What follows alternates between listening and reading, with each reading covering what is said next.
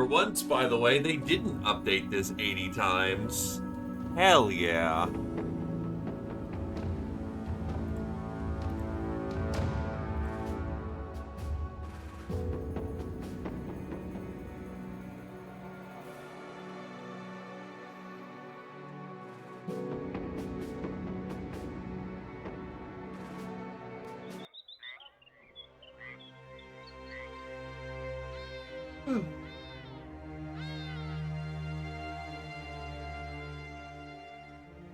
Company check.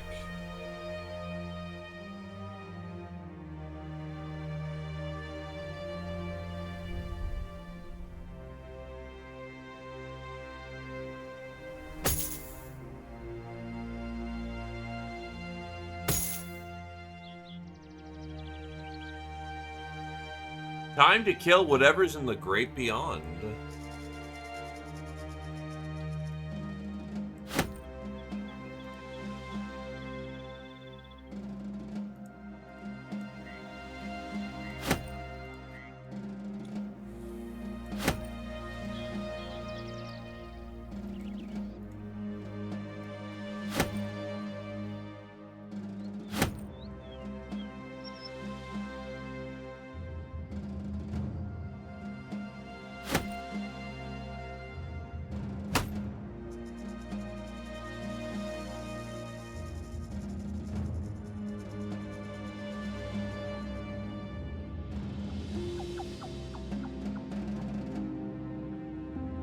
Hello, E-Star.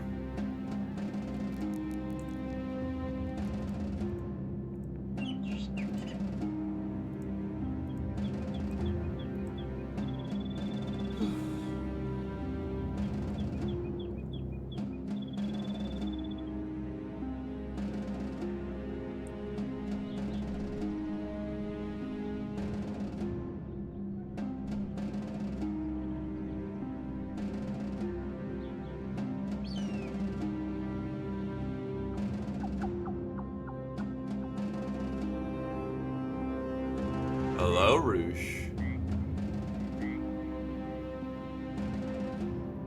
Our current ambition is go hunt Greenskin, yeah. So they remembered correctly, actually.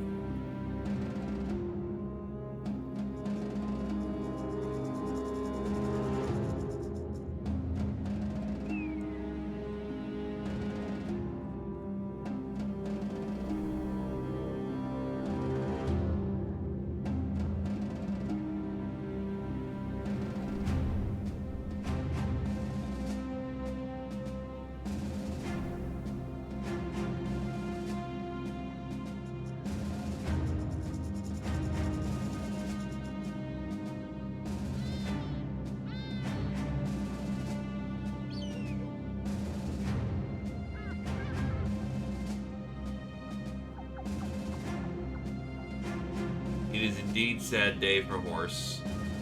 And that is a direction I will check, E-Star, because I do want a Beast Slayer. They're very good for events.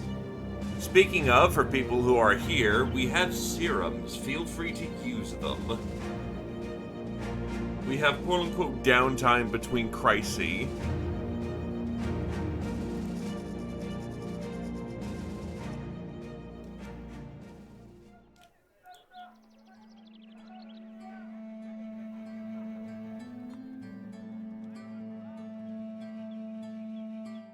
We do have Gobbo Juice.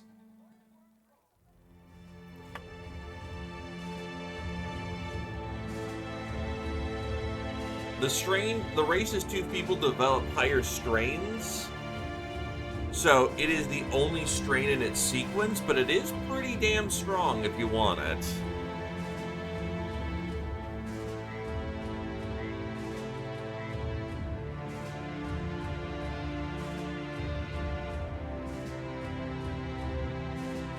You'll get smaller, which means your melee's a little more shit as far as I'm aware of, but it's plus 10 initiative, plus 10 range skill, plus 10 range defense, 5% armor resist, and you have rotation and footwork reduced to 2. if you're devoting yourself to range, you could do a hell of a lot worse, but it is your only other sequence, because I'm pretty certain that... Yeah, you took Alp sequence.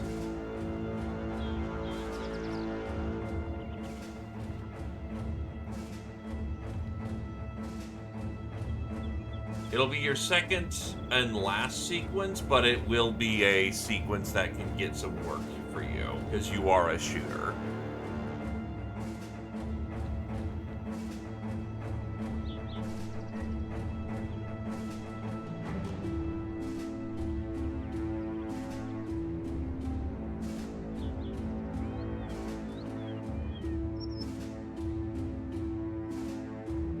I don't think it gives you rotation, but it gives you dirt sheet rotation. Squirrel Wizard wants to play cards. No, thank you.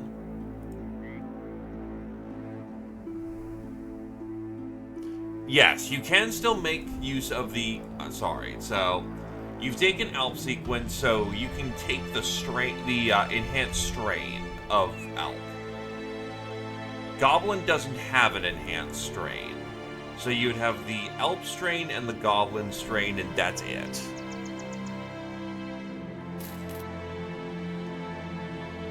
So you can take the Demon Alp strain when we get that. Just stating that that is your second sequence. Cheat that event. The townsfolk of Brennenthal greet you with a few rambunctious children, no doubt set loose by their parents to do evil that, in the adult world, would have garnered some measure of violent response. As the little runt goes about causing chaos, you order your men to put their boots to work. A few good stomps and kicks drive the bastards off, but for how long?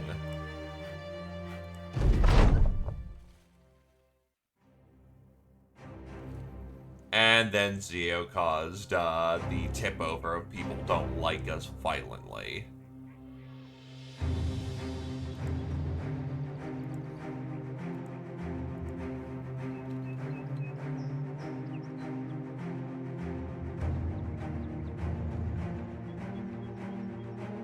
So how it works is that the Alp strain, its sequence is the sleeper strain. So anything that is in the sleeper sequence, which is the Alp in its enhanced form, you can partake in.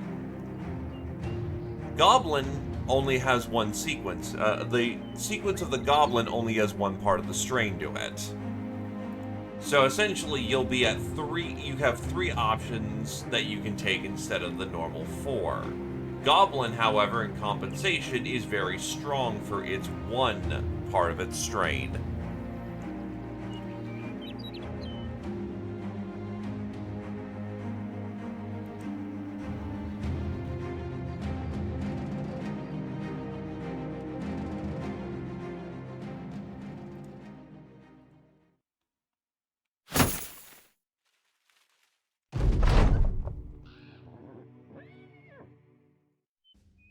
Militia.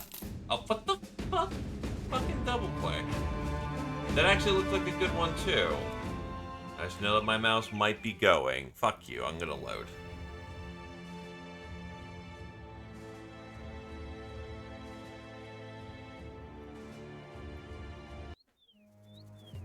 Let you also take the sip earlier.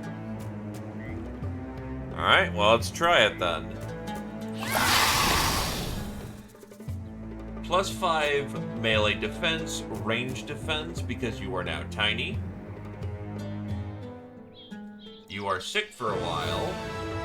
7 to 9 days, so you will take some time to be in the back line. But now you have mutated corneas, relative leg muscles.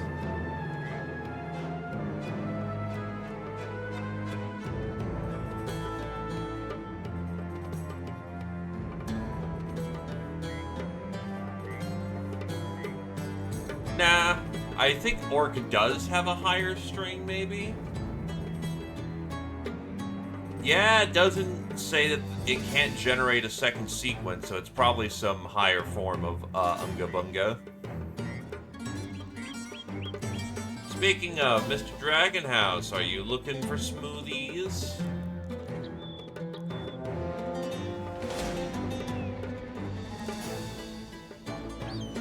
Lion. From what it looks like, you've actually only had the Orc strain, Lion.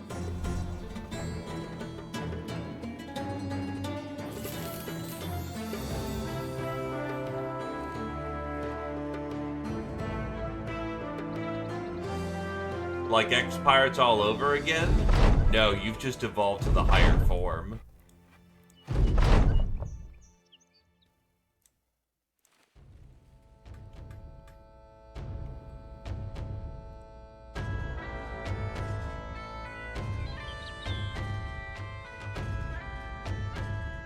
But yes, now is a time for smoothies.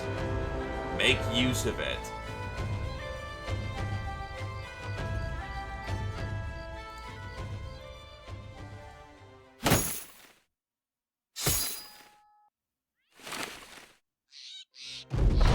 Because you will be out of action for a very long time. Let's see. So, Unpredictable, Death Wish, 3-dot Fatigue, 2-dot Melee, 2-dot Resolve.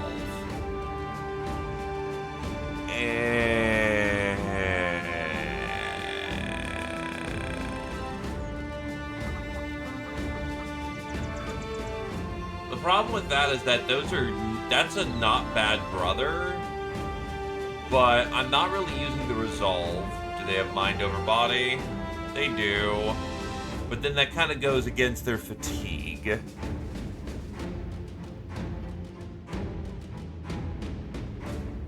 Interesting Militia, I don't think we make use of them, and for 9k, that's expensive.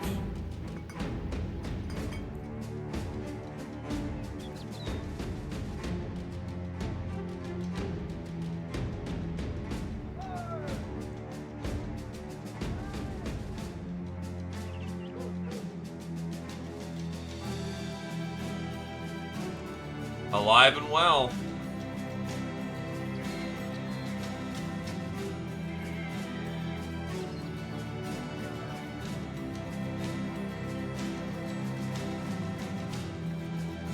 Got to reassign toys again.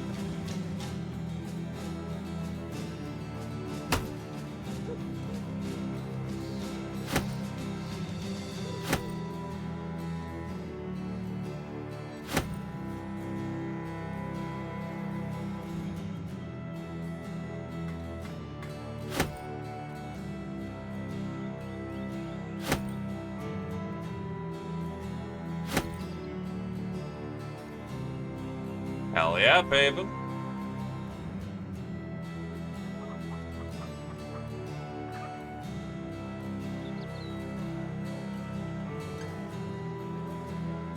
Everything's probably overpriced because they're not happy with us with where we took the hello.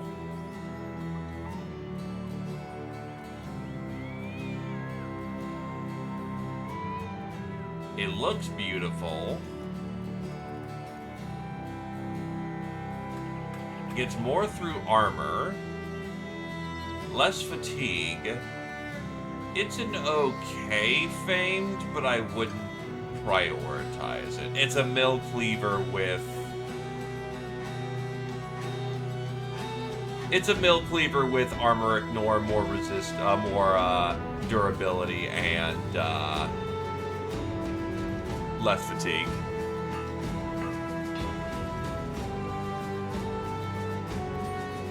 It is indeed a spiky crossbow. It is known as the Spiked Impaler. The Spiked Impaler does a little bit more damage. It's actually kind of just better in every way. It is better in every way except for weight. But fatigue isn't a problem for you, so I thought it had less range, but nah, it's just better. Goblin bow it is.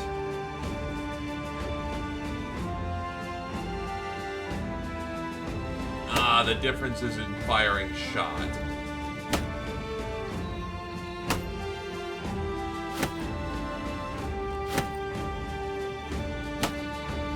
You can't strafe fire with this thing. So, this is just a siege bow.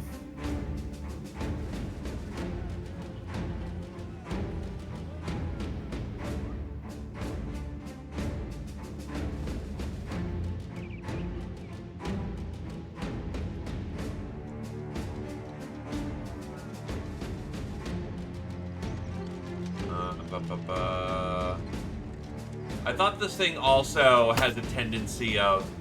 This thing has less penetration. Has less penetration and is lighter, but the spiked impaler has a problem of knocking people back in combat.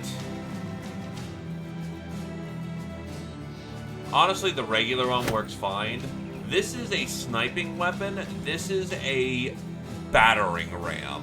It's also more effective against Necro Savants if we ever fight them. Dude, I like pies. Depends on the pie, but I like pie. I can understand their problems or their needs.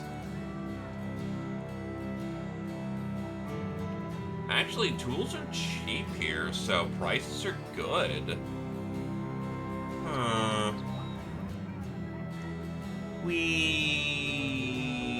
Hello, Satori.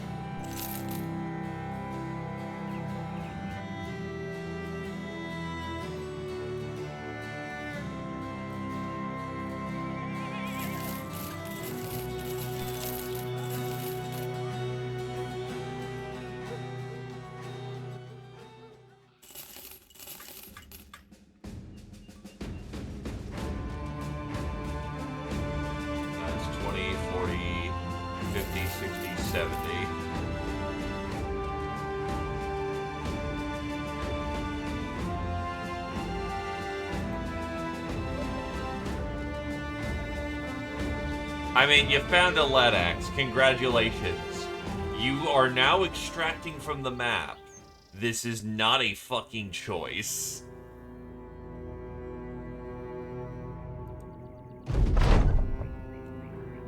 Silo has been in the reserves and has filled her spare time with food. God damn it, you're supposed to be recovering. Well, thankfully that can be removed.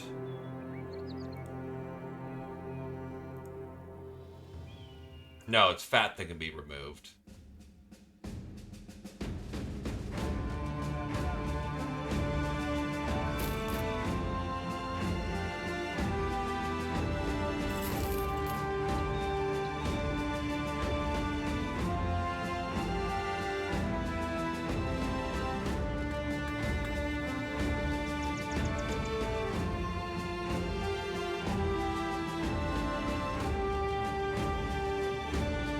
Nah. Again, not worth.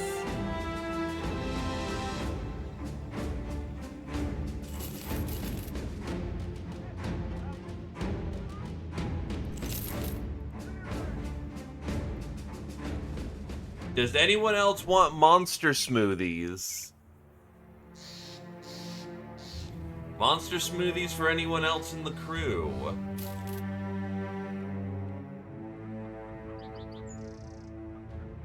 You just eat more rations now.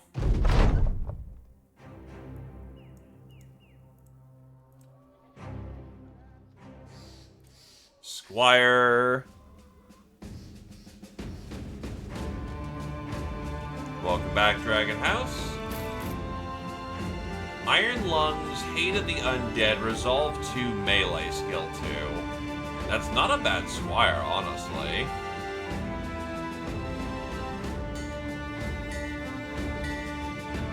If that was Initiative 2, I would absolutely take them in a heartbeat.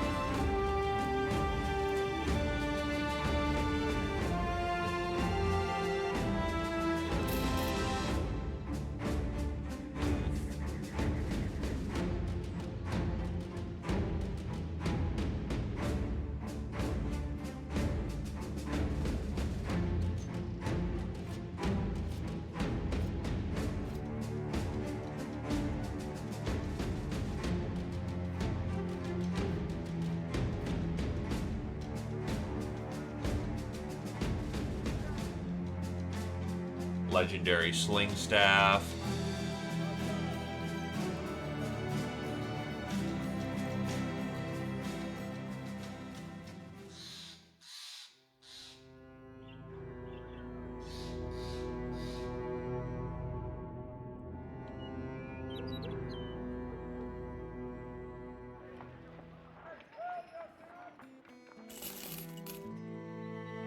Light is great. Fragile is not.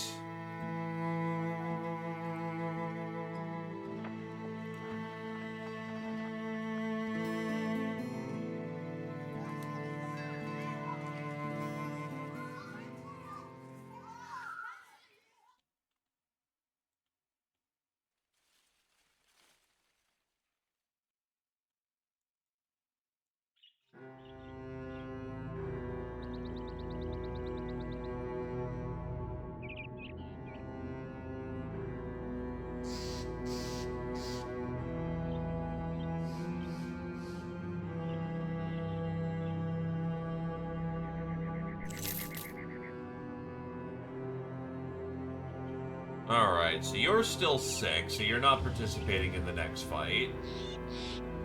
Everyone else, let's go secure our home.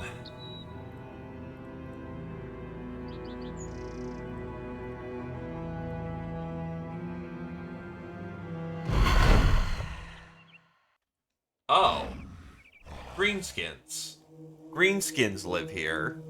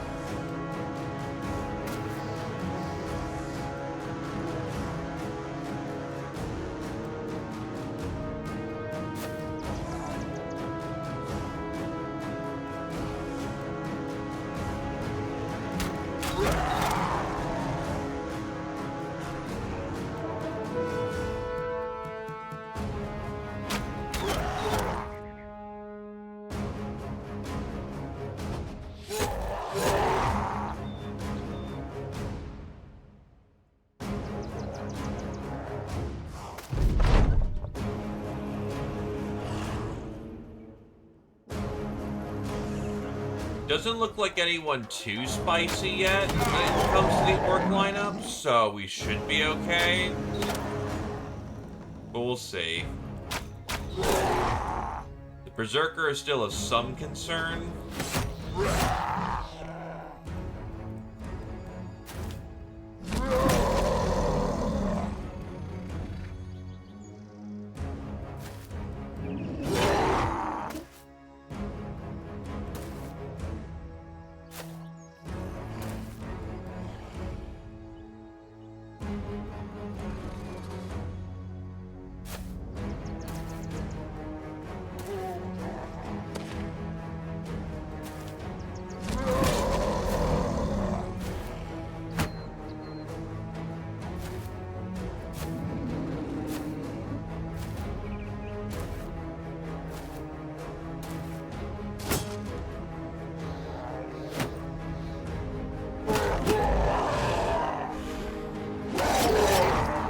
Oh, wow, he got torn to pieces.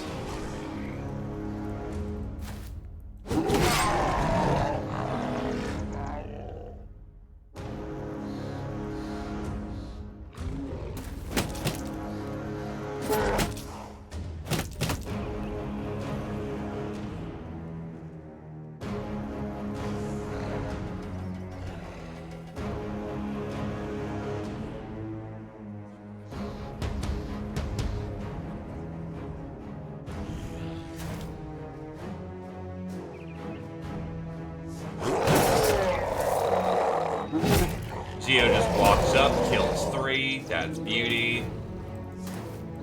Tarm stepping up.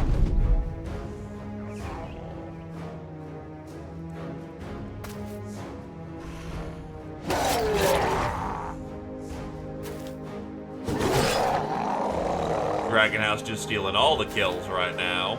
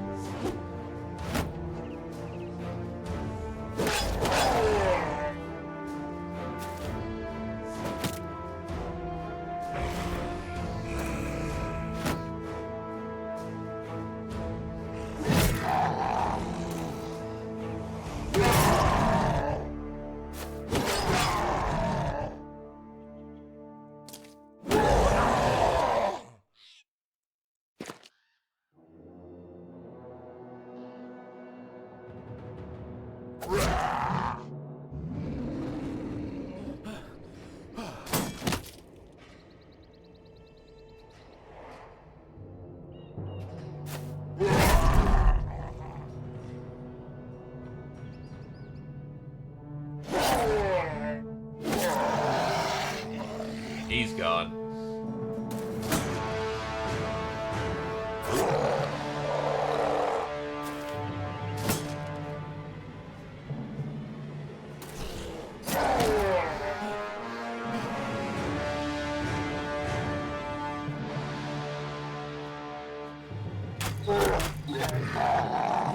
He's gone.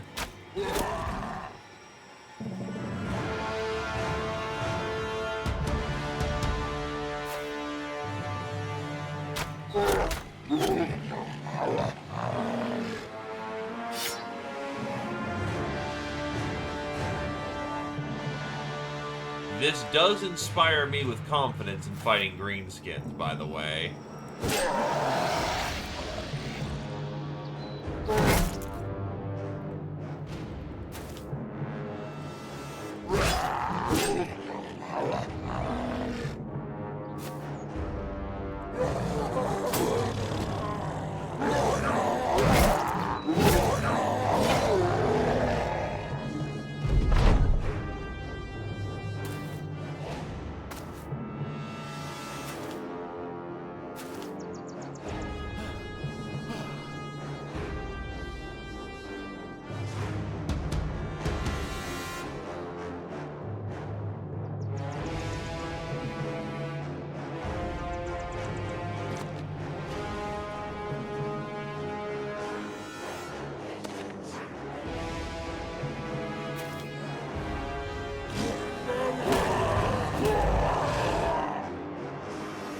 This went goddamn swimmingly is what this did.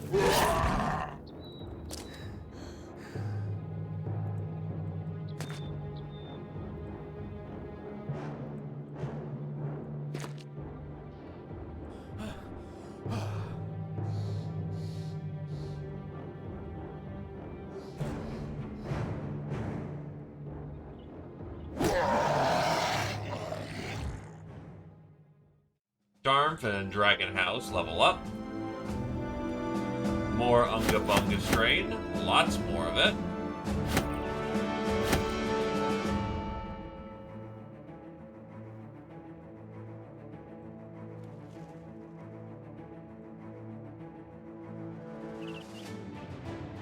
Right here at the mouth of the pass.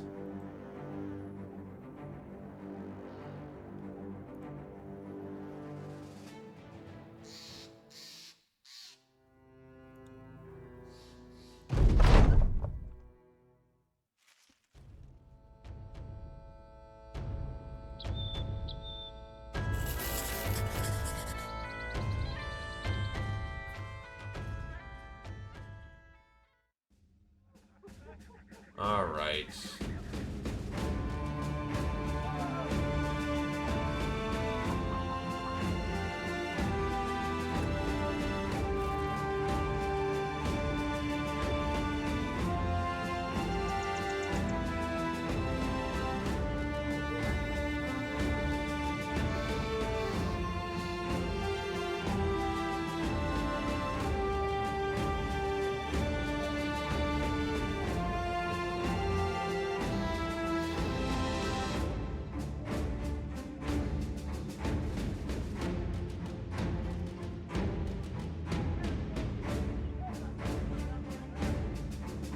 Leinster is established.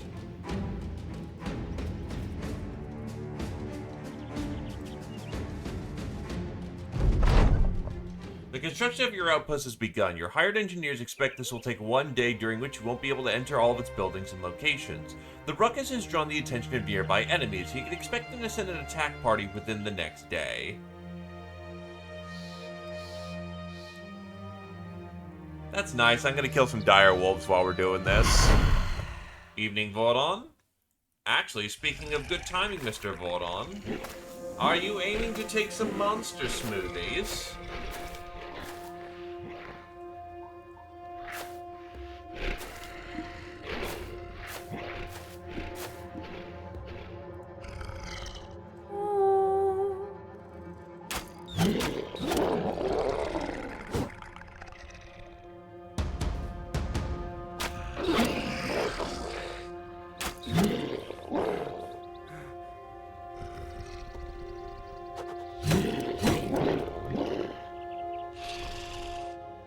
Beep. Work has begun on our outpost.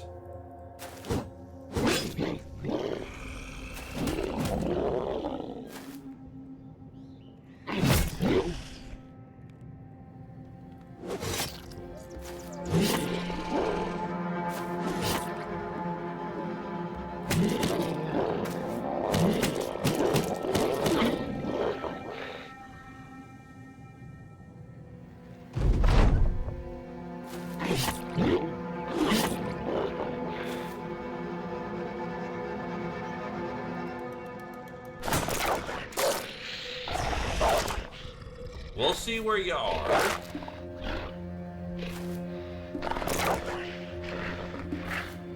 We have to build a road. Not the hardest thing in the world to do, but definitely something we have to invest in. You don't get a road for free.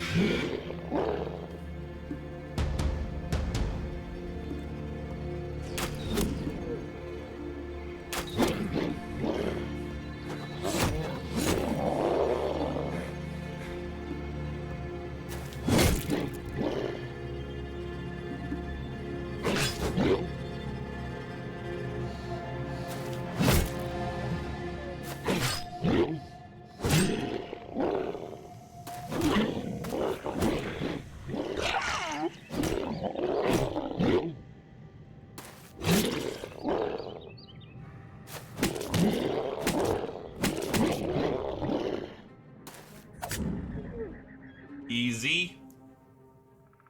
Heighten and UGB level up.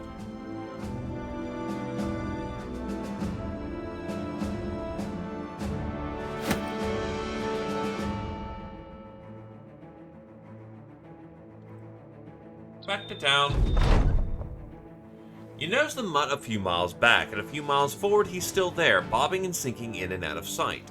A mongrel such as he doesn't follow a band of dangerous men for no reason. Maybe someone is feeding it. Well, we can make Doggo go away, kill Doggo, or take in Doggo.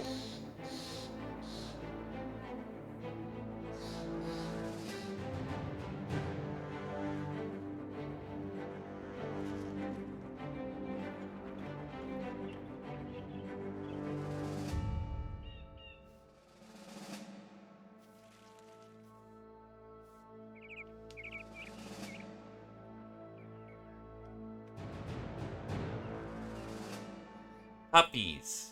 Needs a mascot. Take it in.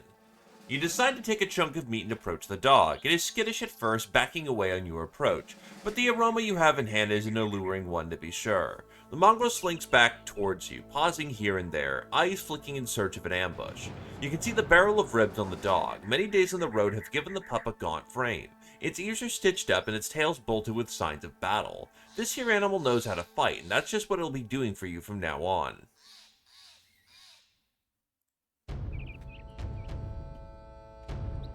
Tarf.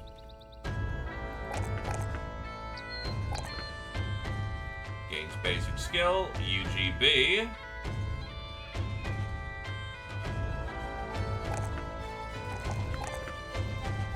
Gains more shooting skill.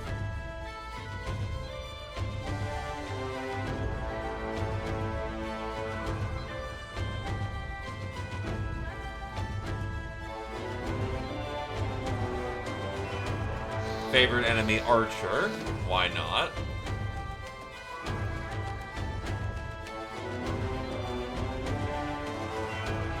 Titan hits level 8.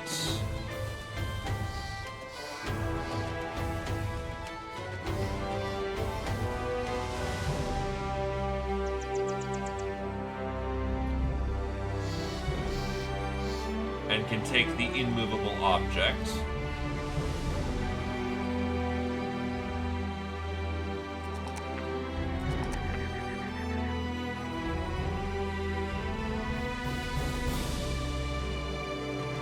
Honestly, you don't get health too often, so we'll give you health. Dragon House is already pretty capped out, so we're just gonna give him his basic rotes. Anyway, for you, Voron, you are a thrower, actually. You're a hybrid. So, range skill... Goblin sequence can help you, but you also benefit from other sequences as well.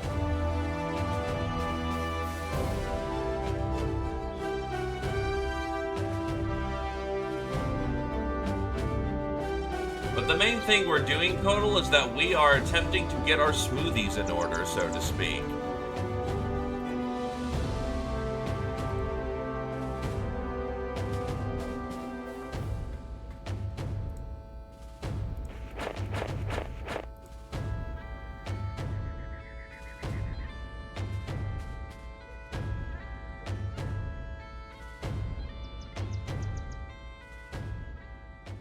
Okie doke.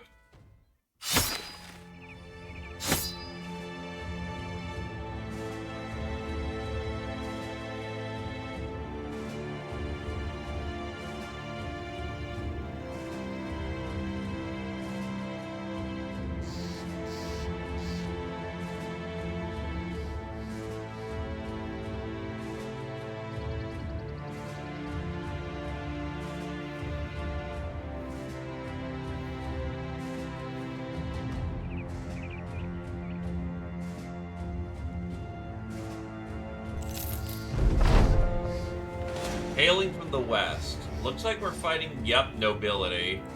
A big old noble army is coming this way. So those are our closest, quote-unquote, neighbors, then.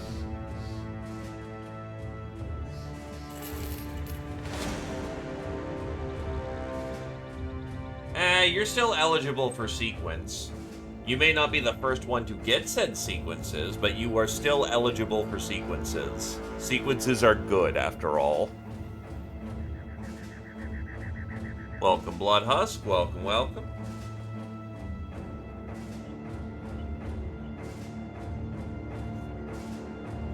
So let's see, what would be good for you?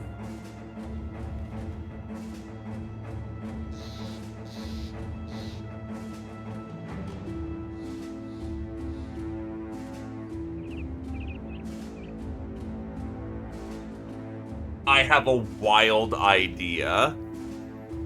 So you benefit from range skill, which means the goblin sequence isn't a bad idea. But what if we took...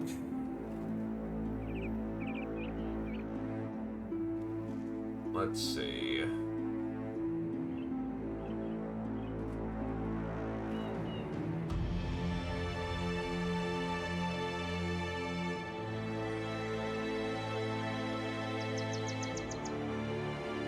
If we took spider sequence... Because one idea I had is goblin and orc. But if we took spider sequence, which boosts the stats you want... No nighttime penalty, no poison, poison attack... Let's give you spider sequence and then goblin sequence. The less melee damage kind of hurts, the extra defenses help. Because it's either that or it's gonna be Unga Bunga Strain.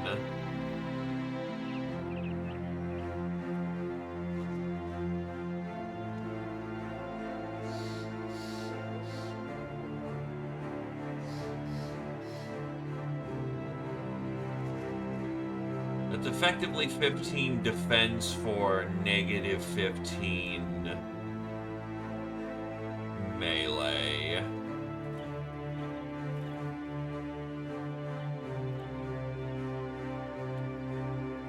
You actually have Colossus, so you know what?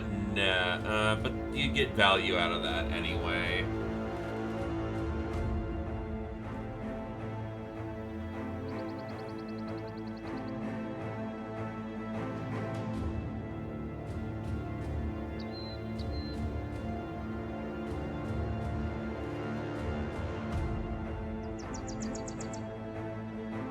You currently just have Orc Strain.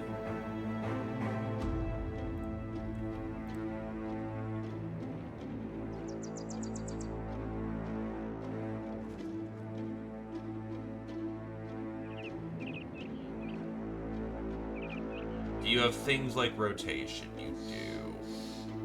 It's called now tactical. Oh no, tactical maneuvers is combining footwork and rotation.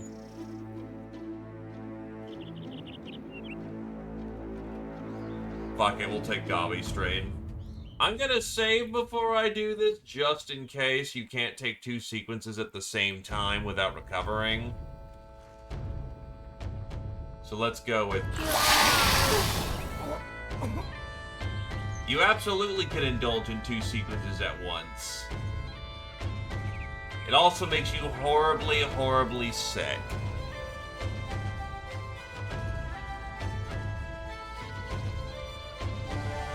Well, for survivability, we have, Unhold.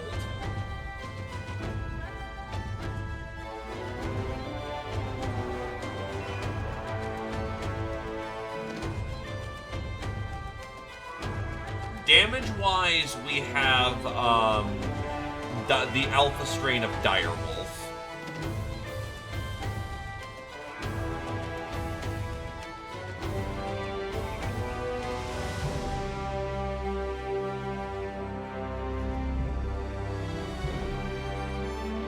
True, there is also Lindworm.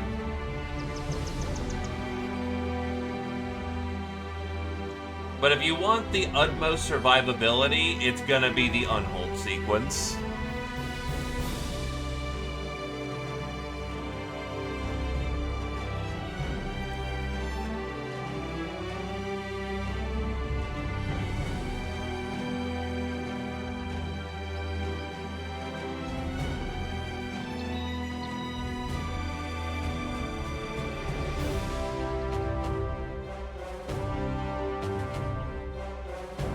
You already have muscularity, unfortunately. I don't think it retroactively gives you back your perk point.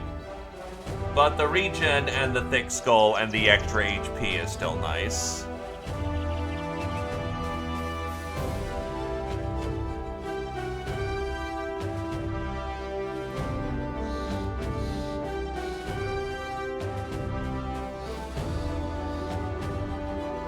Drinking.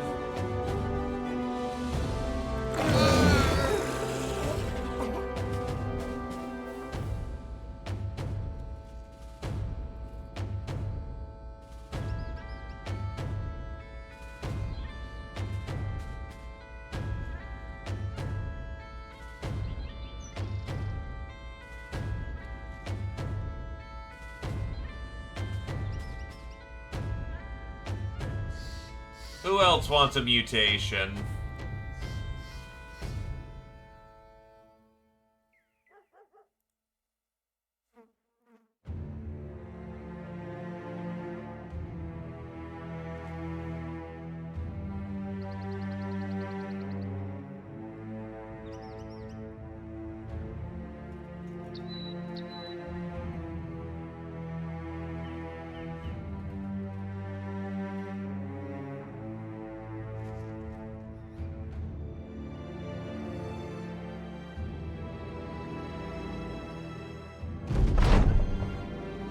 While traveling across the land, Hyten gets struck by bird shit. It hits his sword hand and splashes crosswise all over his armor. His arms go wide like chicken wings as he looks at the damage. Bloody hell, just my luck! Someone bring down that plume transgressor. Scylla looks up, hand shielded over her eyes, tongue out. She sees the bird and nods. She licks a finger, puts it to the air, and nods again. The archer grins as she nocks an arrow. With crime, there is punishment. The mercenaries groan and mock the woman's moralizing, but she calmly raises the bow and lets the arrow loose. It zips and shrinks high into the air, and you can hardly see the shot, but you do see the bird suddenly crank sideways and start twirling to the earth. The sharpshooter nods and looks over the company. You laughing now? This only brings more jeers. The archer snidely comments about our importance, and this brings about a healthy debate between the sellswords who stand in the front line and those who stand in the back. You tell the company if they want to argue which is better, they can prove it on the battlefield.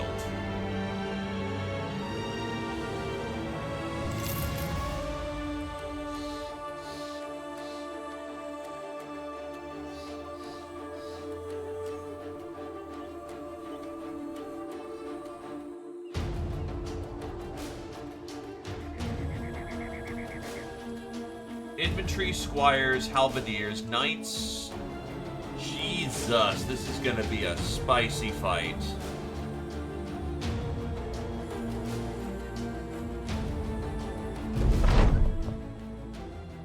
UGB has... Yeah, we're gaining upwards of 500 XP. Yikes. Kodal has gained initiative melee. Heighten has UGB gained a range skill, which is good for them. Heighten has gained fatigue range defense. Zio has gained a melee defense. Kier Chan has gained fatigue inish. Rex gained a melee skill. Vodon was training from injury, so did not. Probably should have taken the sequences afterwards, but whatever. Tarp has gained a melee skill. Dragonhouse has gained has had a breakthrough training for resolve. Squirrel Wizard gains melee defense, a perk point, and the strong trait. They no longer have to train. Gentle Food gains 2 hit points and a range defense. DDG gains a range defense. Kami gains a melee skill, initiative, and range defense.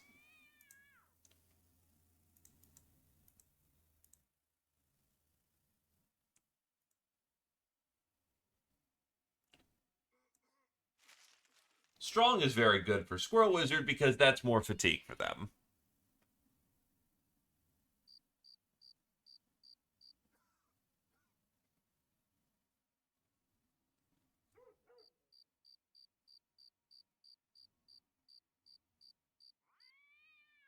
You've already been refunded your perk point. Let's see. What can I get you for perks?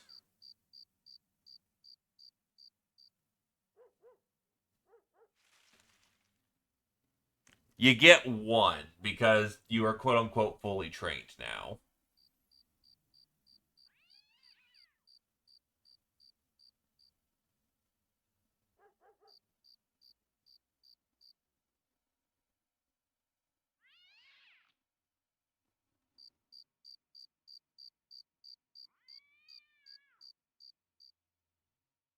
I could go meme over body.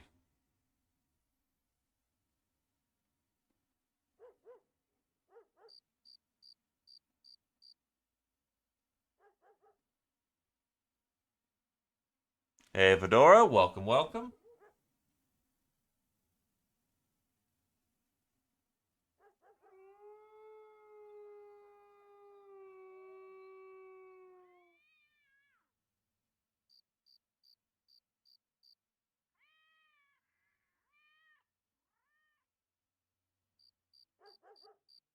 Double Strike wouldn't be bad. Fearsome is great.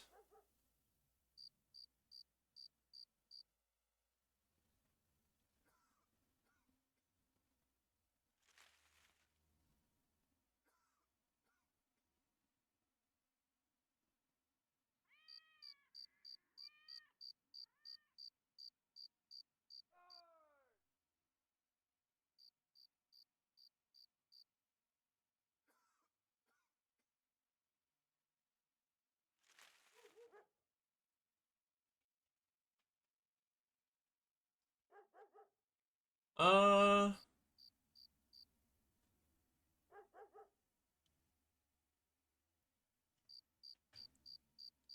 Scales based off resolve. Not sure if you have it or not.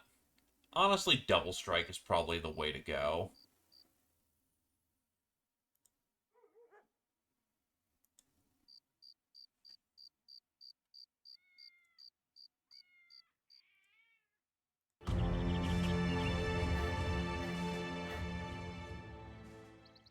Oh god, there's 2 champions. And one of them's a sword master. That's spicy.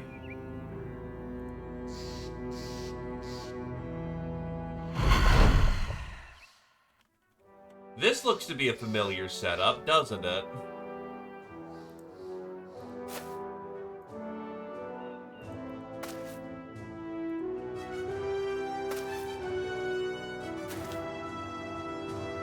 Oh, we get to control the mercenaries. But why are they in bad condition?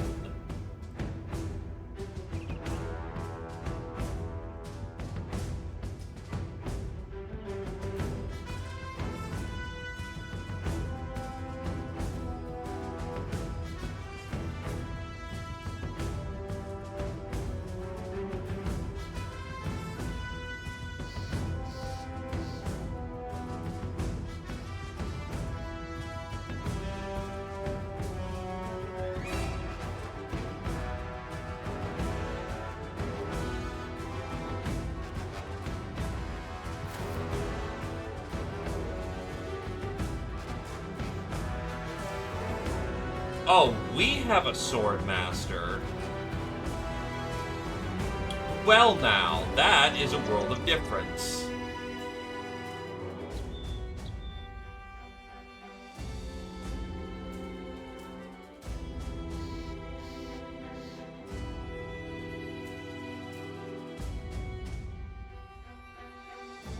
No, so,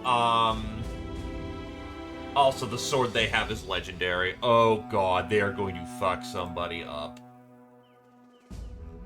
How their shtick works is that, or how Stronghold works is that every time you upgrade your town, enemies try to attack it because they don't want it to get bigger. I don't know why all the mercenaries have their armor score reduced to fuck, but...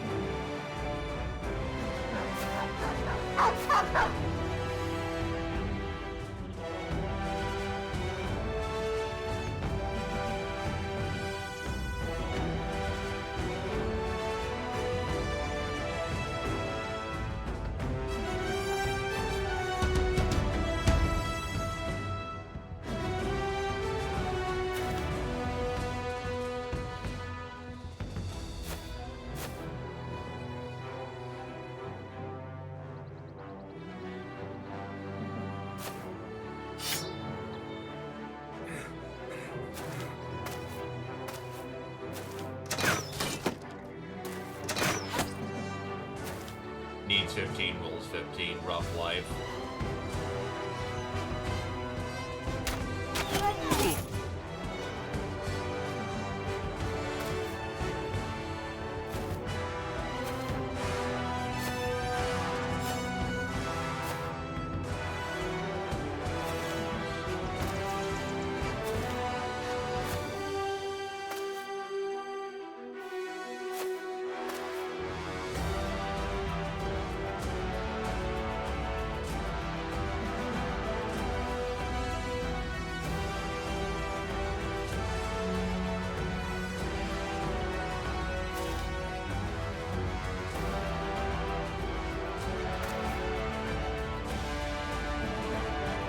Not our fault they sent a whole bunch of dudes and they all got killed.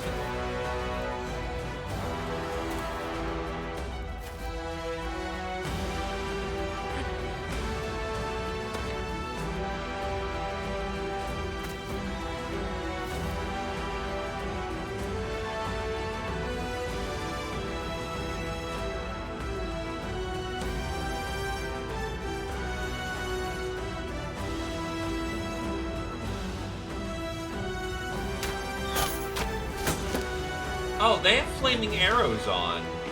Oh my. And you have Parthian draw, which is a very much a thing to consider at times. You have chili arrows. Or chili bolts.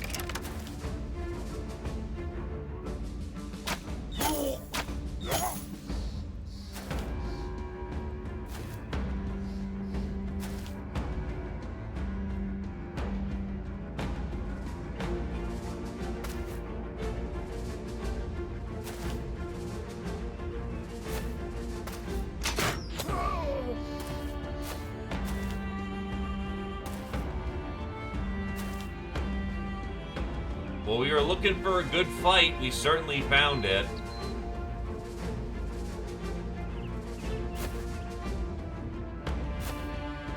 Ah, that fucker's got a sequence. Synaptic blockage. Is that tree sequence?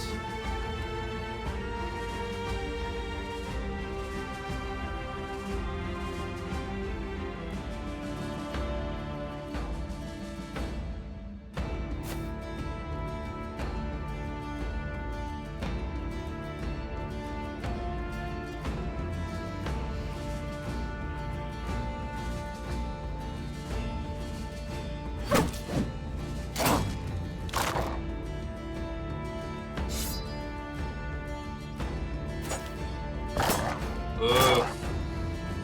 72, roll 78.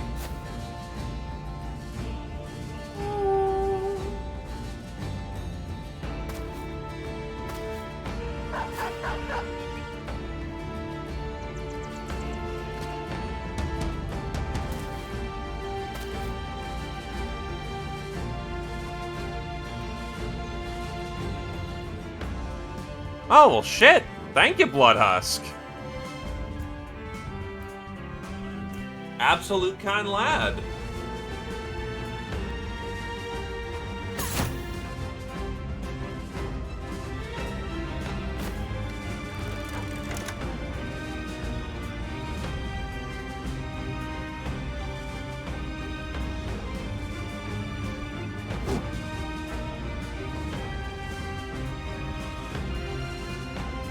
It is appreciated. Thank you kindly. When do you go again? 39, you act never.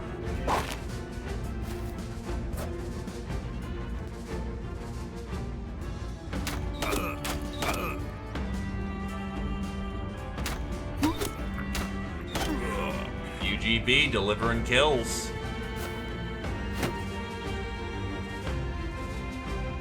Hey, just as fine as a turkey to me. Thank you graciously.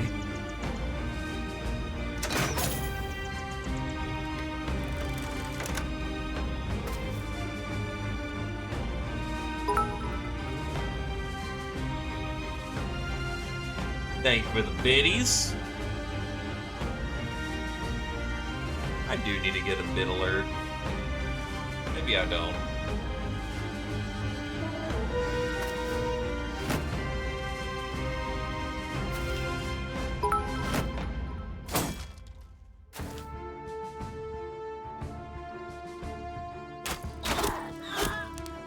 Mercenary claims a kill. Nicely done, Merc.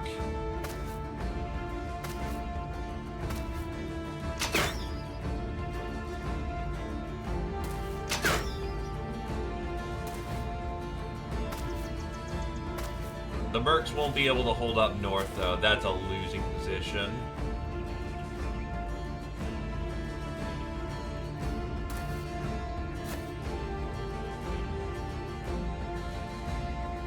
Sharp is in place to be helpful.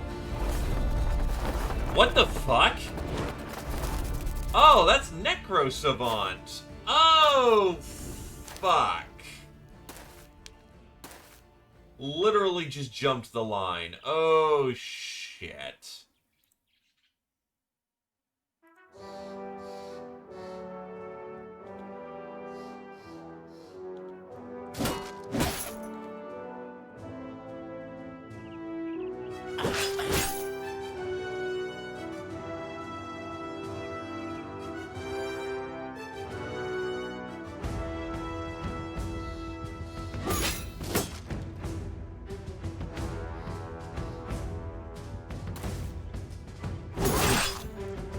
And now they're all poisoned.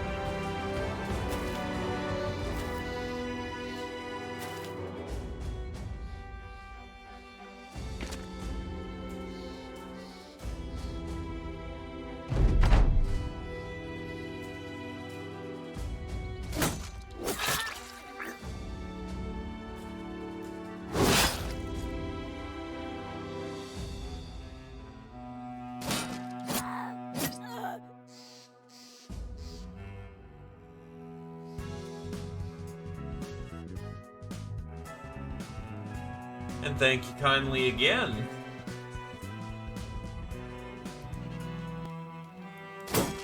It is appreciated. And Slagex drop. Holy shit, dudes. Well, fucking hell.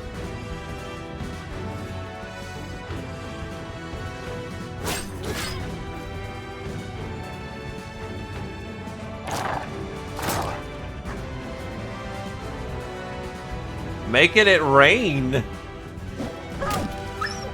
Thank you kindly.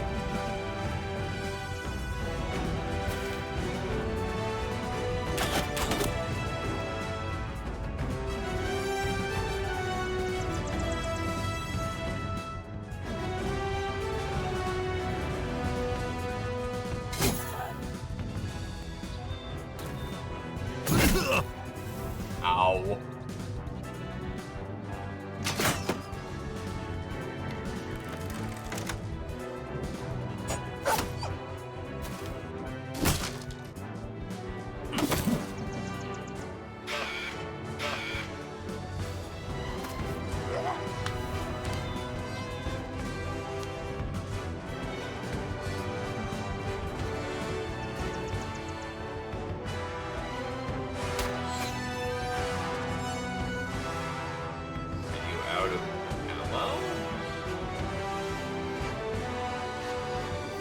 You are out of ammo.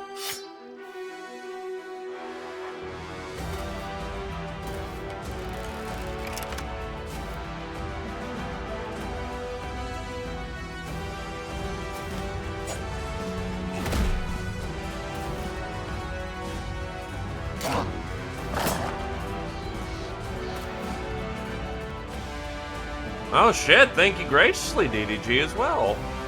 People just paying it forward, being kind. Eccles, yeah.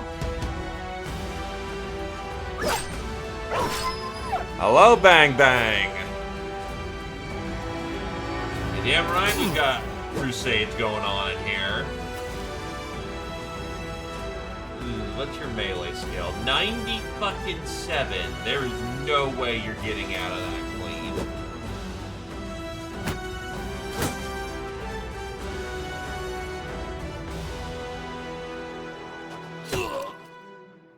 Boink! Axe in the face. That's a dead mercenary.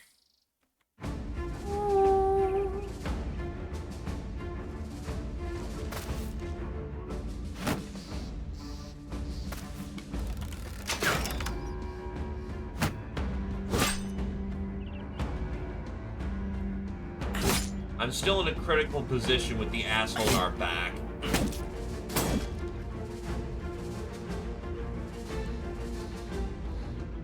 And the worst part is, he can teleport.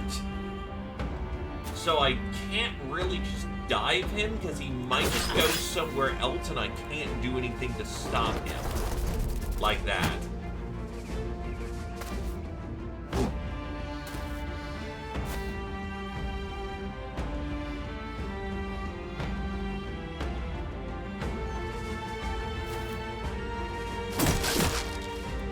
Champ breaks his shield, which makes him far more vulnerable at the risk of slightly more damage.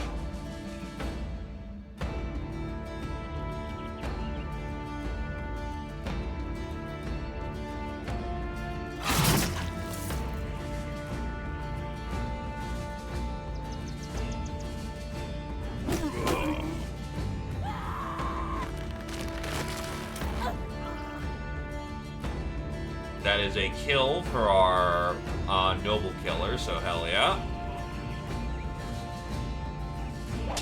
Flourish.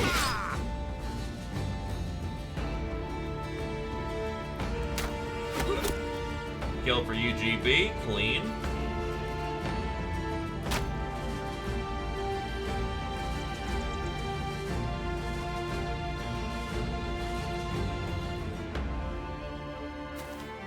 Take the gamble.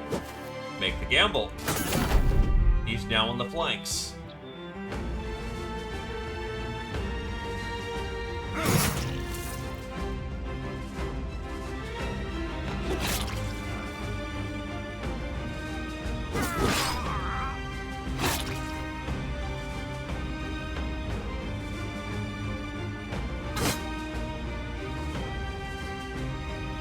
Thank you graciously for level 4 hype train, my dudes, and once again, thank you for the holiday kindness.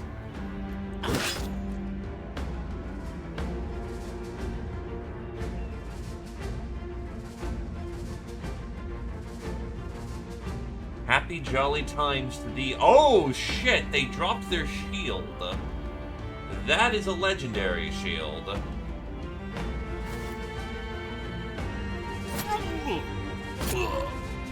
Squirrel claims a kill, back in line.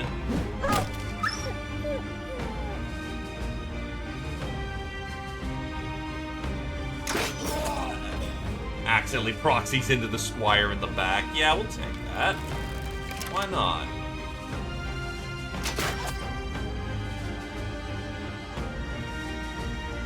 We do not get friendly loot, unfortunately, so no purposely getting the Swordmaster killed. They're an allied combatant, but we cannot exploit that.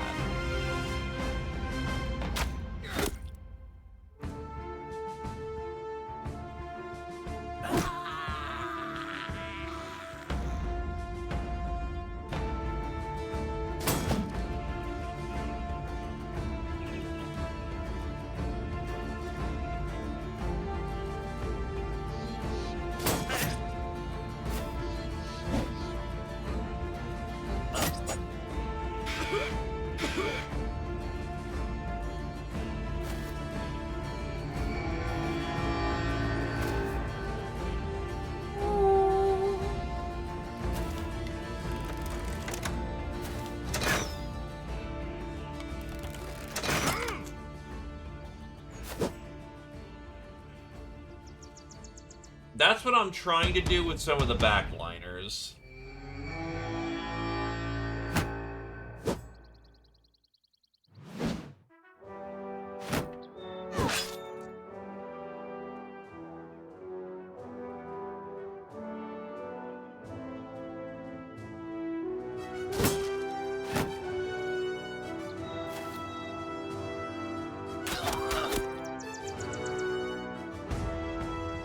Two solid shots. Oof, unfortunate misses.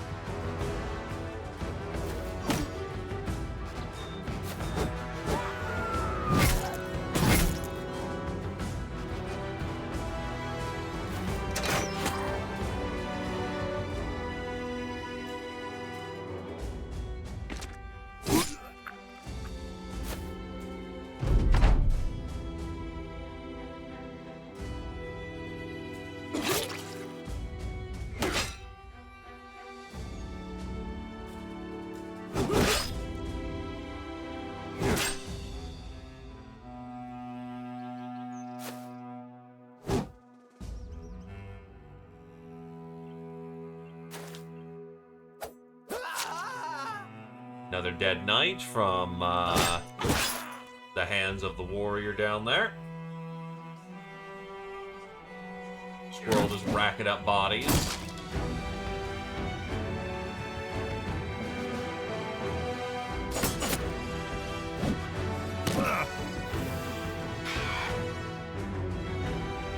He did indeed drop a sequence. He dropped the orc sequence, not the vampire sequence, because of course.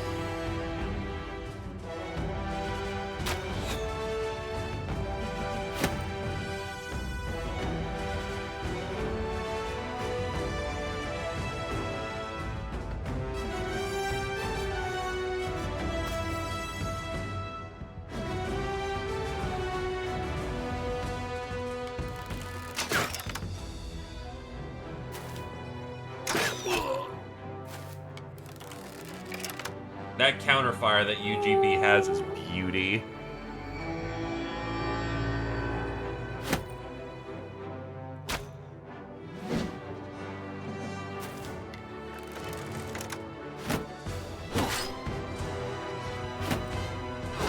We're an elite corps, and that's what we specialize in. This isn't the peasant militia, where chaff is the sporter of the day.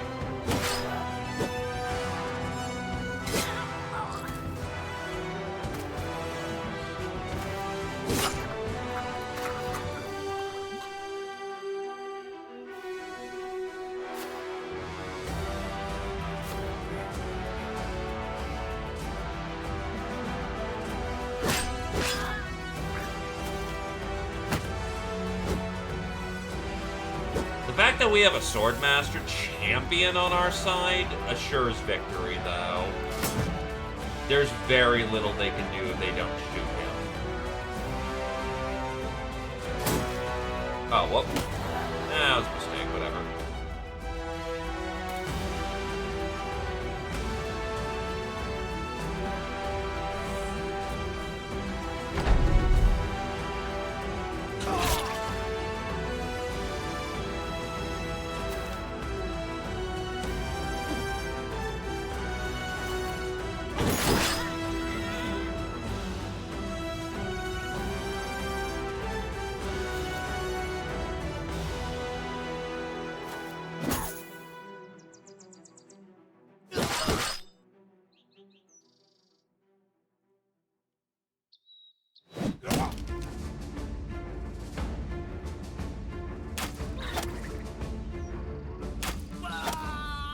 Shooter down, standard bearer down.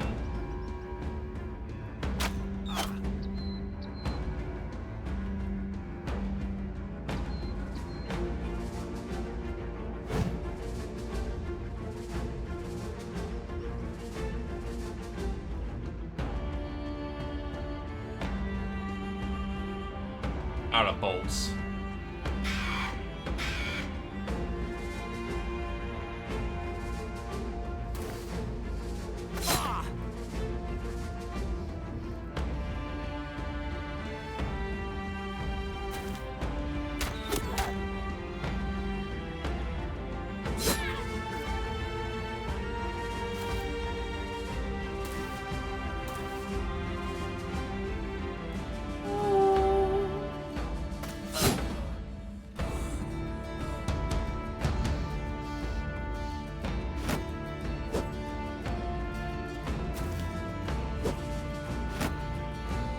The enemy force is en route.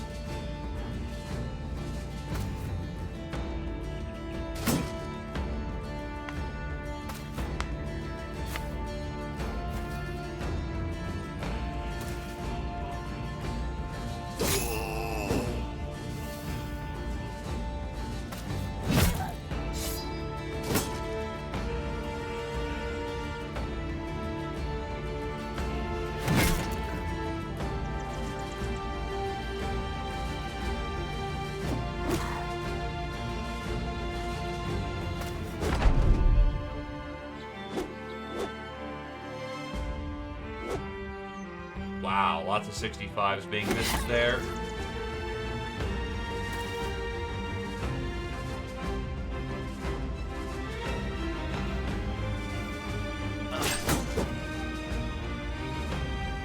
Wow, needs 86, rolls 93.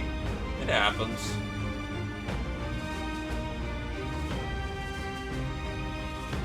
Some folks just get incredibly lucky.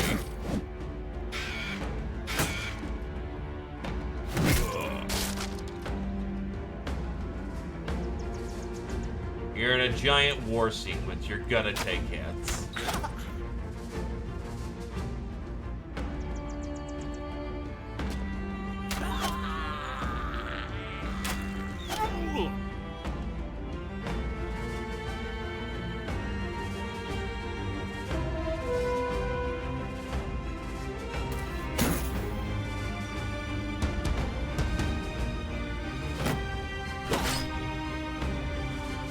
All I'm gonna say is that we are definitely ready for the Noble Wars when they happen. And despite our misgivings right here, I think we fight for the House of Green. They are our neighbors, and it would be good to be goodly neighbors.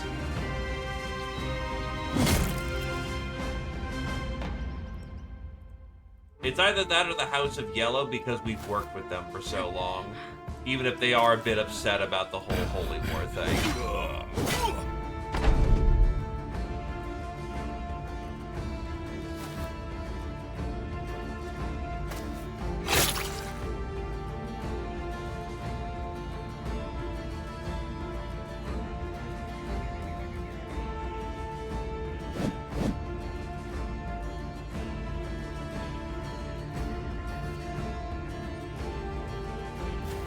Understandably, they might be a little sour about someone setting up on their front door.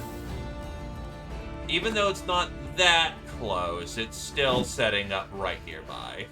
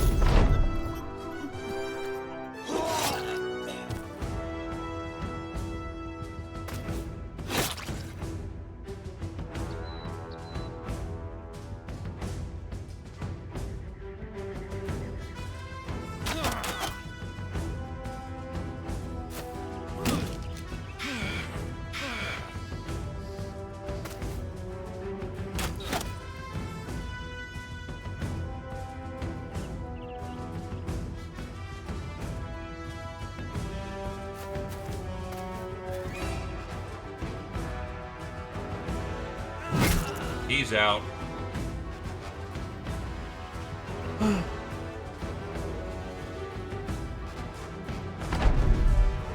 That's a lot of dead dudes on the ground. Body count was high. Kirchan and Kodo level up.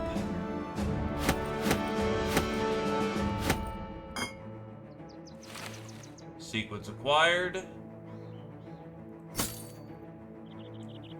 Haven the Chopper's Great Shield.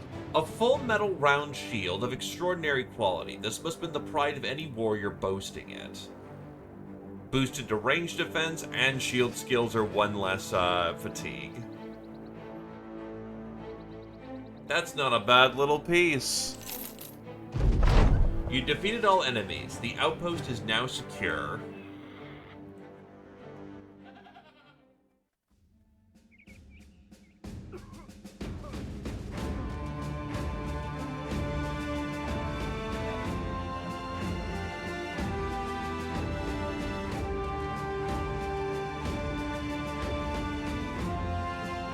Oh, we can have our own arena up here. Hell yeah.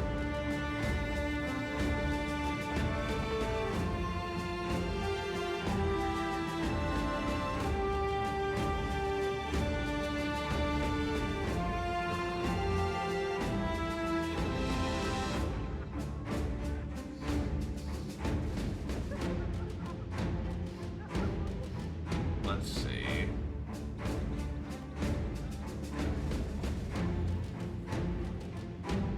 Generate money every day.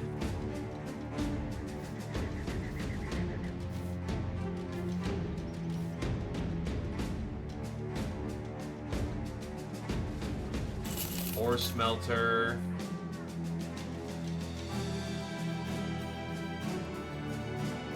Watchtower.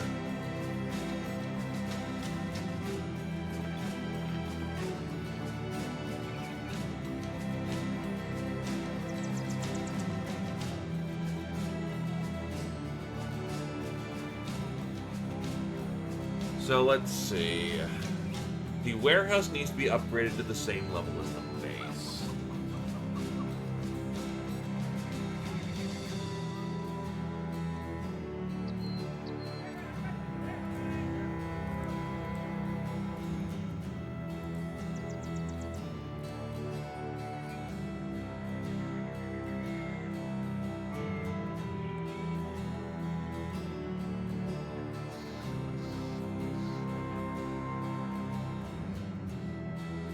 You can send gifts to different factions. Train a brother. The water skins, mercenaries. So we're gonna want a road to Freewald and Heligort.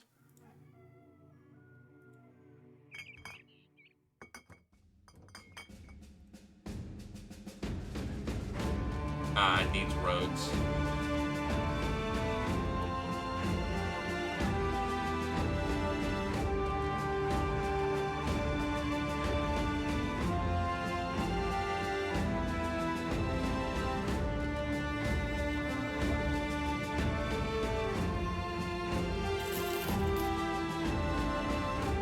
This allows us to get to level 2 fort.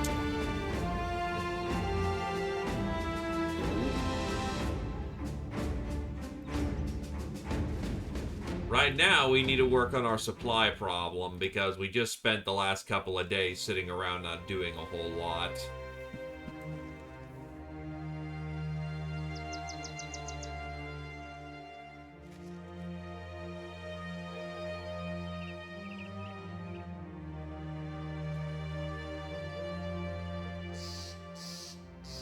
Muscularity is extra damage, and you already are a big HP monster, so may as well take advantage of that. Melee skill, weapon skill, and then HP, honestly, since we just invested into that. Total hits level 10.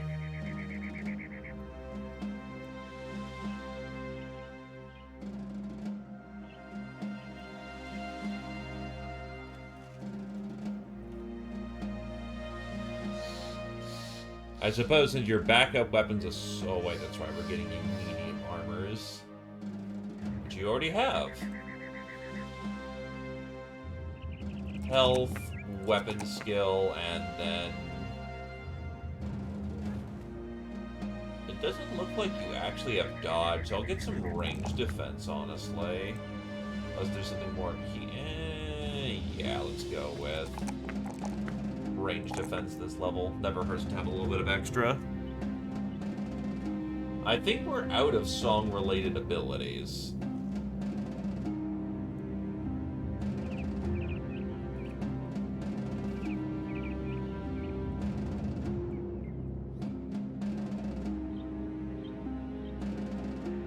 I do see rotation and tactical maneuvers, so we're gonna take that so you have an ability to get the fuck out of trouble.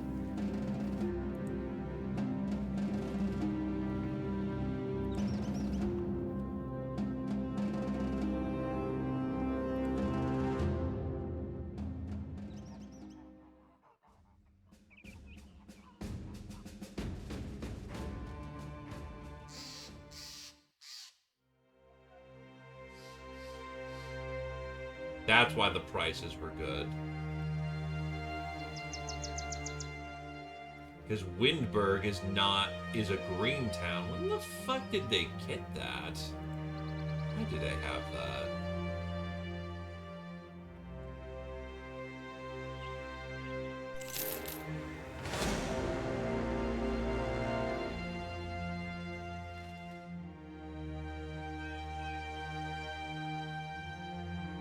Oh, they want to fight us. That may not be good then.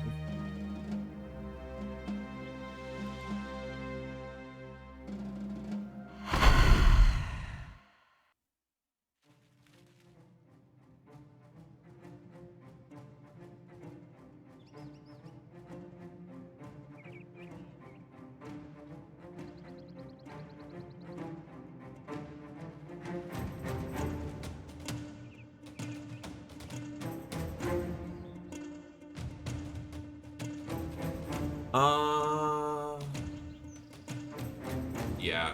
Fall back.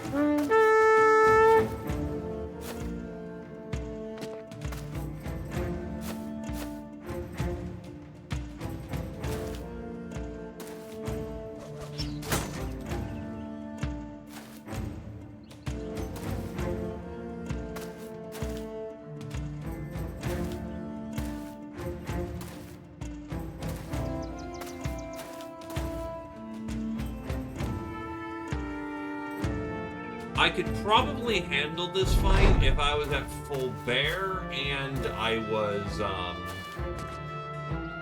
not walking off a previous fight. We're not gonna get to loot anything from this.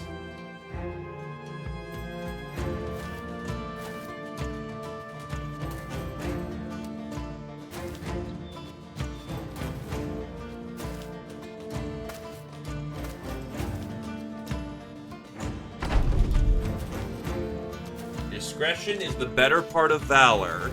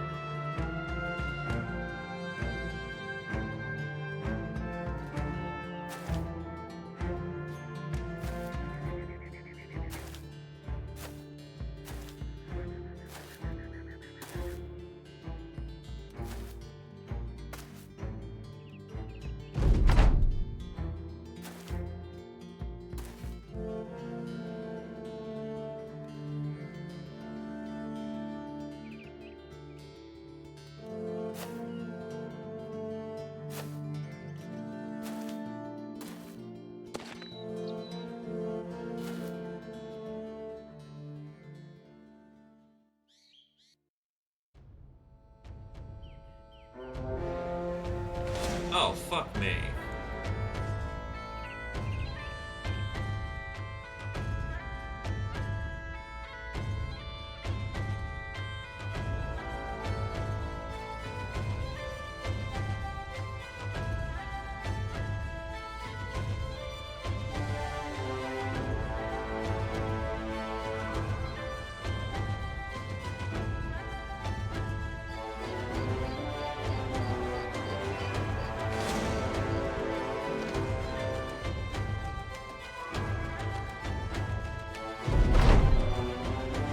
You come across an old man hobbling down along the road. He settles himself against his walking stick and awaits your approach. His eyes are gray, but he tilts his head as though to see you with his ears. Chinking armor, heavy footsteps, steady breaths, more warriors for a land of war. The man straightens up as though to say, "Am I right?" You tell him that you're not here to harm him. "So yes, I am right as usual. It wouldn't be too much of a bother to run me through, though. My hearing's going, and I suppose once it is gone, so shall I be." He pauses and turns his head. "Did you say something?"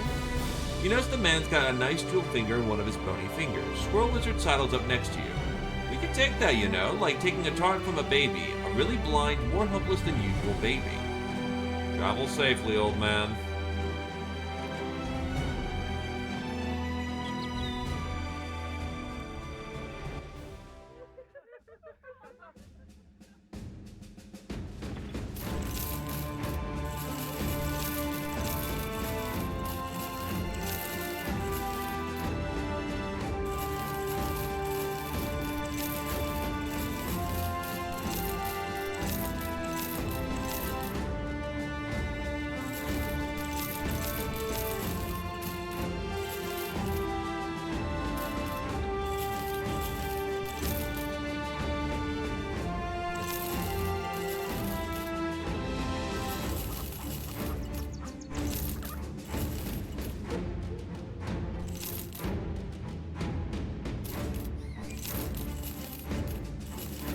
I'm not really interested in paying for repairs on stuff, honestly. What we're trying to do is just empty out the inventory of unnecessary things.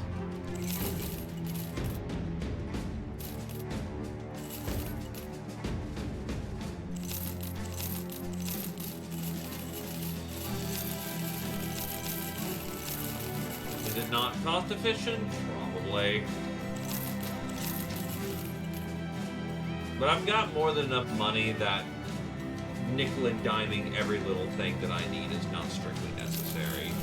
Buying all this fucking cheese, though, certainly is.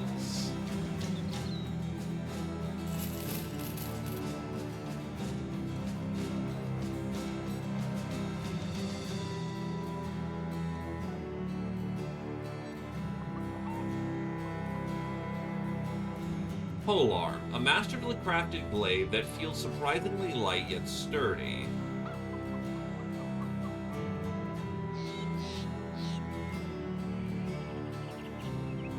Interesting. Not super great, though, so I wouldn't get into it anyway.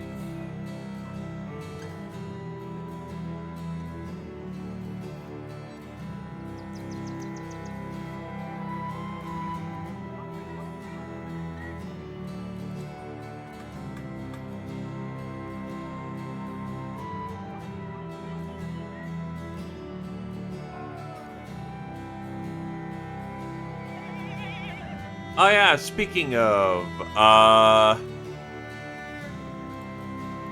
still taking up Monster Volunteer. We'll head down to Nazir for the moment to go claim the arena fights. Kind of go buy some rice because Nazir actually likes us. How quickly they forget how we worked for them. Fucking Southerners.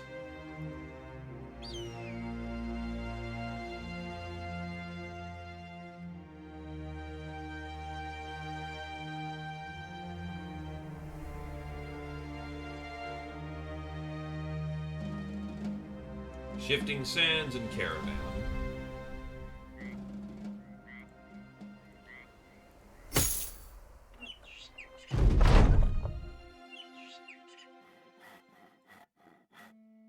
A dervish.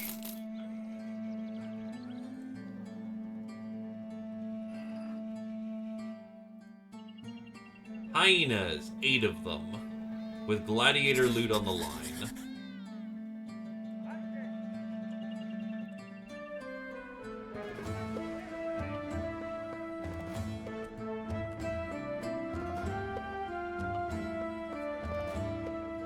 The circumstances of this fight should be very easy. Oh, when did you get talented? Very nice.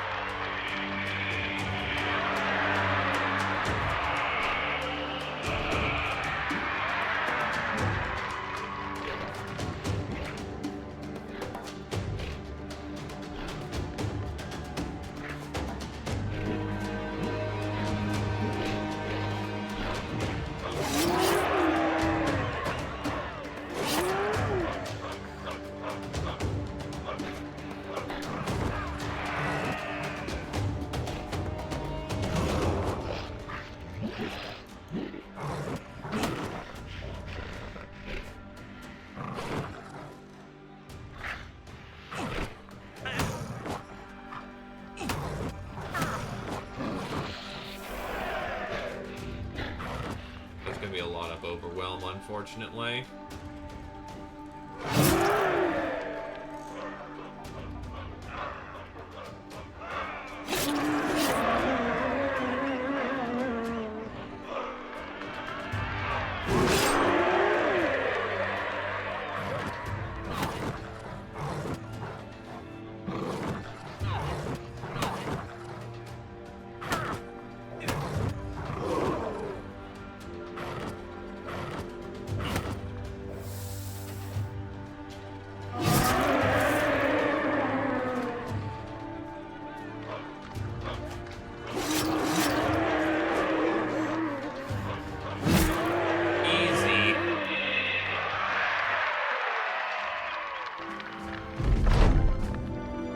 Gladiator's harness. 3 gladiators.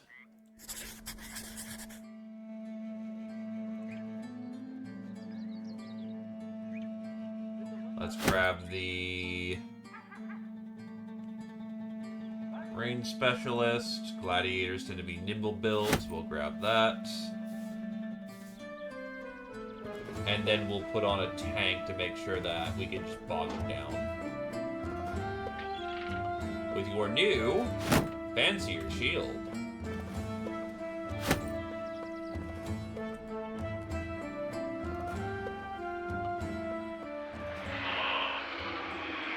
Hello, Zio. Welcome, welcome. Hello, Tarf. We are currently in a down period where we're just enjoying some free time. And people can enjoy some smoothies if they want them.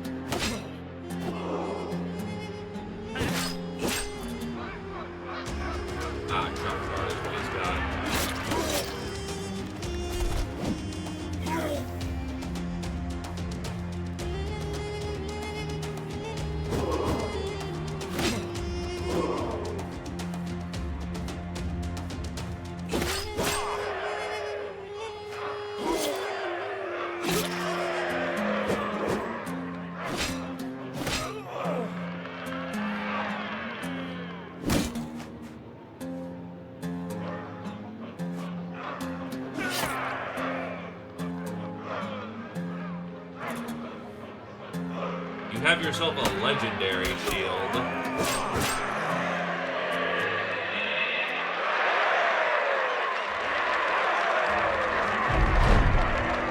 Nami is now an arena champion. What does the arena champion trait do? Every man and woman stand in the arena. Every man and woman in the arena stand secretly wants to be Kami. Children play in the streets dressed and fighting like he does, as they should. So far, he has fought in 25 matches and won all of them. 15 resolve, 5 HP, 5% damage increase, and has a 50% chance to survive if struck down and not killed by fatality. Extra damage is fucking sexy. But yes, Tarmf, if you wish to want to indulge in smoothie, now is the time because we have a lot of smoothie.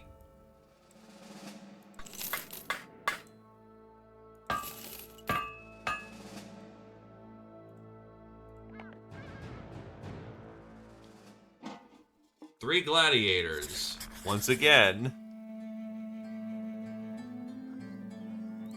The same lineup will work just fine.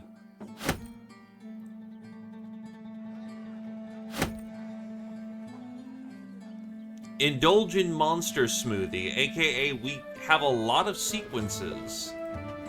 And one can partake in the partaking.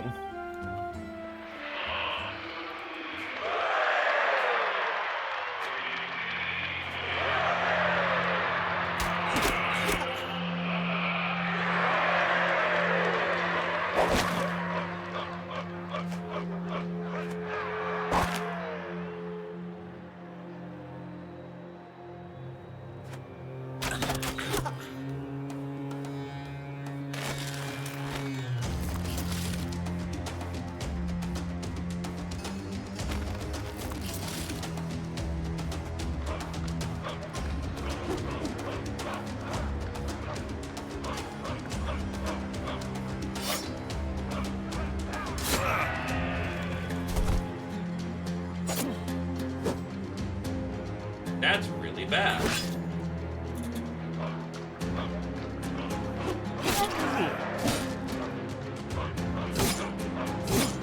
That is 2 spears attempting to gut the hell out of this.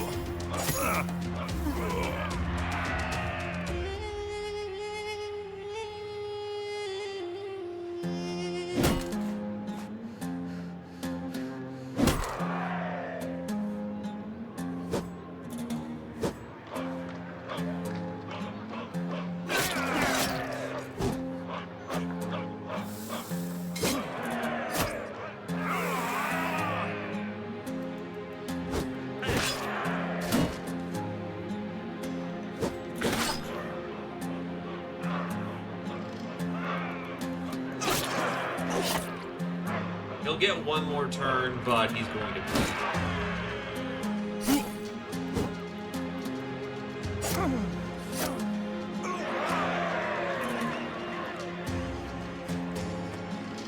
He's alive, but barely.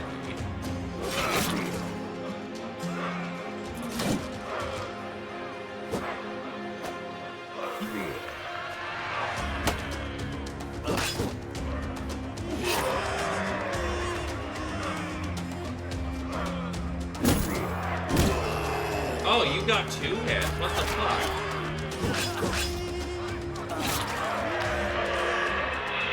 Ow.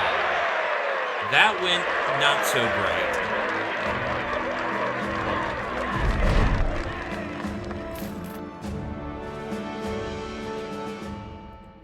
Next fight. 3 more fucking gladiators.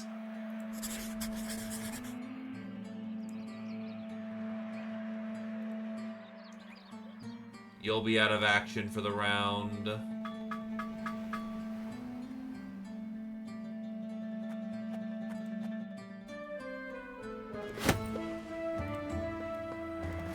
Jake will take the shots.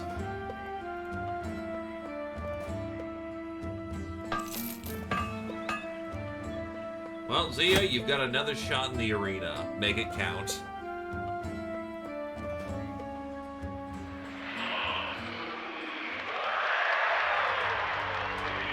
A lot of two-handers in the lineup.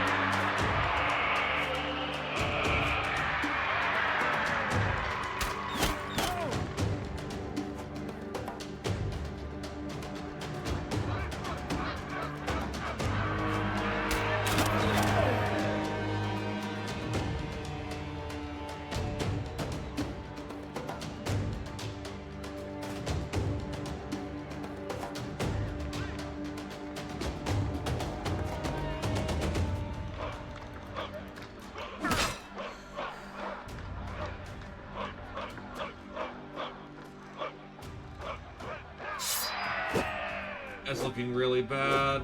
Yeah, that's the problem. I have no shield to dislodge that.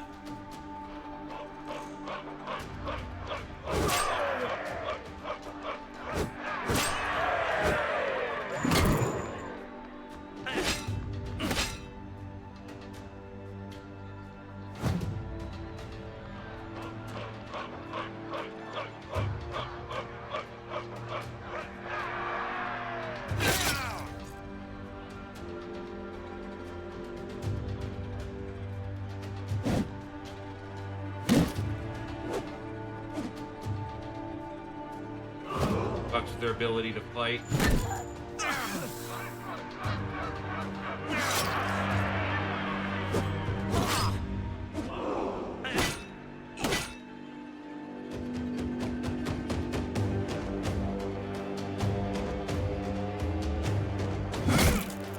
Fuck.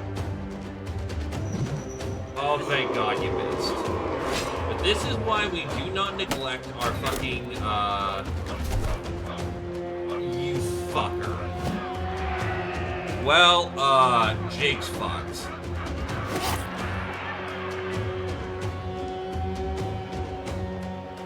They will not survive this. 67.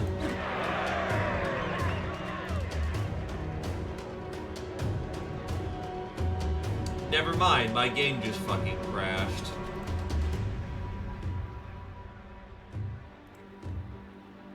I'm trying to look at this. Apparently there was a weird interaction between that.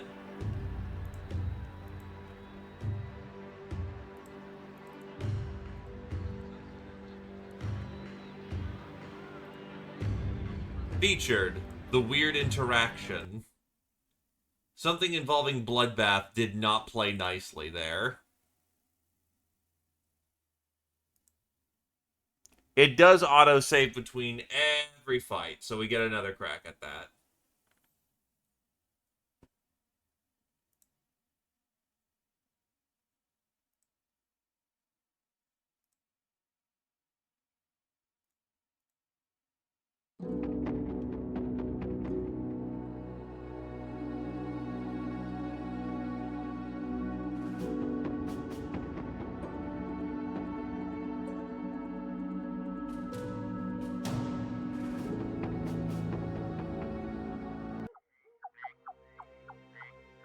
So let's try that again.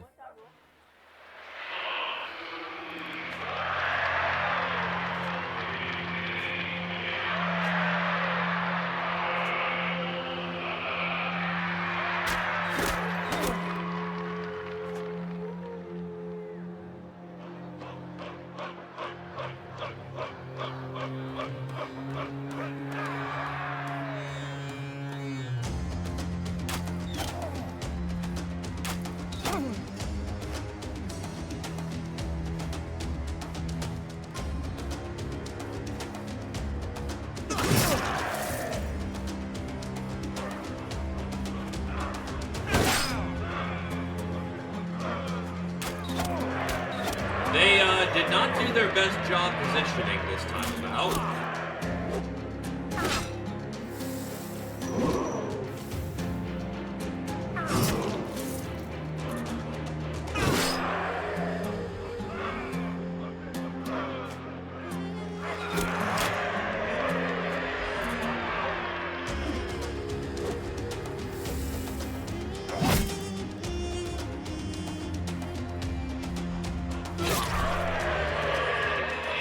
There you go. Much better. Zio is now an arena fighter. The next fight is 3 more fucking gladiators. Holy shit. All gladiators all the time, baby.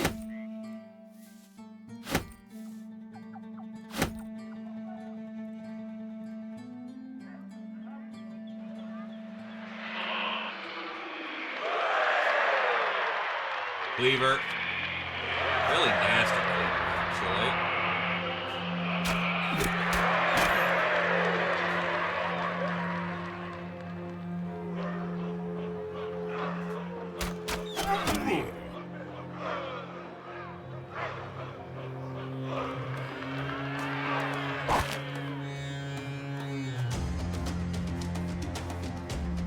Zio is no coward.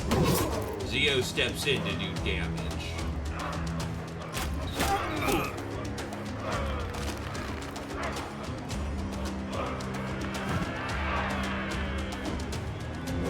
Problem is, yeah, they are very accurate. The only reason why Zio isn't more fucked up right now is dumb luck.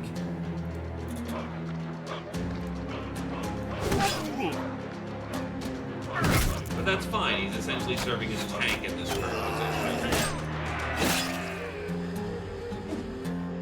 And blocks a lot.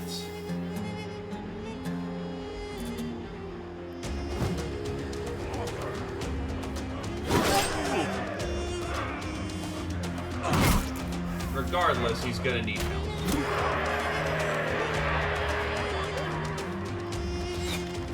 .95 rolls 97. Bug.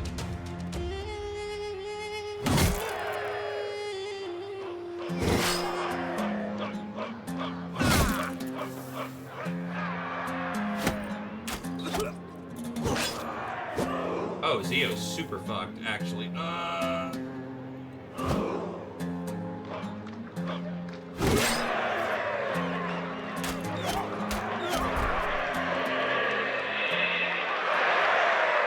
The Straw Hat protects.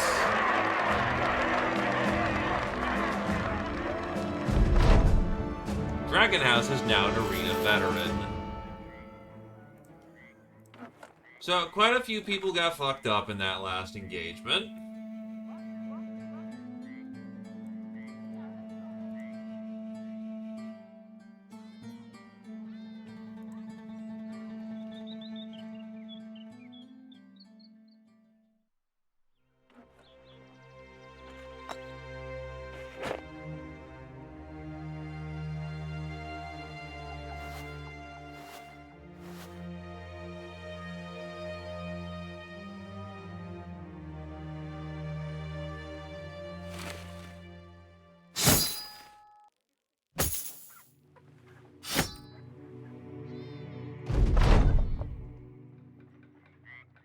The last arena fight is a champion.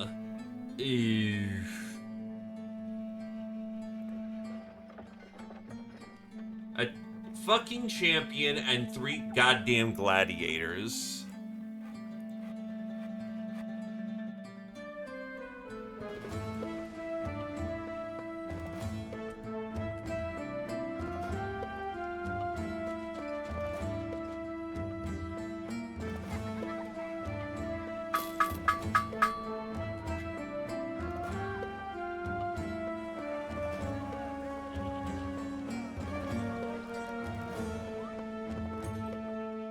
I might have a strategy for this one.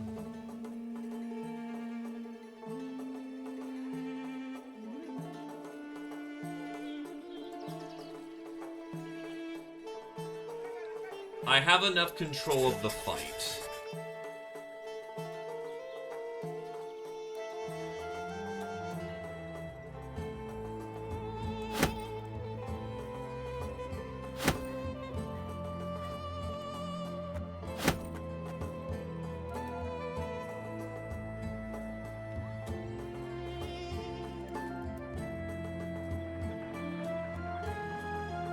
You are really fucking hard to hit.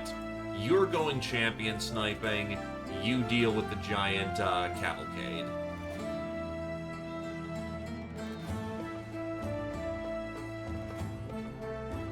Let's go.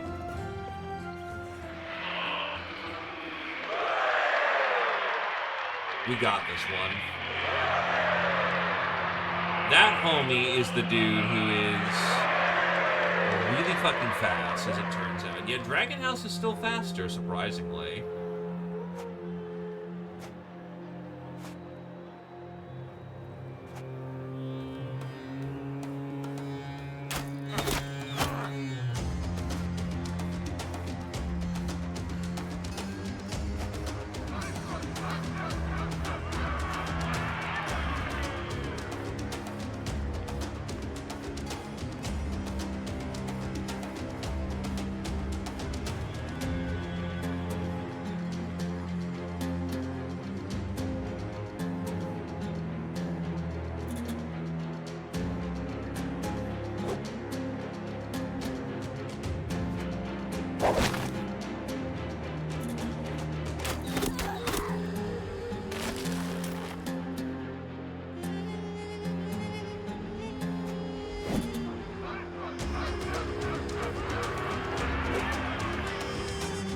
Whipping that badly on that many hits isn't super great.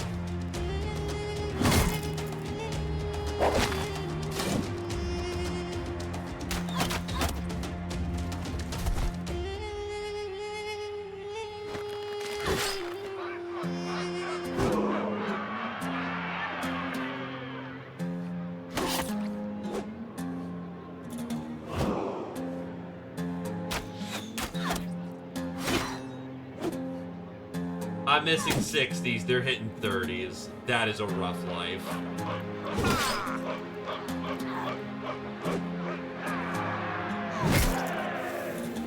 Dragon House is going down.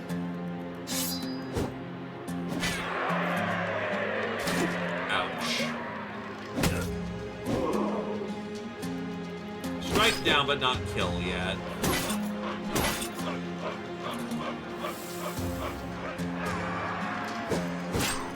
Not looking good for UGB either.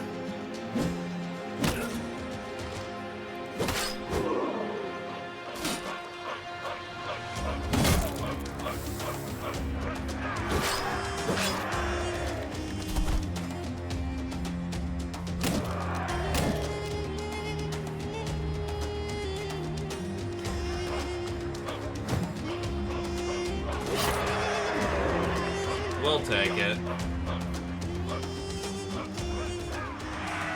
Yeah, unfortunately, my hyper-accurate AoE Death God decided to miss every 60 and eat every 20 in the world. Unfortunately, that sometimes just happens. I'm fairly confident in our capability to handle the fight. I just rolled like complete dog water.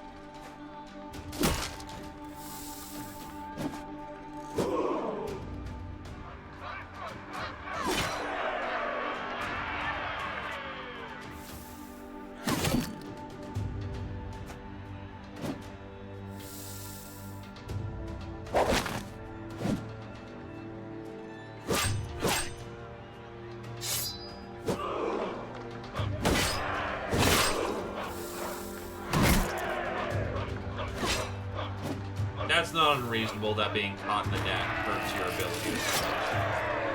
Okay.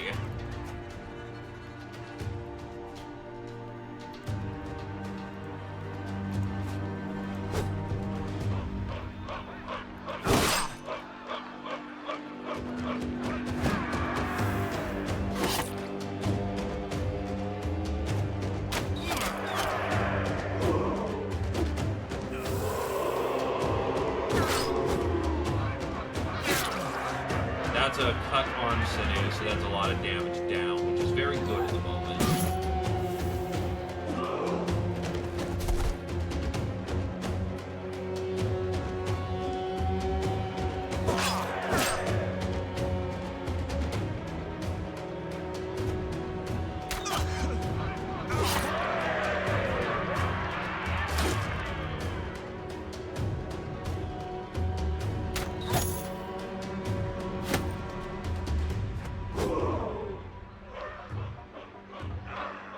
Yeah, well, thankfully, I actually hit more than, like, twice.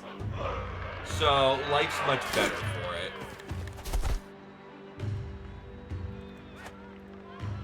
Also been a hot minute since we've seen you, Mr. Badass. Welcome, welcome. Yeah, we have it this time.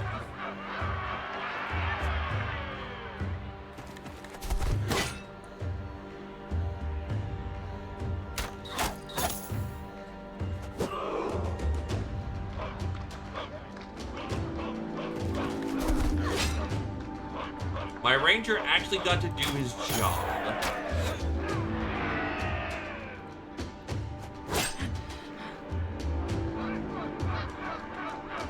My tank is getting to do his job. Got his ass.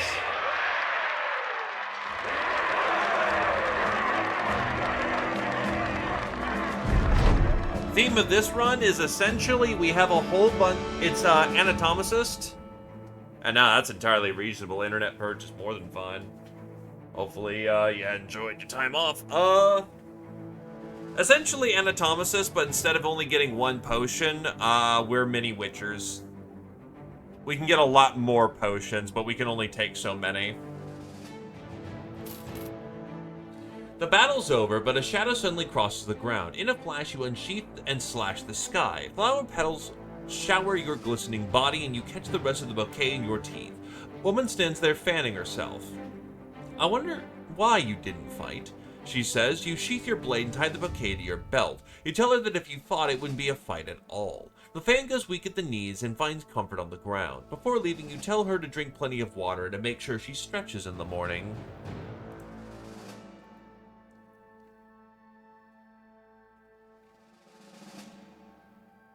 It is a tier 1 item. It's a lot of bonus armor for minimal weight down. However, it does murder the hell out of your vision. It's also 6 fatigue, so some people will appreciate it.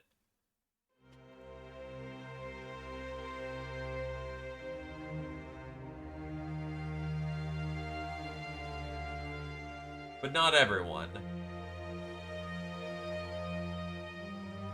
So I'll just keep it in the back for the time being. Nothing wrong with keeping it in the back.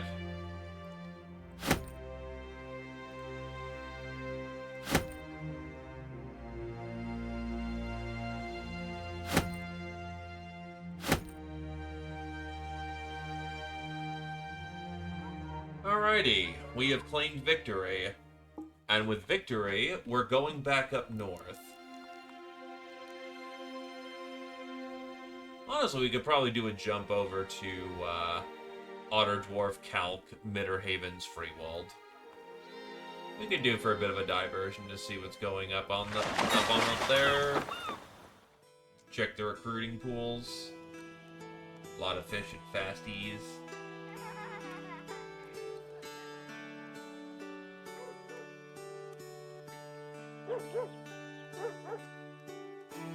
Ammo's cheap enough. fish is dirt cheap.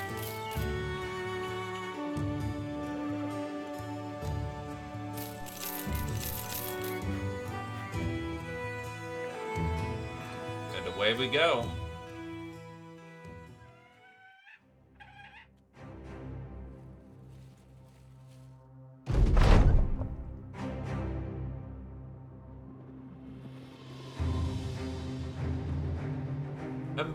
Hint of murmuring grows louder and louder until you can no longer focus.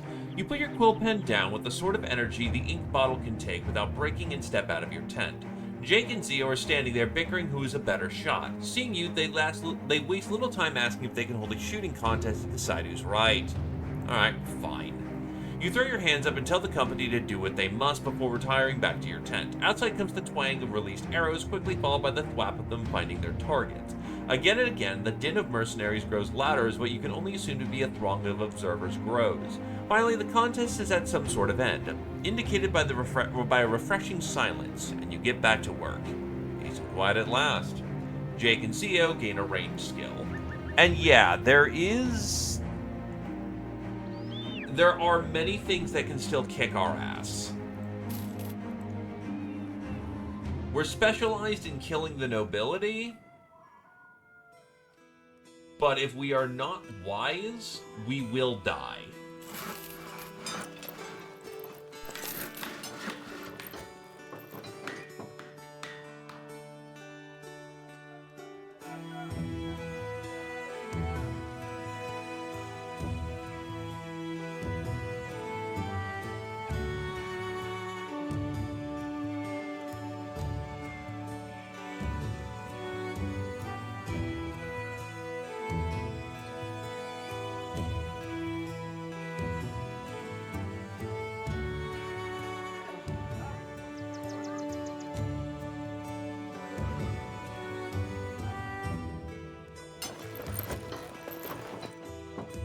Oh wait, that goes on the 4 slot. Okay.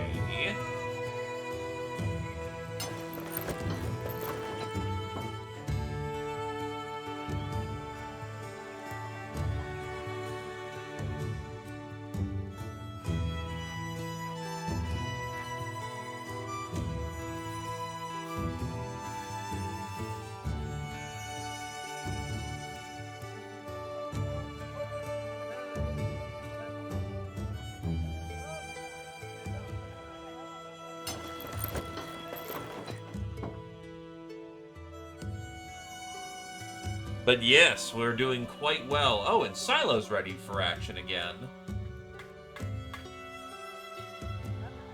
They recovered damn quick. Wow.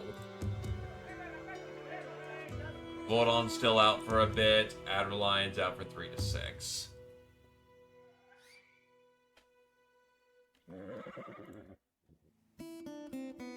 Tarf wants to be the tankiest bastard they can be.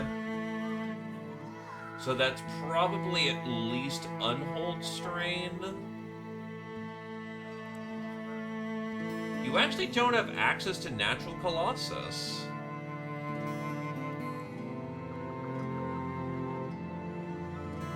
So a combination of Unhold and Giant's probably the way to go, actually. Because Colossus gains you hit points and more damage. Well, I also want to see the Tree Strain. So I think Unhold is the way to go for regeneration and general toughness.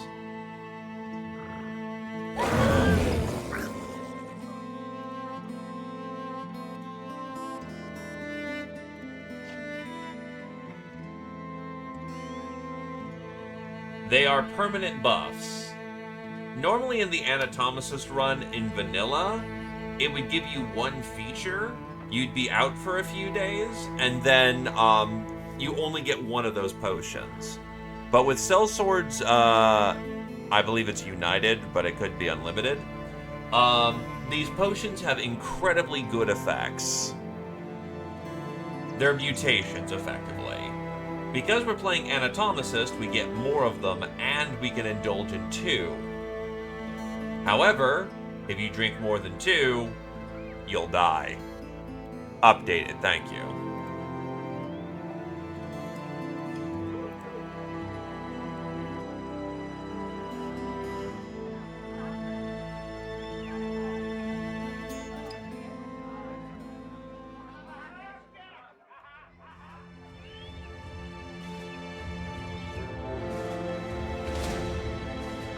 Unholds. Well, if they want to fuck with us, they want to fuck with us. It is not, but it accompanies the sellsword mod.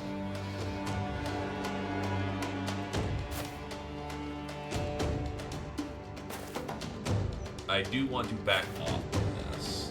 That's not a good position to fight them in.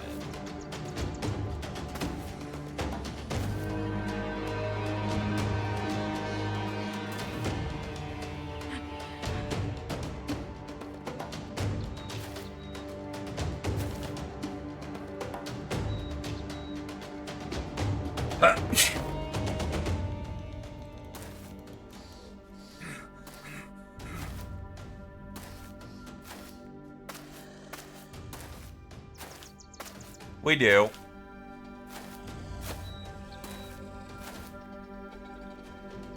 Fortune might be a little bit of a challenge.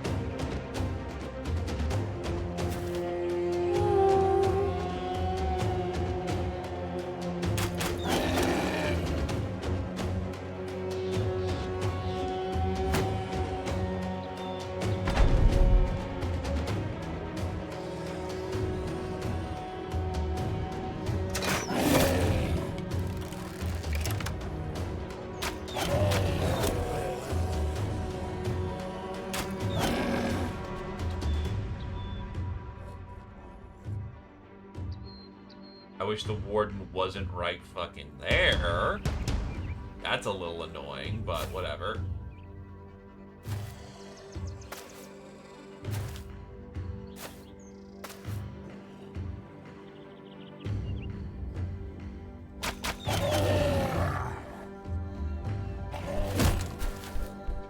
Here they come.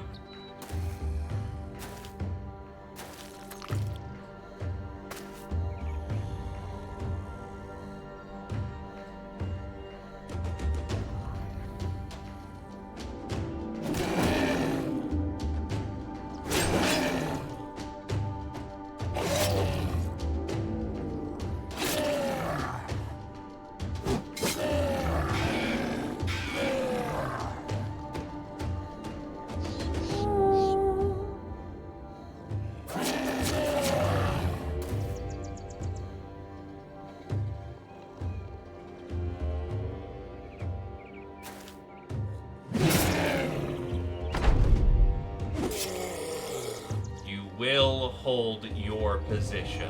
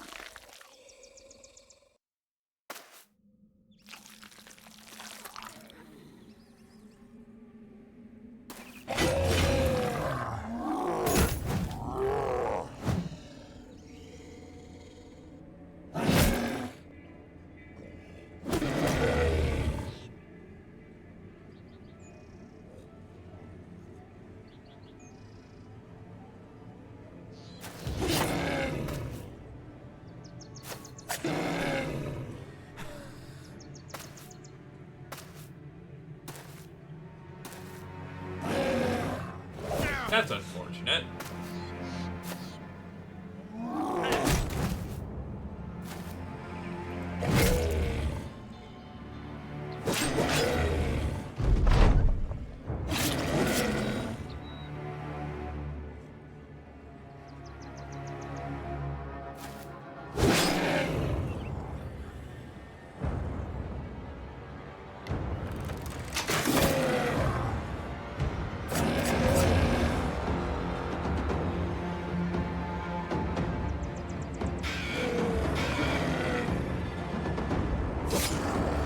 That is certainly a choice for where you put your attacks, but alright.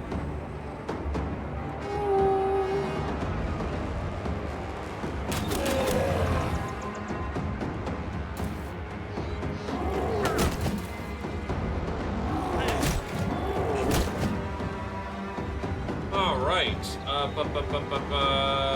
You.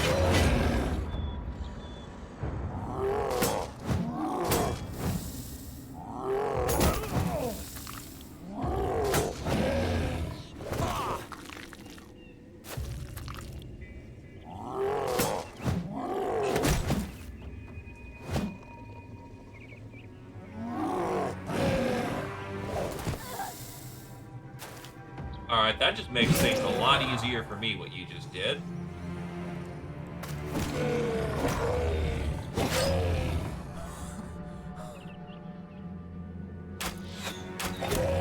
They're giants. They're not known for being the smartest creatures in the world.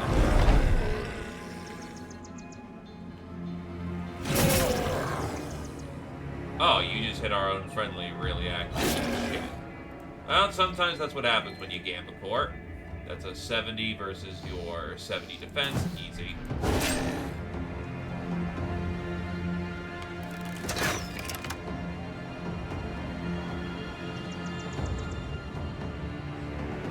Yup. They're giants. There's no formations against them.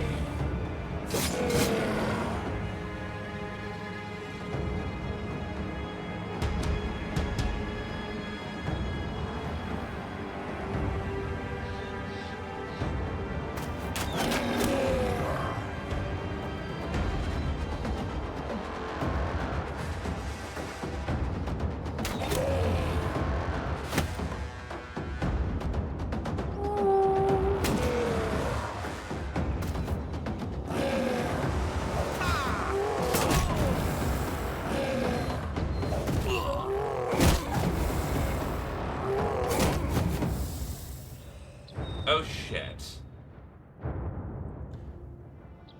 Now I need to rescue my goddamn Lindworm Slayer, or else they're dead. The problem is that they, my banner has already gone. So I think they're about to just get fucking bone zoned. Yeah. That's not looking good for them at all.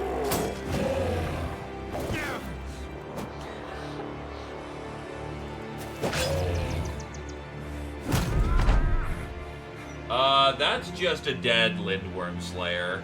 So this was fine until they decided to fail all of their fucking morale checks. Rapid fire. And then decide to take their turn after my fucking banner. That is rough.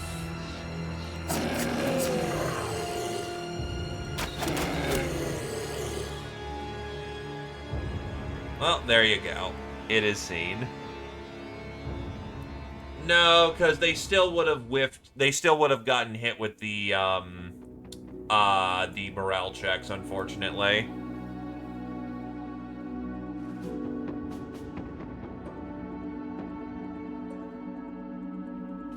It also meant one more dude would have done their unfortunate work. That didn't help. But calculated risk. They also have like 45 melee defense. They just whiffed on both of those.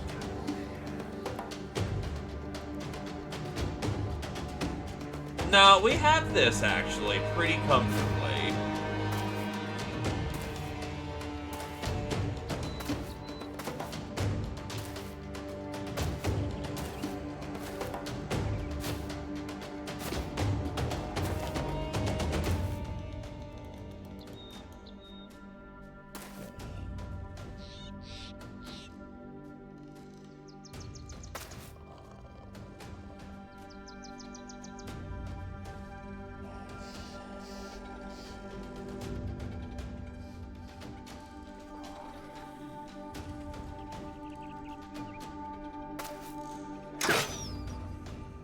That sucks.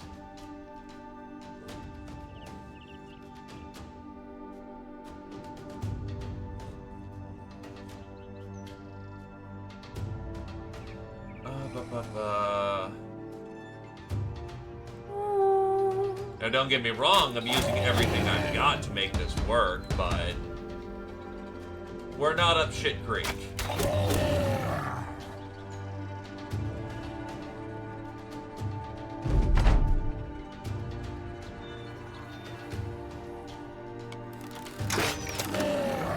And the only reason I have any confidence in this is that unholds are terrible in melee combat. They have 63s, which most of my people can pretty reliably parry at this point.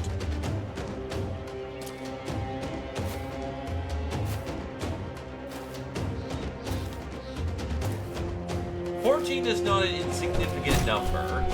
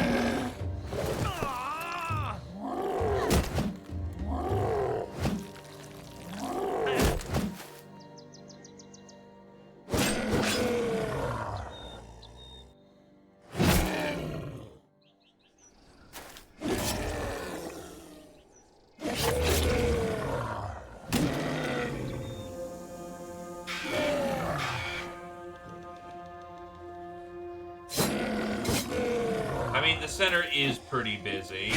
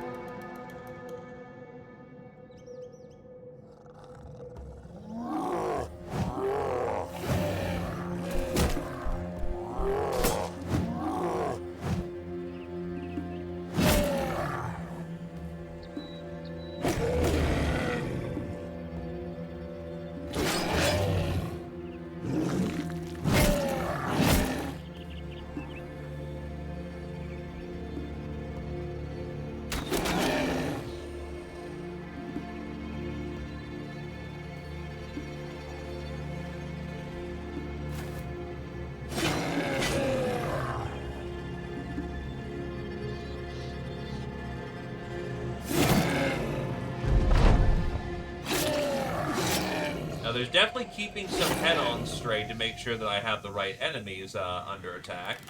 I do not want you regaining morale and getting into the fight right in the middle of my goddamn archer line.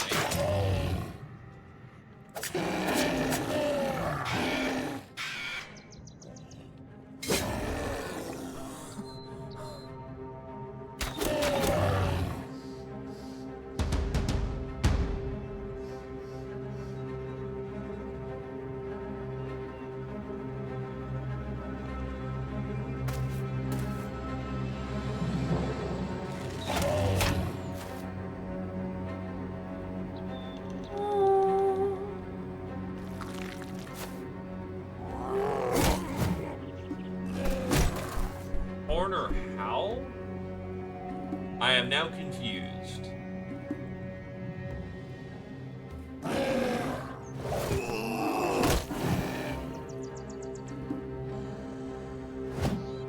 Oof, 88 miss.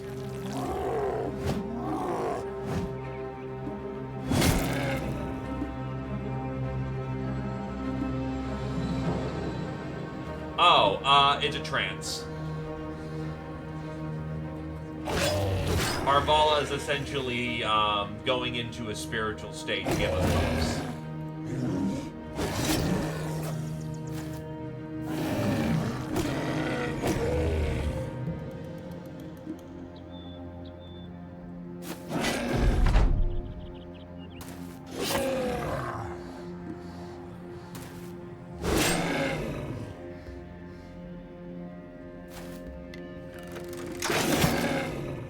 Also, you ain't running, fucko.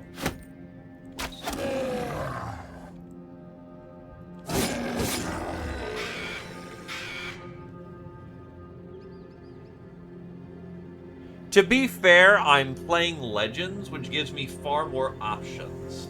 The Parthian shot is a sellswords is a SSU thing. And that gives my archers far more mobility. I've got far more ways of jacking up my melee defense, though even in vanilla you could, yeah, like, this guy right here is giving everyone far more attacks.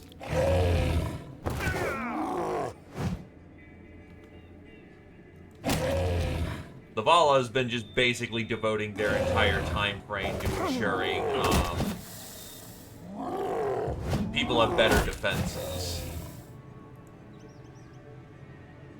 I will definitely not deny that I have experience, but on the other hand, I will also not say I'm just that good. I have other tools that are allowing me to do this comfortably.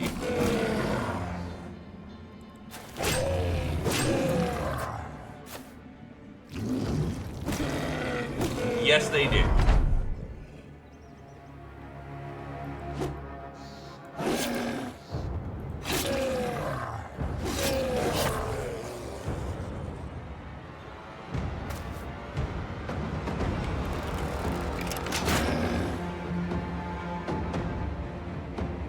I am using Legends. I am using, I think it's Sellswords Unlimited. That's the correct one. I'm an idiot, so don't me. And then I'm also using a Faith and Flesh Plus. Those are the big gameplay changers. But usually when I played in the past, I usually just played with Legends.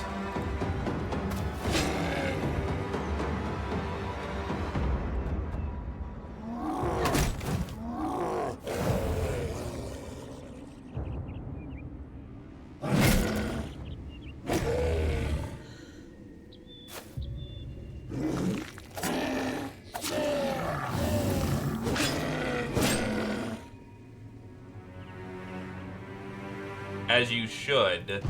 My brain has not registered its name correctly.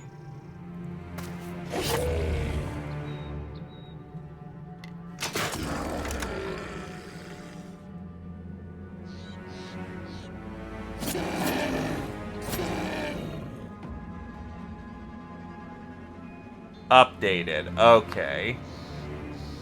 Thank you. So that's 14 dead unholds.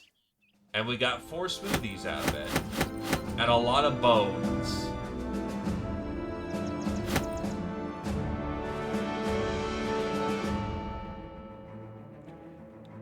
any endgame crisis is going to resolve on its own. Your participation makes it happen faster.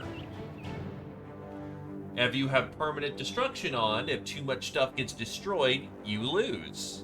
So, don't have that happen.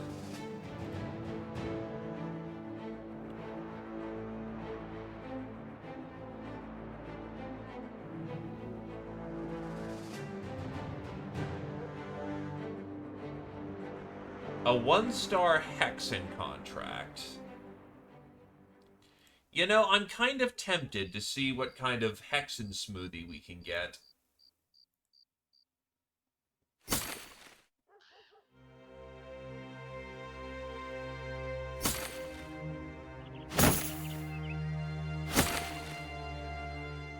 We should be able to.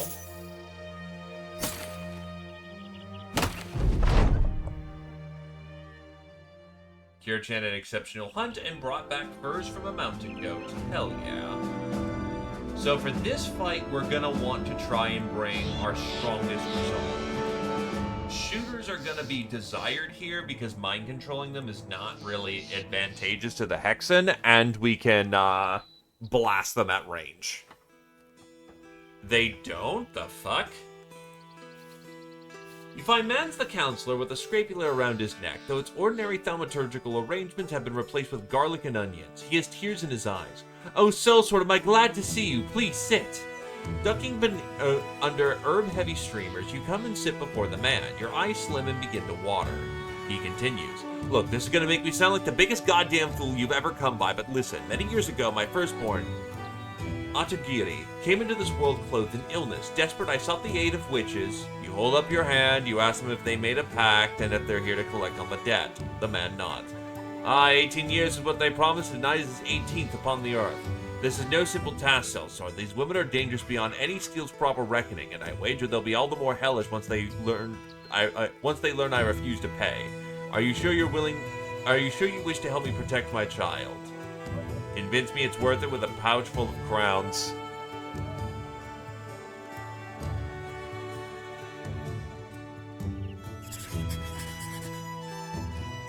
So for this fight, anyone who is not of firm back needs to stay out. Honestly, most of the force is actually pretty solid. Kirchan is not a good one. You're a shooter, so you're not a concern. Honestly, Kodal probably needs to sit out of this one with a 53. Titan could sit out.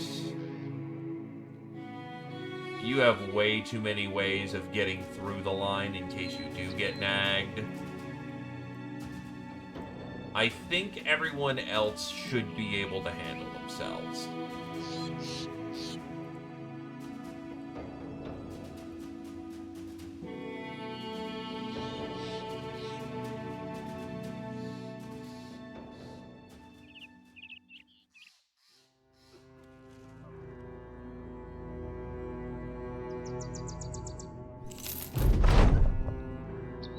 You're inspecting inventory when DDG the Crow comes up. You sent him to scout the lands. He's ready to report. Sir, nothing sighted as of yet, but I've got talking to some of the locals. The way they have it, the witches make pacts with regular folk and then trade on the investment years later, usually with great interest. They said they can fool you into seeing them as licentious minxes. They can bed you right into the grave. I said that sounded like cicada cockamamie to me.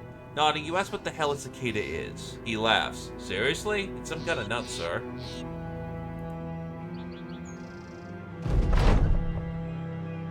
Oh, hey, this is a rare event.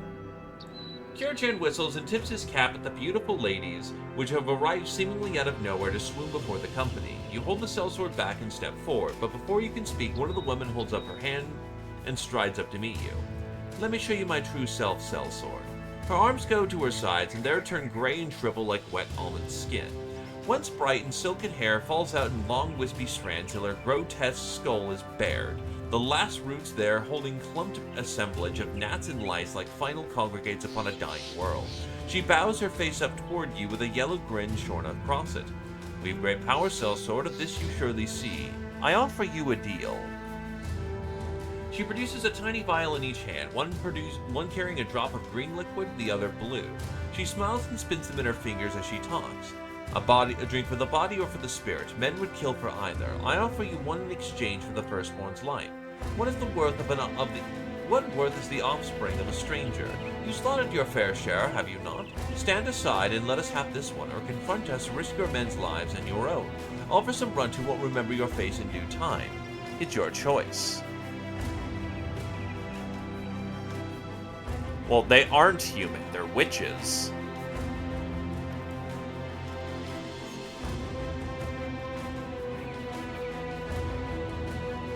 But we have an option here.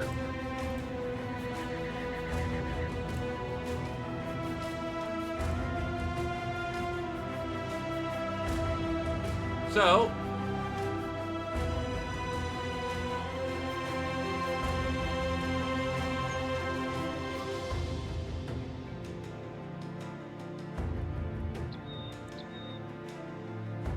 it is our call whether or not we want to, we cannot take both. We either get one of the potions or we fight them.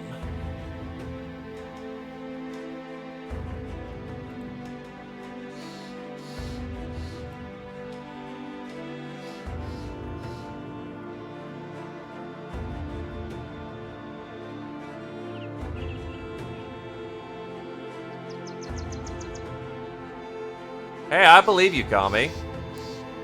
We have been good people this game, actually, believe it or not. We've been weird.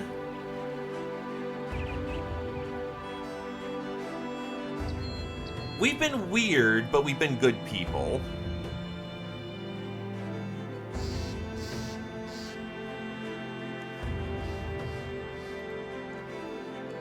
So it sounds like people are leaning towards kill them.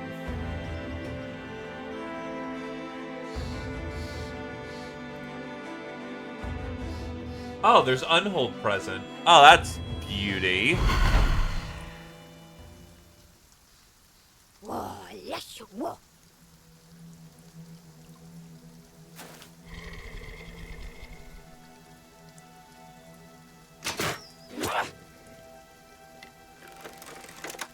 We're also on a weird fucking hill. There's also a lot of dire wolves. Uh-oh.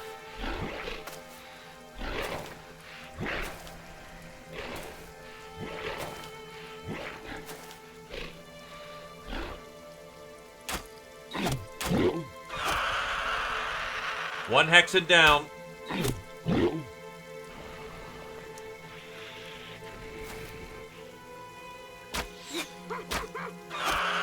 Two hexen down.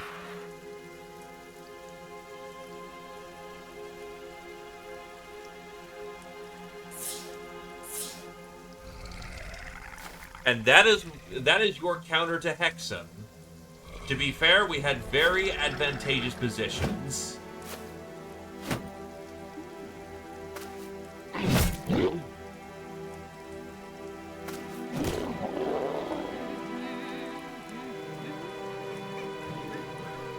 Or is there one more Hexen I can't see? Oh shit, she's in the bush.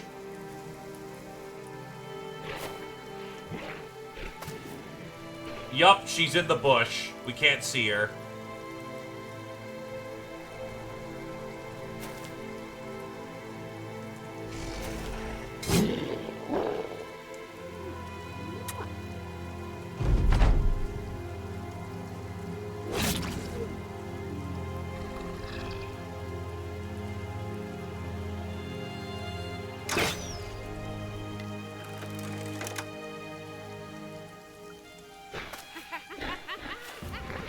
Like, why am I still hearing humming?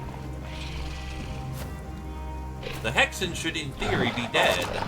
No, there's one more.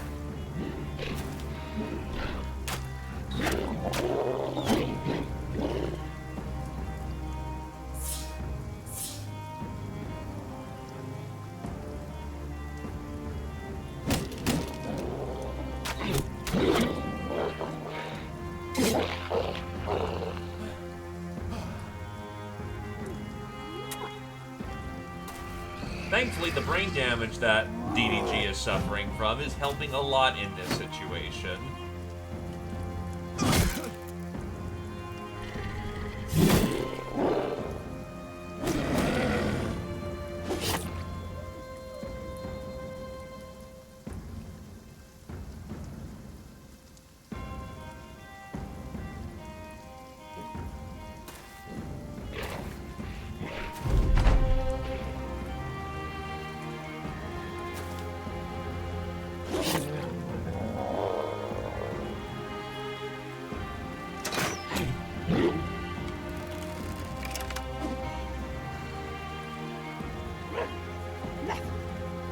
DDG is suffering the brain damage, not you.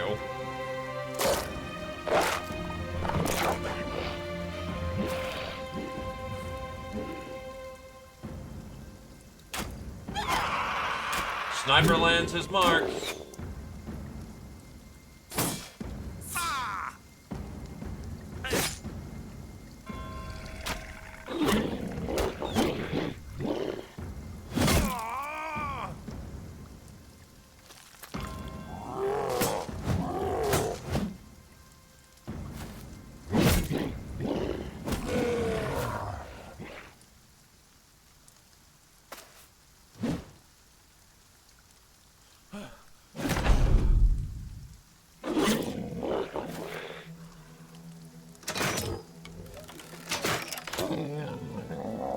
After this, just kill the Unhold.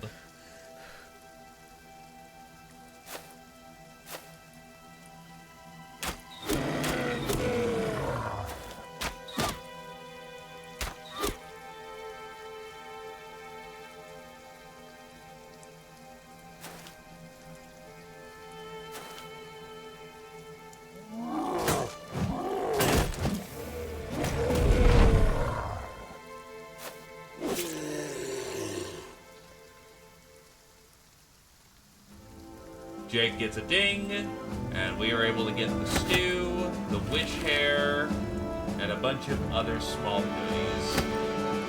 And more puppy strain. You return Otgiri to Mads the Counselor. The townsman and firstborn embrace like the telling of two separate dreams in identical circumstance, slowly coming together despite the appeals of reality. Finally, they hug and clench one another and pause to stare at one another to make sure it's all real. You tell Mads the Counselor that every witch is dead, but they should keep the tale to himself. He nods. Spirits feed on hubris, I know that much, and I shall take this story to the grave. I thank you for what you've done today, Sellsword. I thank you to such lengths you could not possibly know. I have but one way to express my appreciation. He brings you a satchel of gold. The sight of the bag bulging with coins brings a warm smile to your face.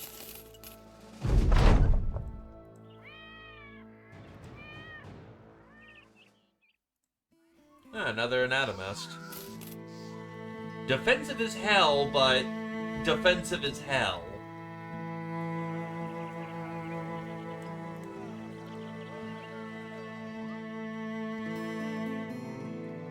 Oh, sold for dirt cheap, surprisingly.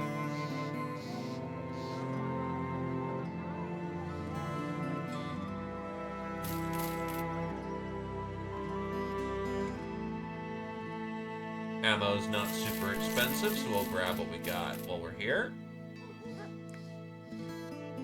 I could buy more cheese, but honestly, I have enough cheese. I have 6 days of provisions. I don't need more.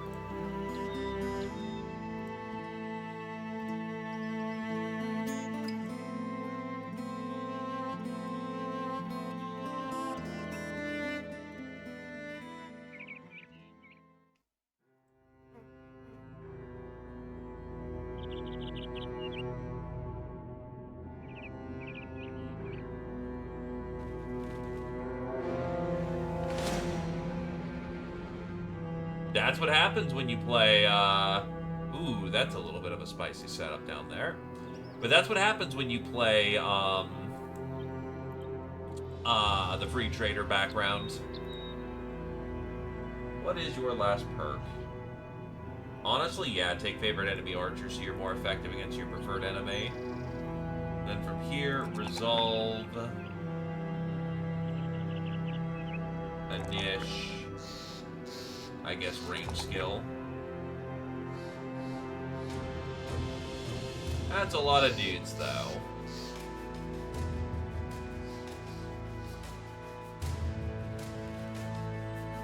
I'm not at full complement.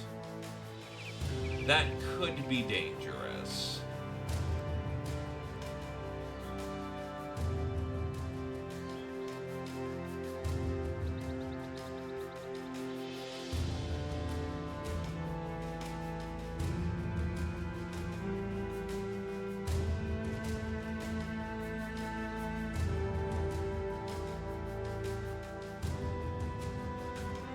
Most of my dudes are capable of firing at night, which is the idea here.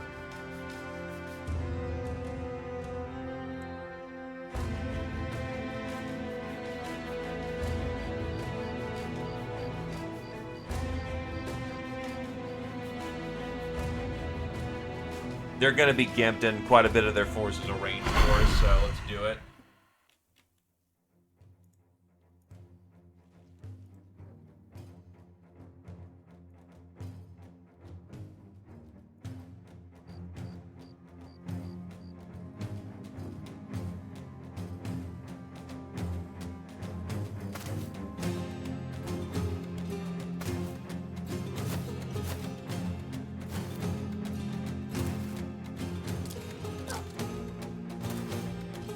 Coming in.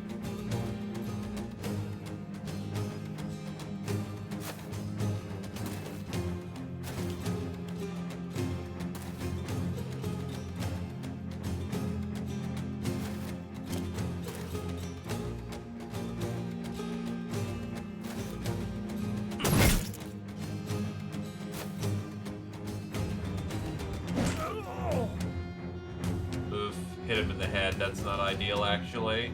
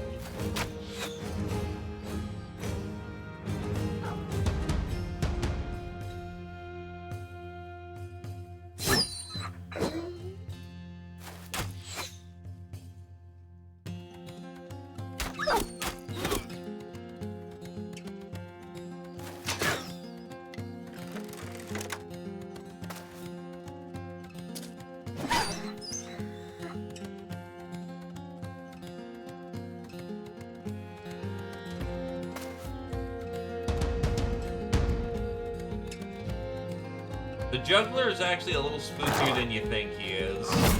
Oh, the master archer pushed. He pushed pretty far, actually.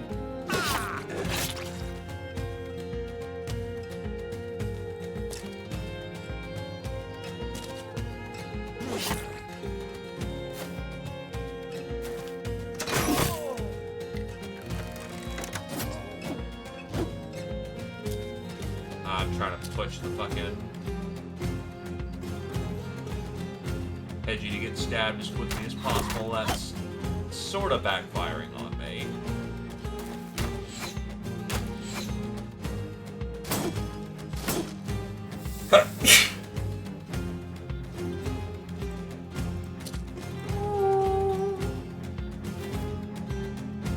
That's their leader down there.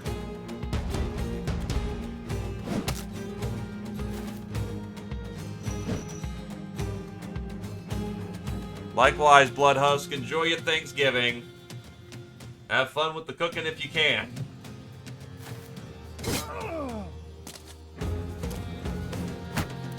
Thank you again for the holiday kindness, my dude.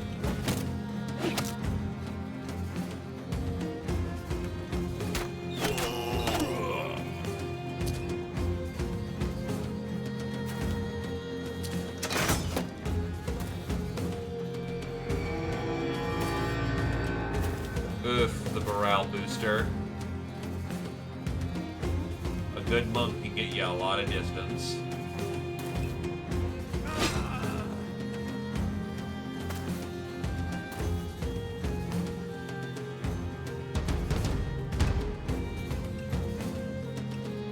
Ah, it's a bush. Ooh, that's a headshot. And a really bad neck wound.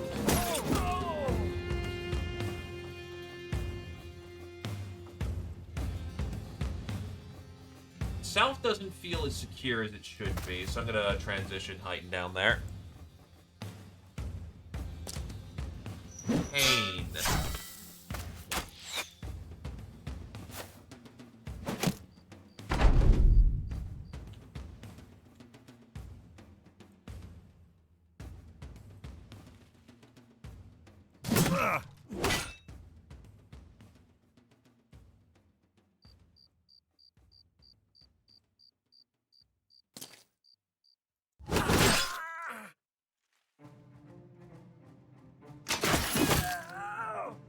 Edgy is down.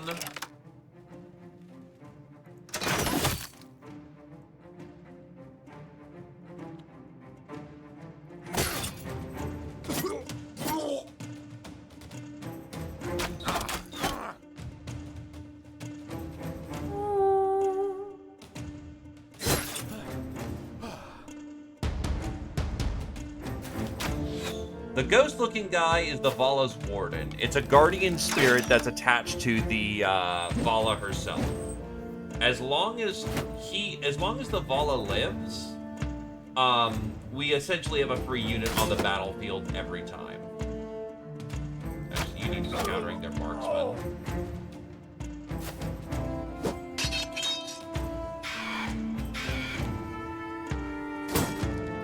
Hell yeah, why do you think they are our arbalist?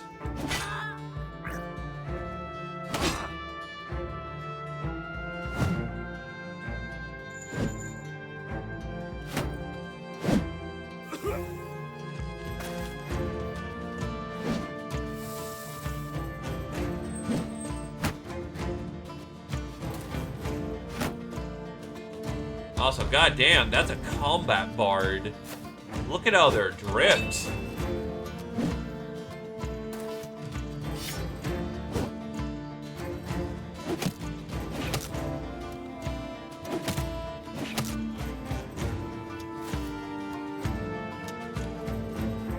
I was tempted to step forward, but honestly, keeping it tight's probably the safest way of approaching.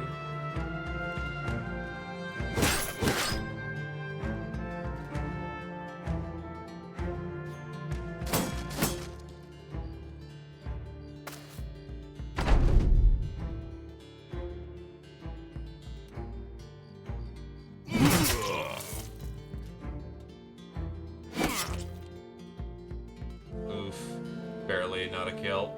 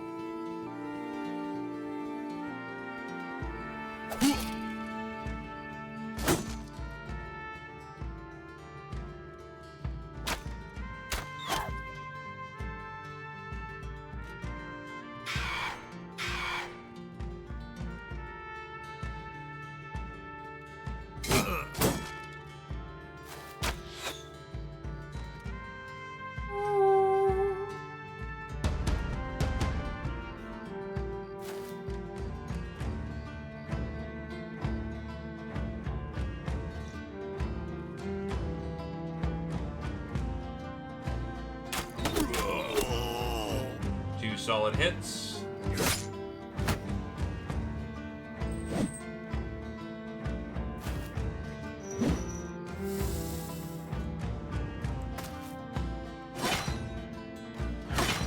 Pushing in.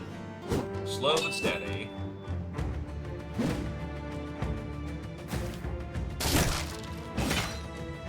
And our shield is broken. Oof.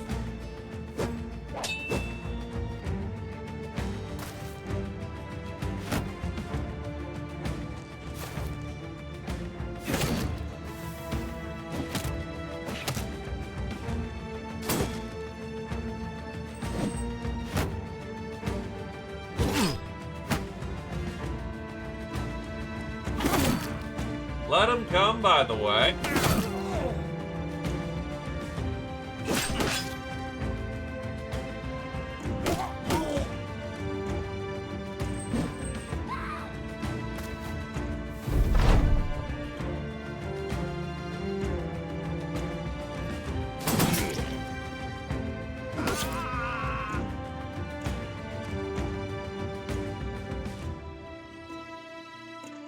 I need to wait till the situation develops further. Oh yeah, this dude? Dangerous, except he's fighting a two-hander. His primary advantage is useless.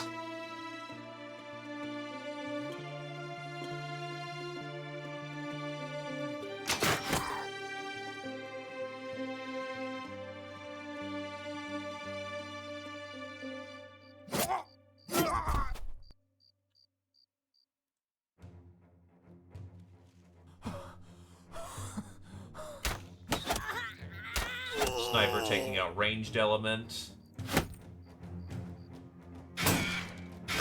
Just unfortunate they ran out of ammo at the wrong moment.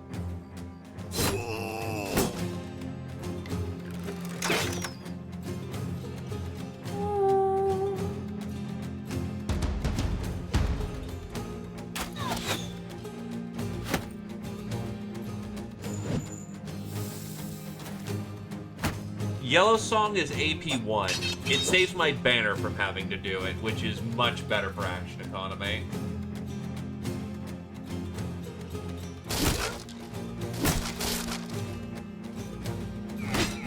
Kira-chan cracking shields.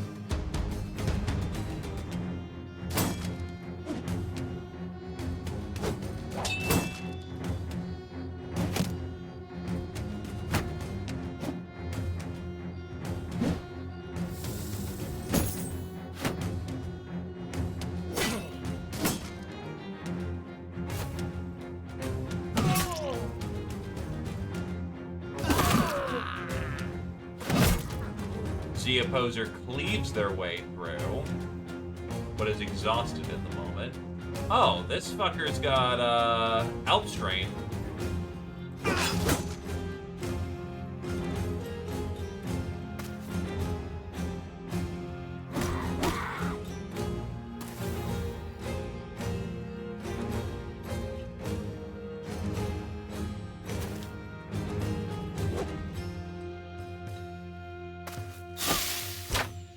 Ah, reaffirmed his spine.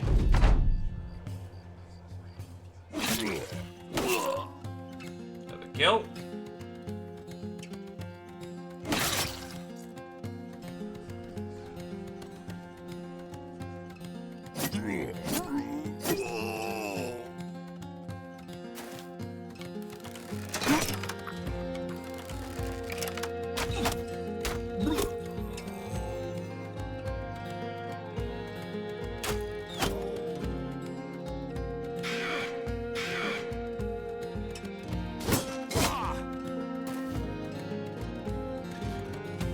Ah, they're just en route at this point.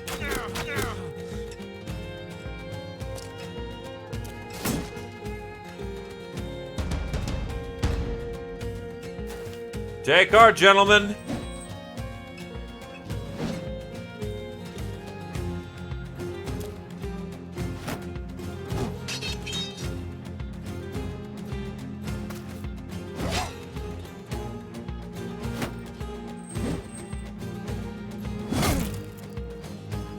Push in.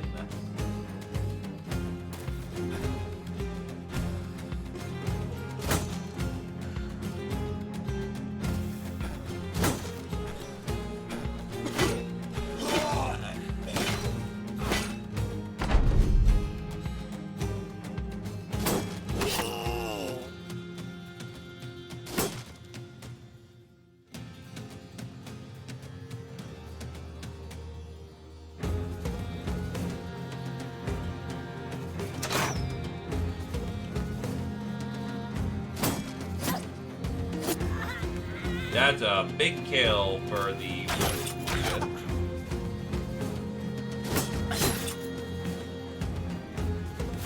Armor don't help when it gets in the joints. That's another kill.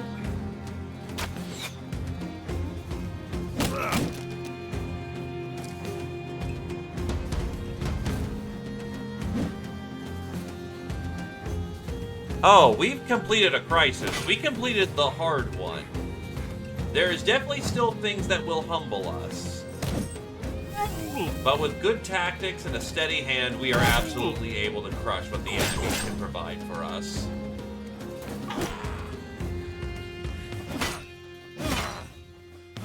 For instance, legendary beasts, for example. They will not be kind to us should we run into them.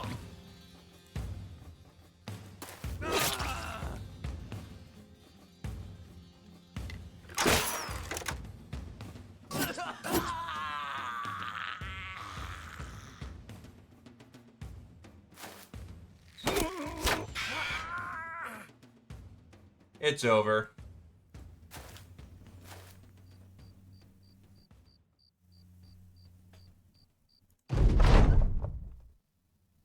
Abe, Zio, Heighten, and UGB and Gentle Food all level up.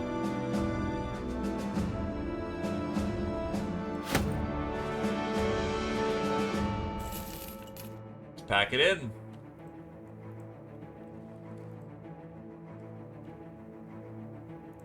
Heighten reaches level 9.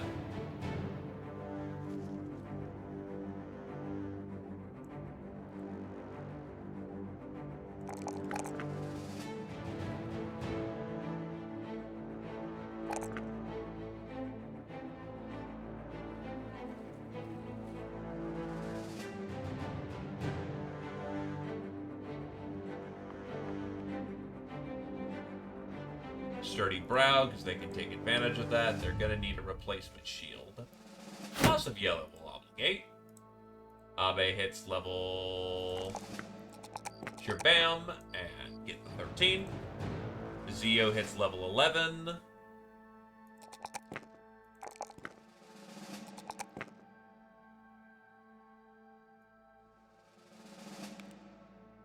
Do I have reach advantage? Yes, I do.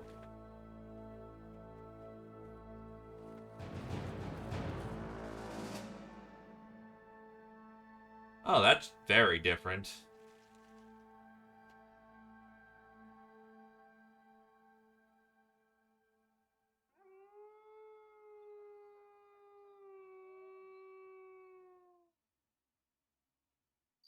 Favorite enemy brigand. I don't have a particular thing I'm looking for right now, so just being able to kill more brigands is not bad. Zio hits 13. UGB hits 11.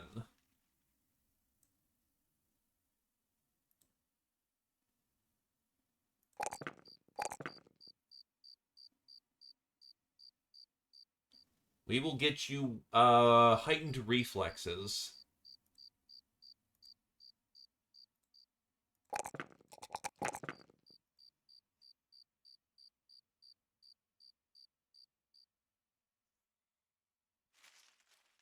All right. We are good to go. Let's get to town. The company has made camp next to an abandoned priory, and the men are sitting around the campfire, casting shadow animals across one of its stone walls. First a rabbit, then a panting dog, of course, the bird, the head of a snake, and then the little mouse for a to eat. One of the sellswords ponders what it is these shadows get up to when they aren't looking. He holds his hand up, their shapes blackly set against the wall. I mean, we have these things following us everywhere we go. We toy with them, and yet we don't really think much about it. I mean, look at this. What is this? He splays his hands wide, bobbing 10 fat fingers against the wall. The men ponder. We have a lot of options here, so guess what? Democracy time.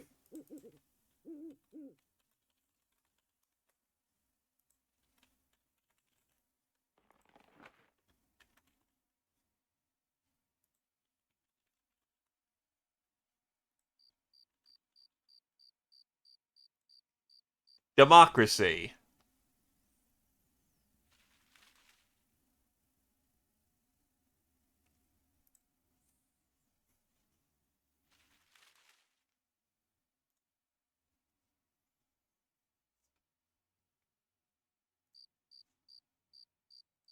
Vote as you please, and you please to vote.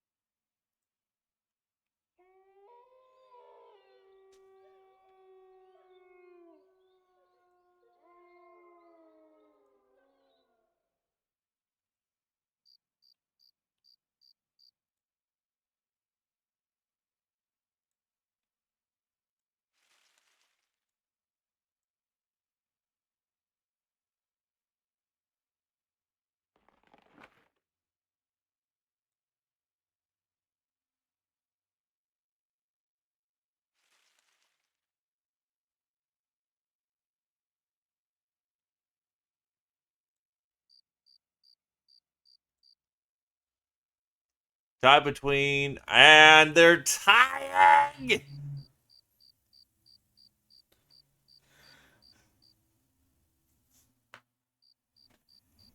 I know that's the meme, but god damn it!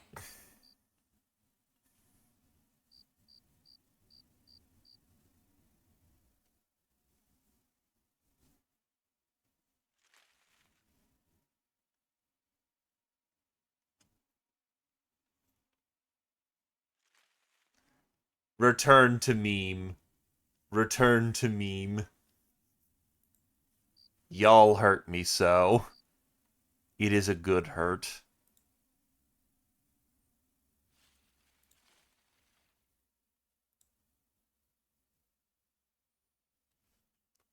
Well, unless anything changes in the second, I get to decide the tie.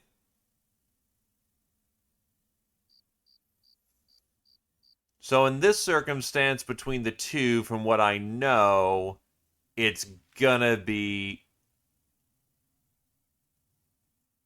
and then the balance is maintained.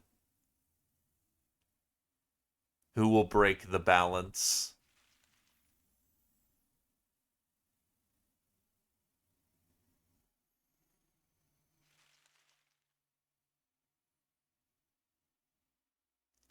Down to me to pick. And I'm gonna go for the funny one in this circumstance. The funny one is the anatomist.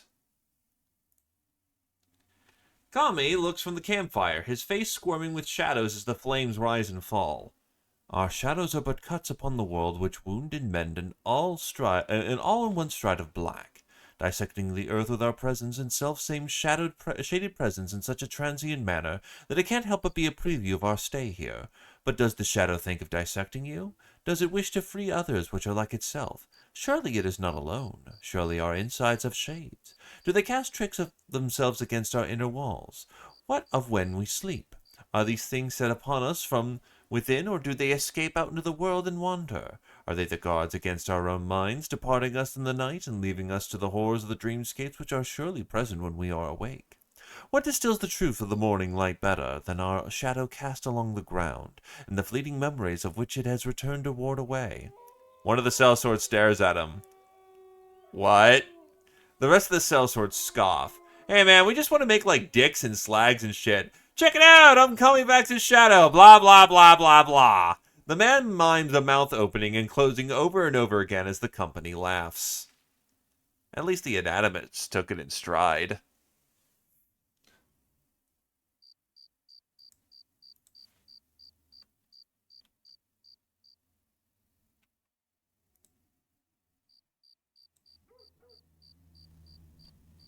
Well, shit's busy over here.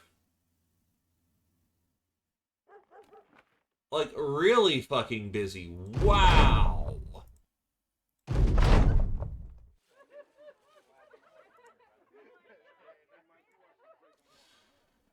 Alright, well, fuck it. I guess we gotta... You know what? Let's fix up town.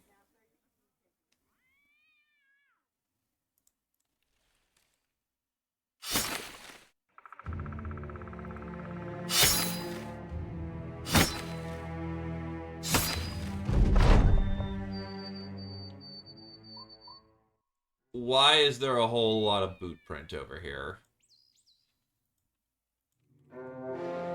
25 dire wolves.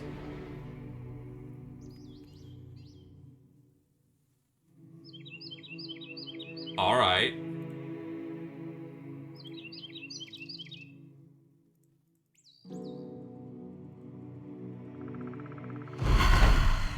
Let's go adopt some puppies.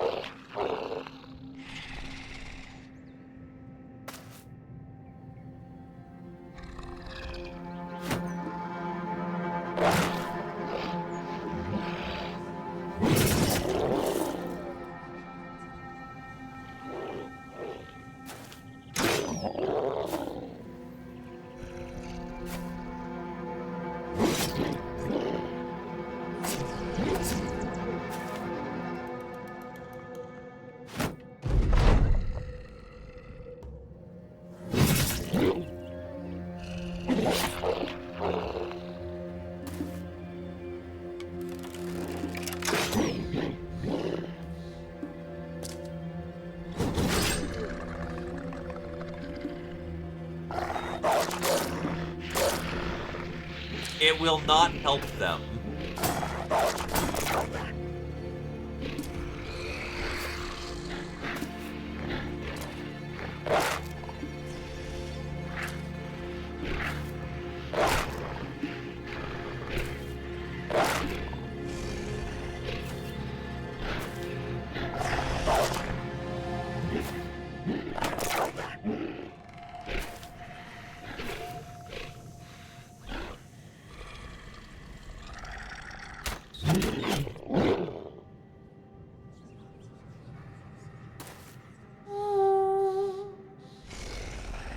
Nobody likes killing doggos.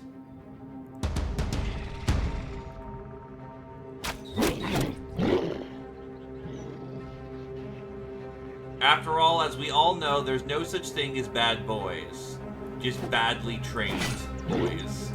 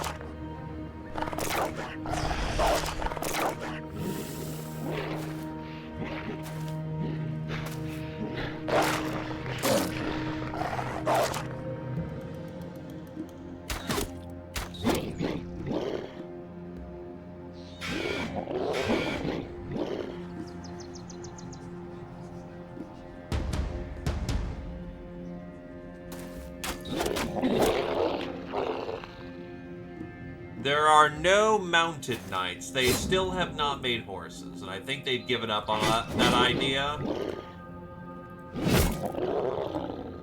Which, that's fine. I'm not going to begrudge them that. They've already done plenty of work.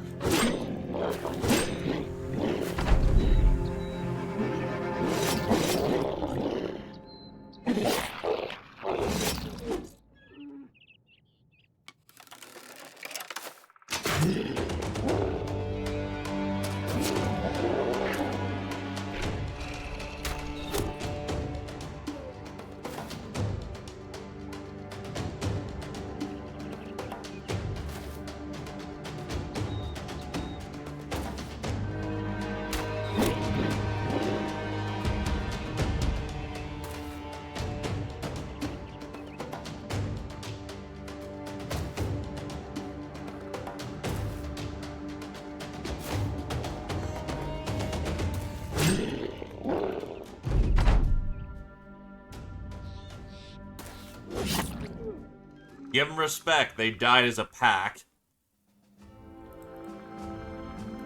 No dog was found wanting because they're all good boys. Oh, shit. Ah, fuck. I didn't realize I was full on stuff. Fuck. That's a lot of money I just left on the table. Fuck.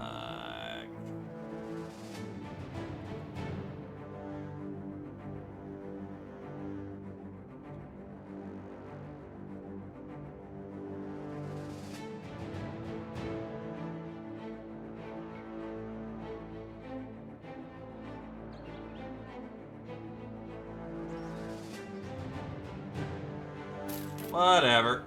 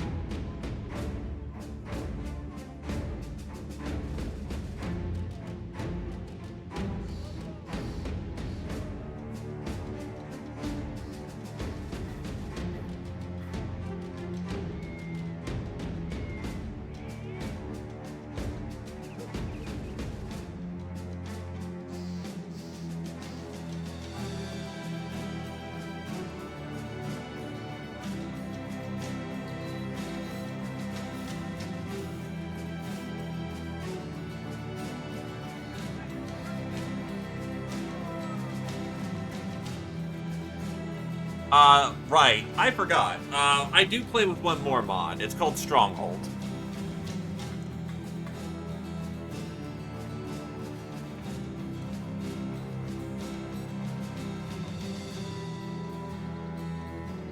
Holy shit, I've got so many monster parts.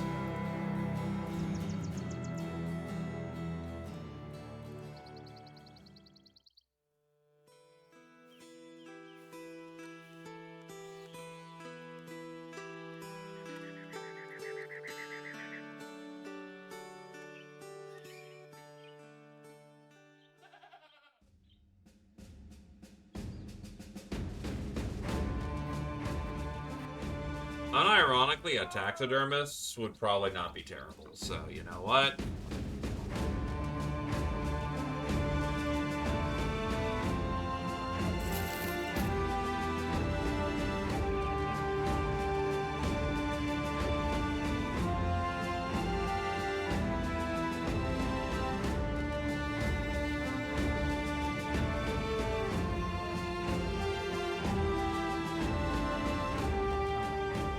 What I really want is to go get a snake oil, though.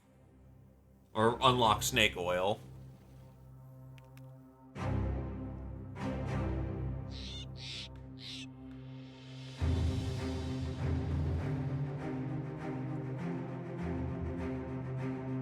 But yeah, the place is fucking busy.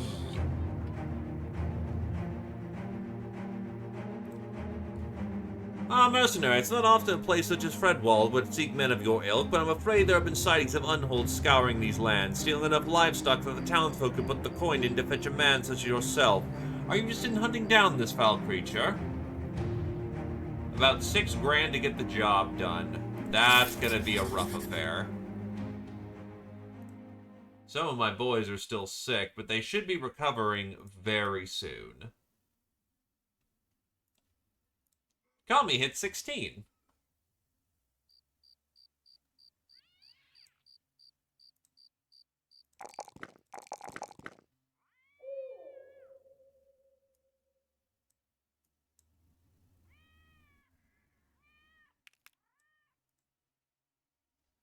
We're gonna go with heightened reflexes because that's just straight damage increase.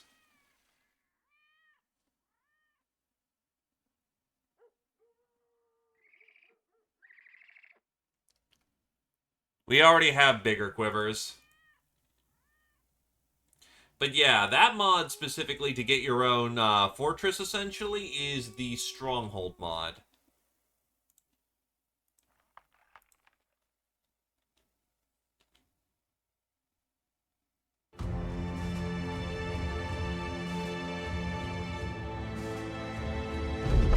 That is a Legends feature. New veteran... So, they've expanded the veterancy level from 11 to 12, and you gain a perk every, I believe, 4. Unless it's a main character, quote-unquote. Then it's 2 levels every veterancy. Also, point of fatigue. Good stuff. A few peasants on the ward warn you off. Get on out of here! That armor won't save you from a single lick! You ask them about the Unhold, and they garner up a great description of the monstrous giant which tore through the land not long ago. Seems like you're on the right track. We're probably fighting Swamp Unhold, which is not ideal, but it will make it work. Yep, 12 Swamp Unholds. That should still be within our capabilities, though.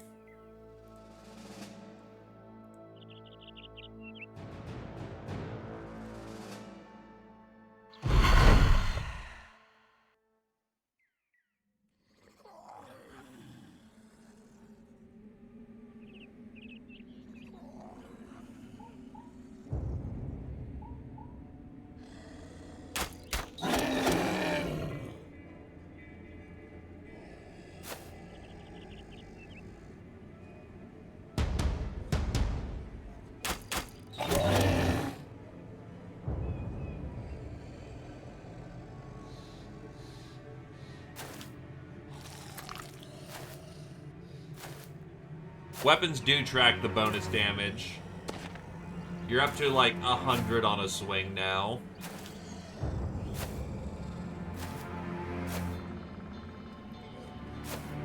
Out of the pit.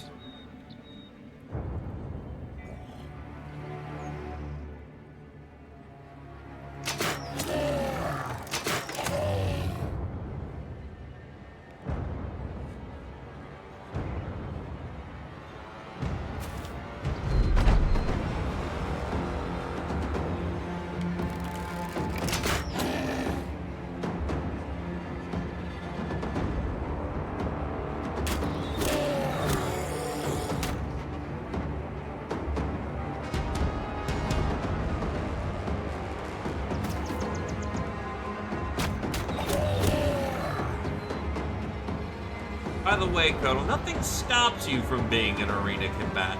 I just don't usually do that because, it's not that bad. We fought 14 not terribly long ago. Speaking of, now that I finally have you on the horn, hey Abe, want to participate in monster sequences?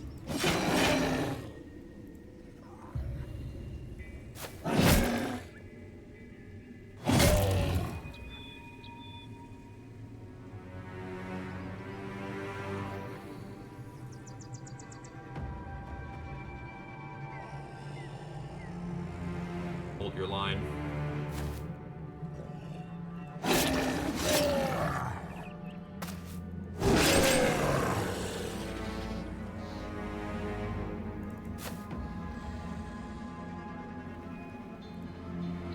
Twitch has been real twitchy.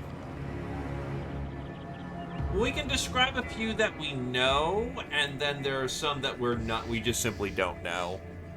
The Unhold strain that we're currently dealing with, gives you the Unhold health regeneration, and you get muscularity.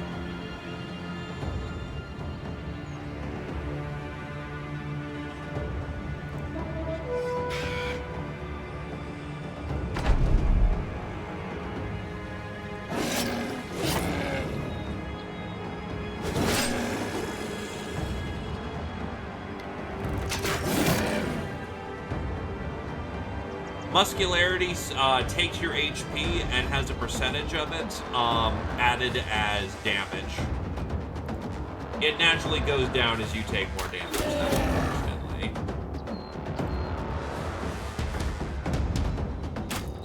But essentially, a portion of your HP becomes just damage.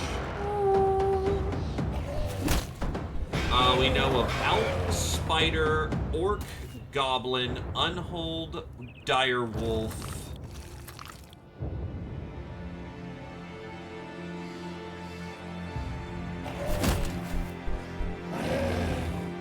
Rude.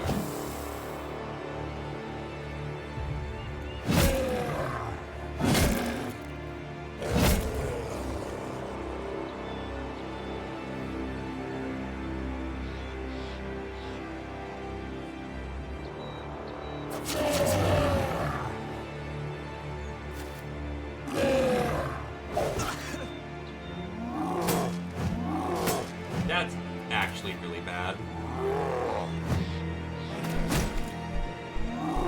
That's super bad. Well, okay, now it's less bad.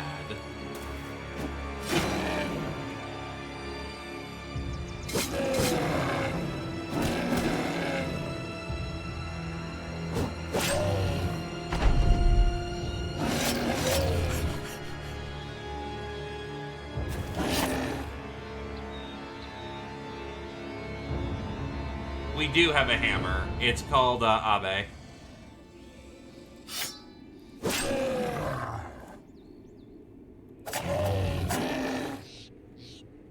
I am light on hammers, but I also have more people who specialize and just straight armor ignore rather than armor destruction, so that's been my anti-armor solutions.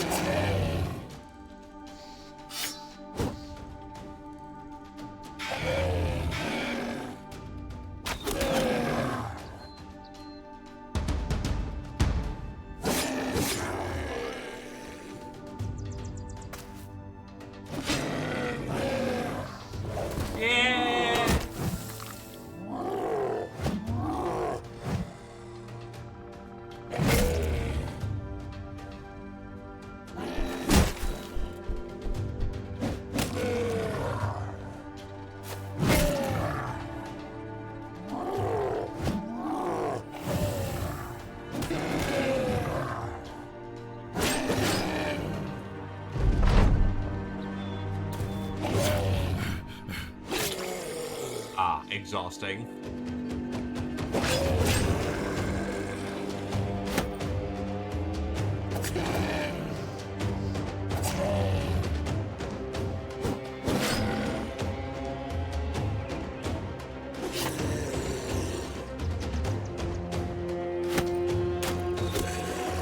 Got him.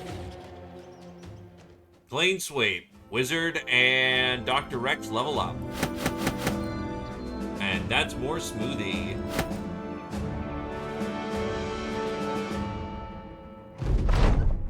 With the giant slain at last, the Burgermeister should be awaiting your return now. His town will forever be safe now and no longer requires the services of sellswords such as yourself. You dwell upon the thought until you start laughing a fit which none of your men understand. You tell them to ignore it and round up for a return trip. Smoothie. But yeah, for instance, the Unhold strain is Regen 5. Threshold to sustained injuries is increased by 33%, 10 hit points, and free muscularity.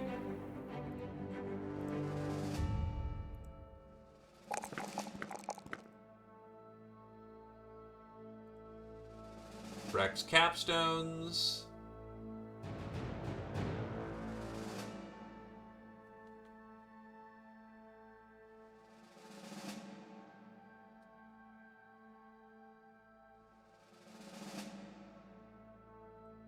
Fury chant.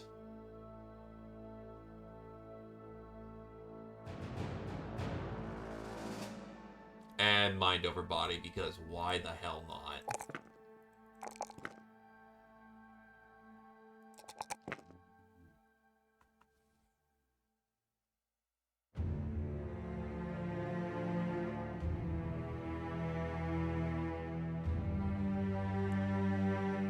Pretty much.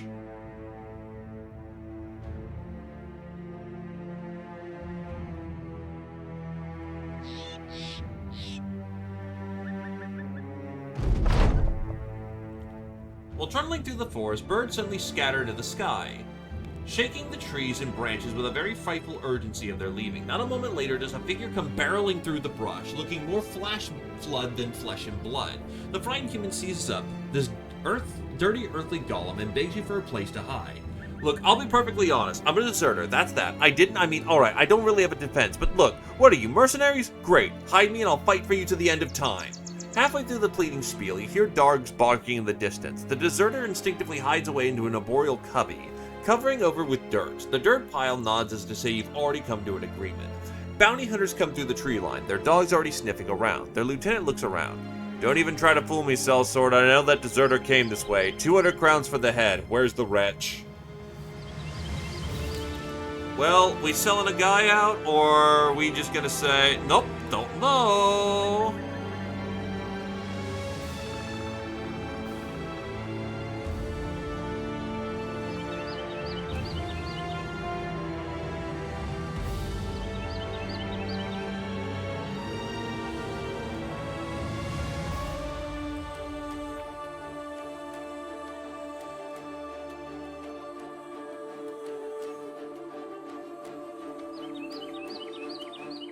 One, 2, 3, 4, 5.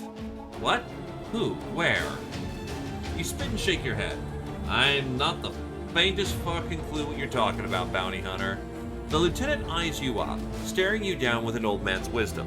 Alright, mercenary, so be it. I know you're lying, but there's not much I can do about it. The bounty hunter looses a sharp whistle and orders his band of men forth. The dogs bark briefly at the cubby where the deserter had hidden. Laughing, Lieutenant mockingly wishes you the best. With his hunters gone, the deserter emerges. Thank you, mercenary. I owe you my life. You'll not regret this. Not ever. I better not regret this. Welcome to the company. He... kinda's eh...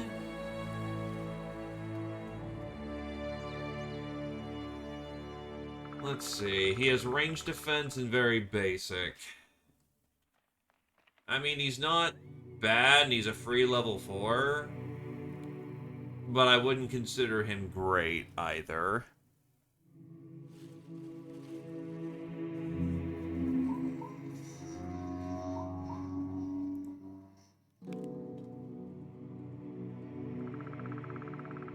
Yeah, I'm cool with just letting him go.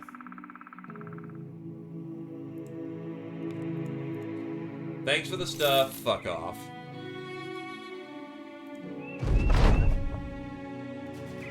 You return to Ivor the Burgomaster and find the man reading stories to children. He rends his hand through the air and growls like a beast. Knocking on the door, you intrude upon the theater. Ah, and then the ever-honorable sellsword slew the monster. The children cheer at your timely arrival. The mayor stands and gives you the promised reward, declaring he had a scout following your every mood, and he's already heard the reports of your success.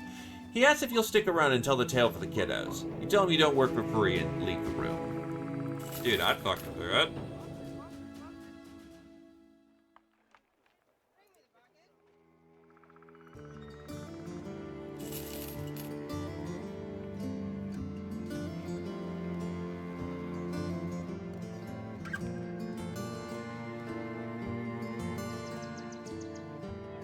Prices are not good.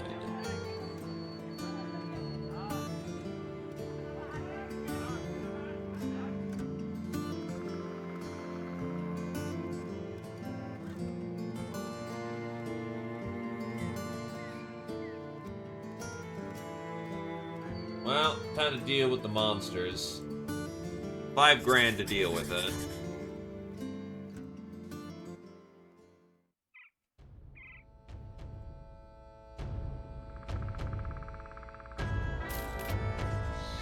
Yeah, well, they're our neighbors, so we're dealing with it. Oh, it's webnet. Oh, fuck me, that's redbacks. We got some spice, boys.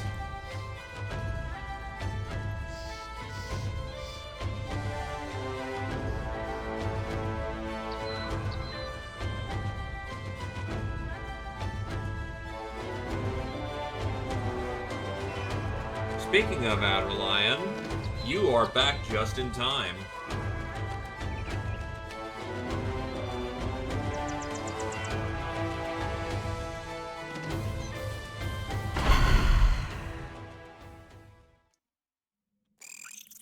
Fighting on a hill, that's rough.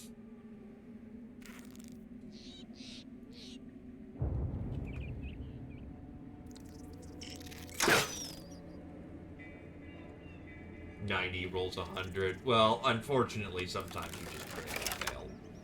There are 3 redbacks, and they are already in the line. Holy shit.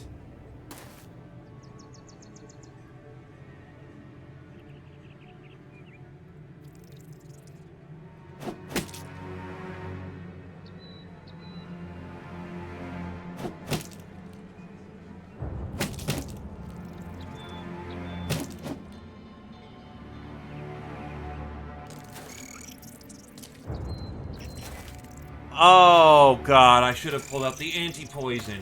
Fuck.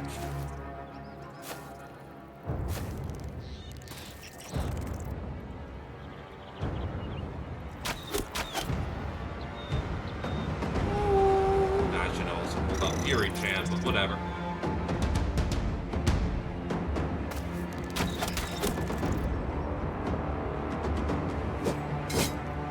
Redbacks are incredibly dodgy and incredibly lethal poison.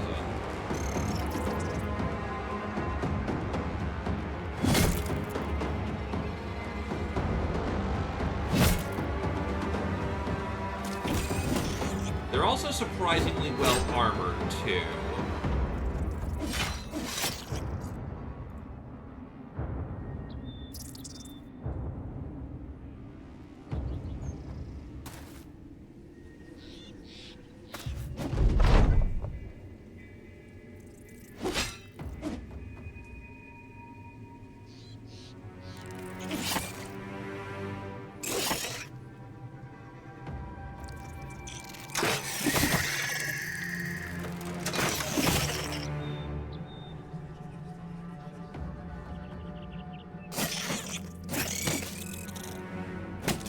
By the way, only got half his health from choking him.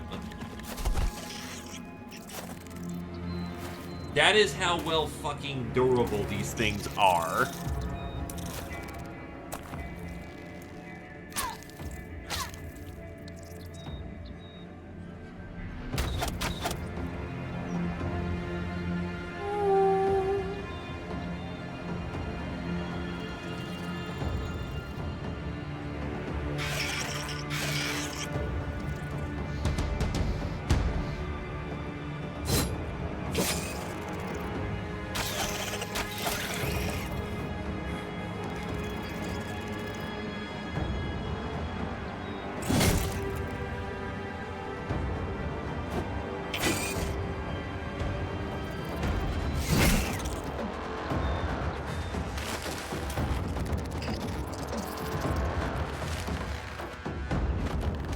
Oof, double whip, that's not super great.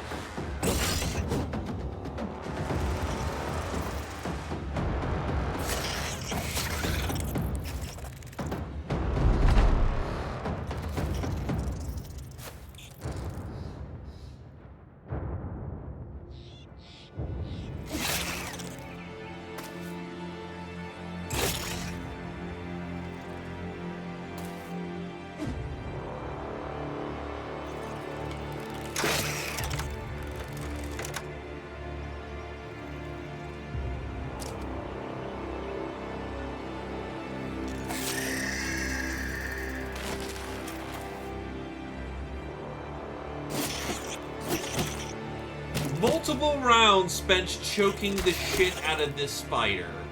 But it's down.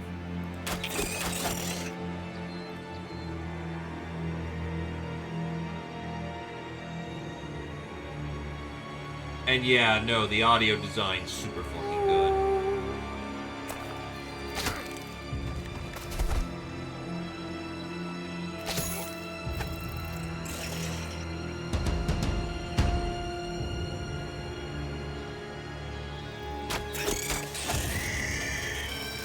That's 2 down, but unfortunately no smoothie.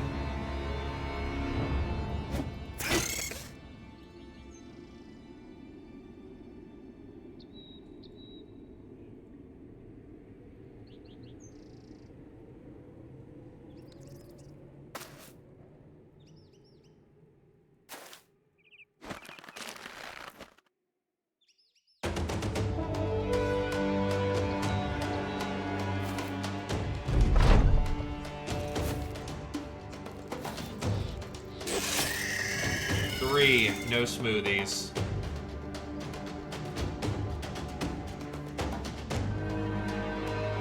Where's the embellishment? It's just the truth at that point.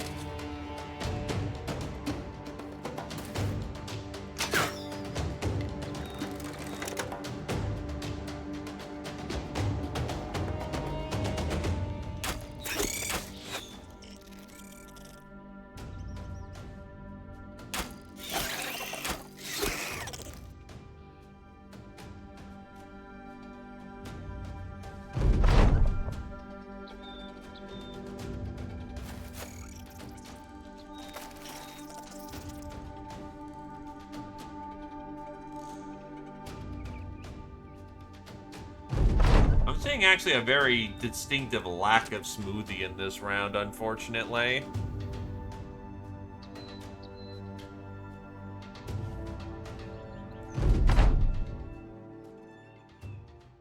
We got the reds. Yeah, no, we just got no smoothies. We just got lucky that round.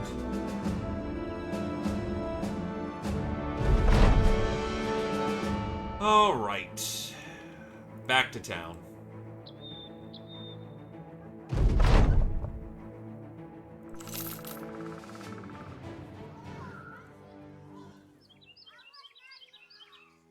Prices here are now very good. Which means all this treasure we've been picking up is about to make us some serious bank.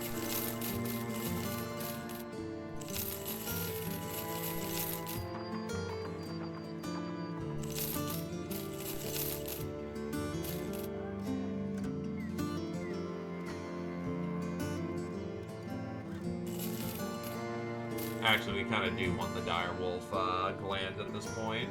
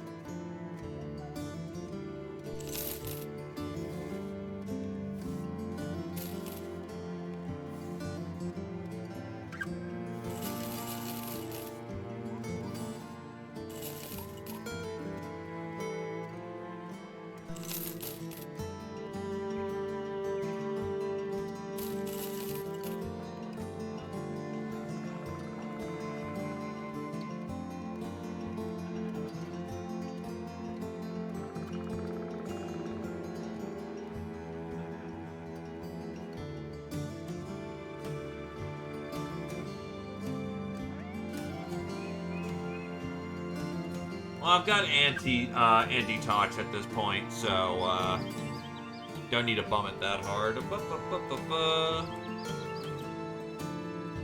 Let's work for the House of Green.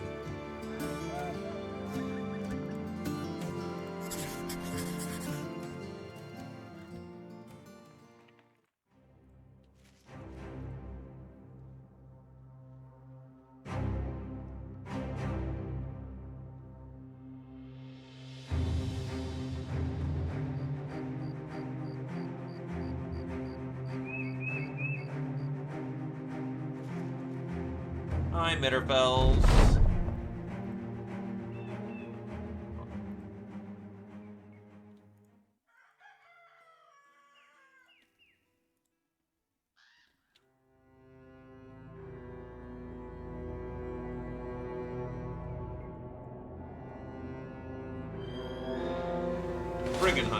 that will be our kills.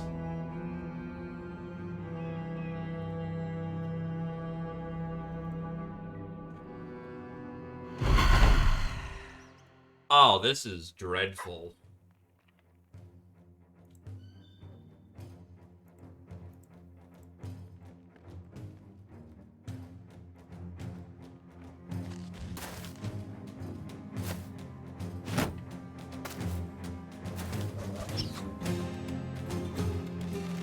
For us.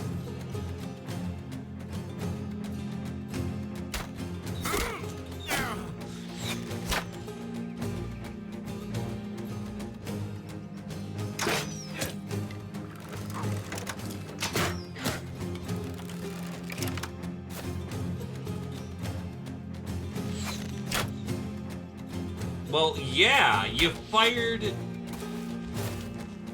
essentially fired an artillery shell at essentially going to take out the, local target. Yeah, that's, not gonna end well for people on the receiving side.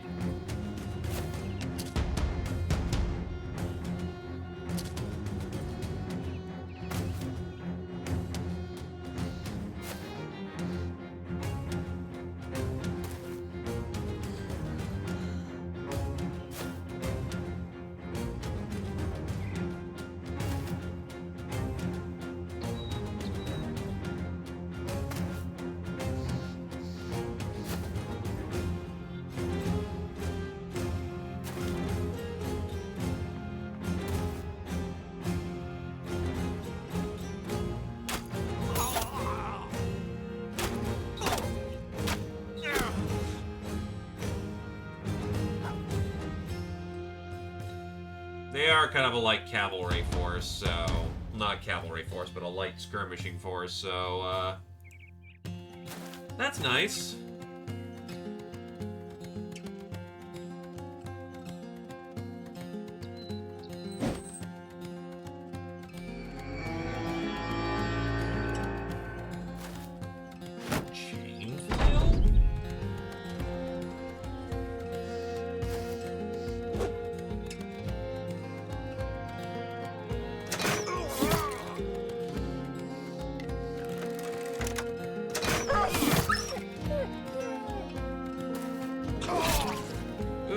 Took his head clean off. Not fun for him.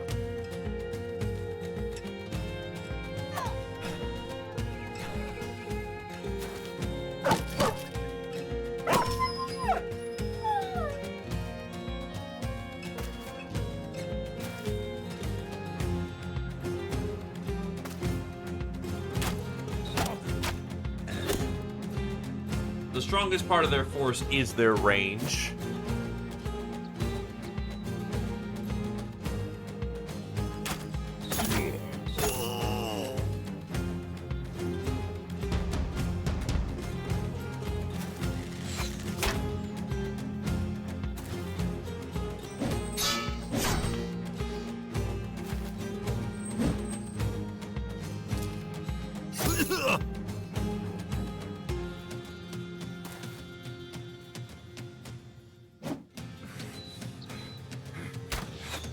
They have not used their force correctly, and therefore they will suffer the ravages of their sin.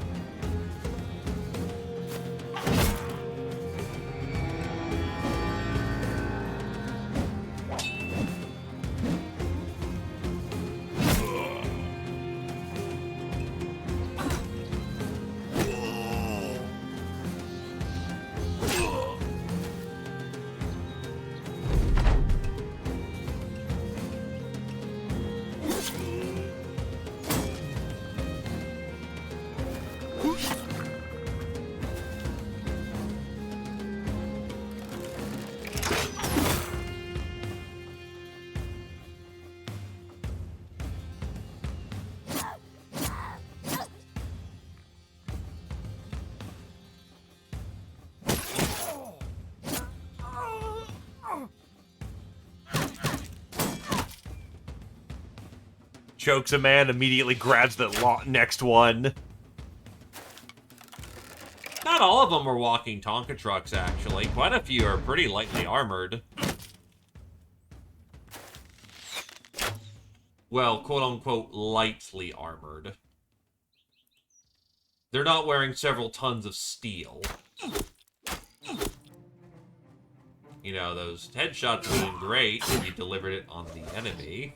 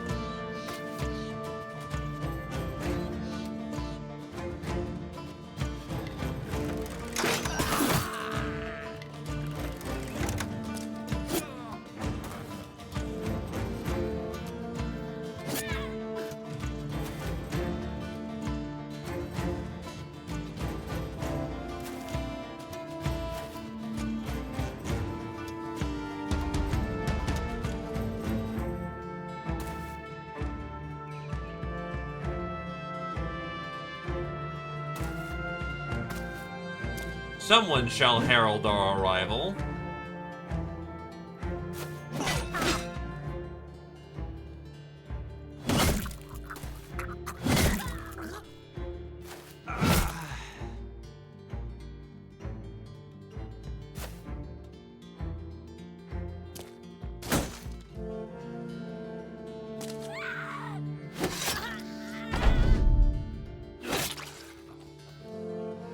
It's over. There's gonna be one guy who gets out of here.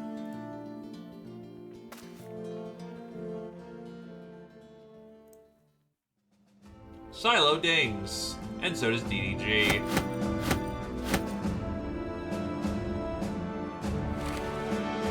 Grab the bits and we're out of here.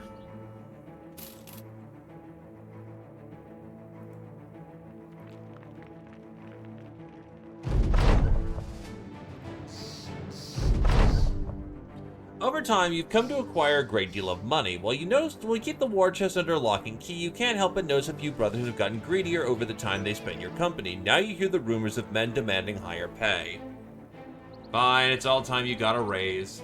Preempting any sort of mutiny or raise request, you announce that the group shall have a company-wide raise. 3 crowns a day for everyone. As it turns out, the men are quite fond of this move and cheer your name with a huzzah. You've earned it, boys. 1,150 crowns a day. And that is a 4-dot monster contract. Of fucking basilisks.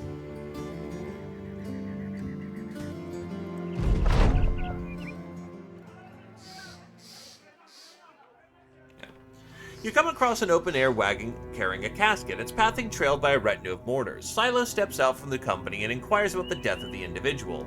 They said that it was from a beast strike. Curious, the anatomist inquires what kind of beast would be capable of killing a man. The people look to one another before opening the coffin to reveal the man with a small scratch across his cheek. The wound had long since turned dark purple with veins of green and other disturbing discoloration, evidence that his demise was one of being stricken. One of the peasants looks up. It was his house cat that did it, nicked him right there, and he paid little mind to it. Then the colors went out and wandered his flesh till he was dead within 2 nights. The anatomist shares some words with the mourners, then returns to you. She sighs. It was a simple blighting. All he needed to do was clean the cut. Unfortunate, though I am happy to learn my learnings are giving me real-world insights, even if it's too late to apply them. You ask what became of the cat. The anatomist nods and says it was in the coffin with its victim. The feline beast tuckered there, seemingly unaware of its final destination.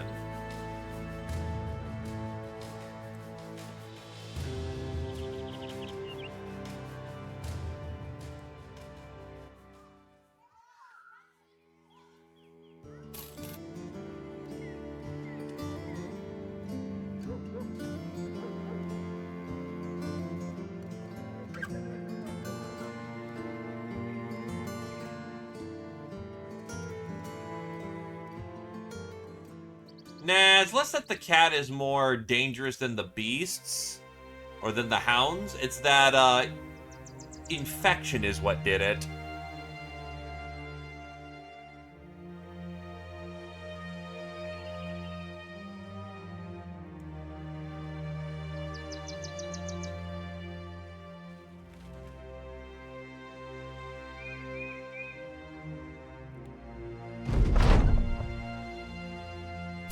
Nice, good old pocket of crowns.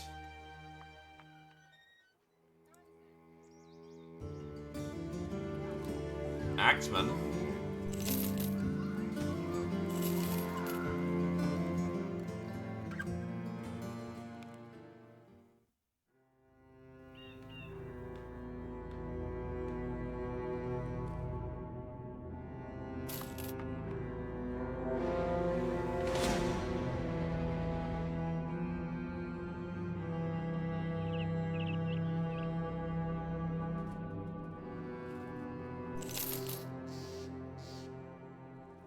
Alright, let's actually try and upgrade this place.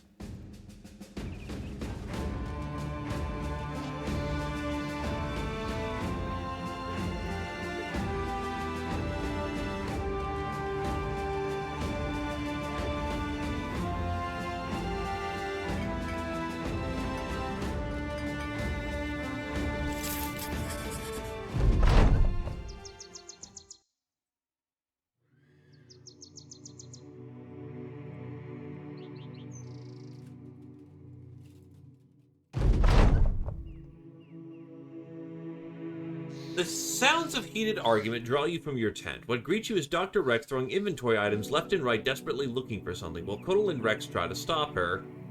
The fuck? You daft witch! I spent hours organizing these! Rex simply stares at him with a cold, unmoving gaze, and your mercenaries are taken aback. The Vala finally fishes out a gnarled staff, a trophy from your fight with the Hex's convent. She places the staff and, to your surprise, fishes out a runestone from her pockets. Her head tilts back and looks at your location despite you never having made your presence known. A smile spreads. I don't really give you all of these, leader. She inserts the gemstone into the tangled roots of the witch's staff and starts a chant. The staff begins to untangle. Slowly, the roots shift like flesh. Wet, unnatural. They twist and coil until something new strands in her hand.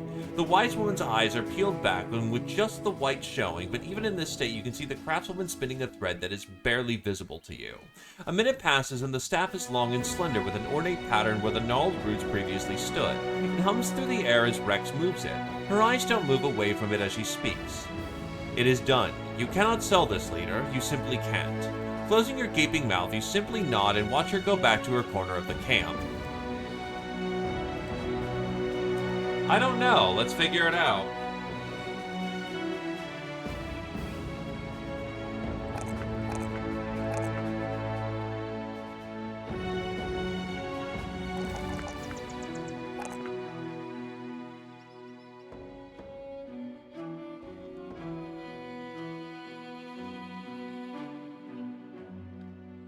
Forged a Staff of Legend. A gnarled staff no more, the twisted roots are formed into a beautiful pattern only the Vala can create. It no longer has the sweeping maneuver, but it goes from a 20 to 25 damage weapon into a 50-60, loses some armor ignore, and gains a lot more armor effectiveness. It's also lighter. AKA, this thing is far more capable of bashing skulls in.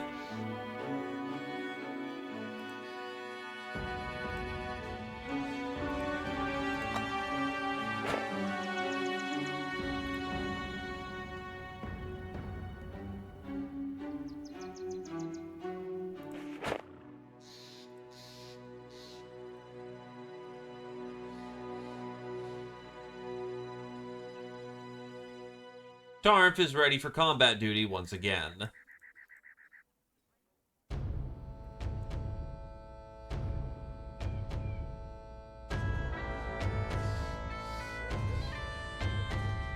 The characters' bodies mutated to grow at an unnatural pace. In battle, this causes their wounds to close and heal within moments. Outside of battle, it causes unseemly growths, an unquenchable thirst, and a disgustingly long fingernail. You once saw them lacerate both arms with a meat cleaver, screeching manically that it was the only way to keep it in check. Odd.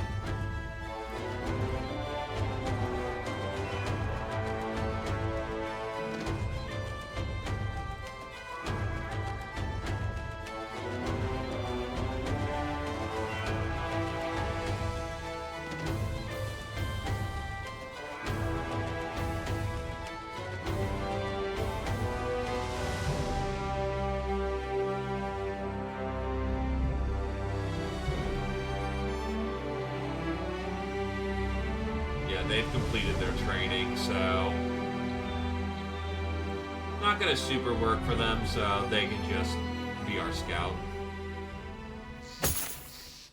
Okay, well, we just chill here and wait till more guys come to knock on our front door.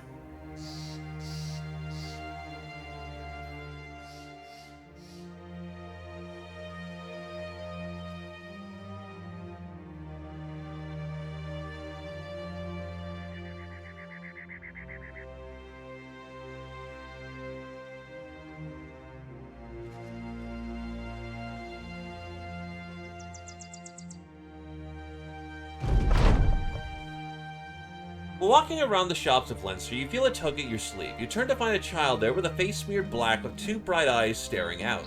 He asks if you know anything about swords. You gesture towards the one you've got sheathed at your side. He claps his hands.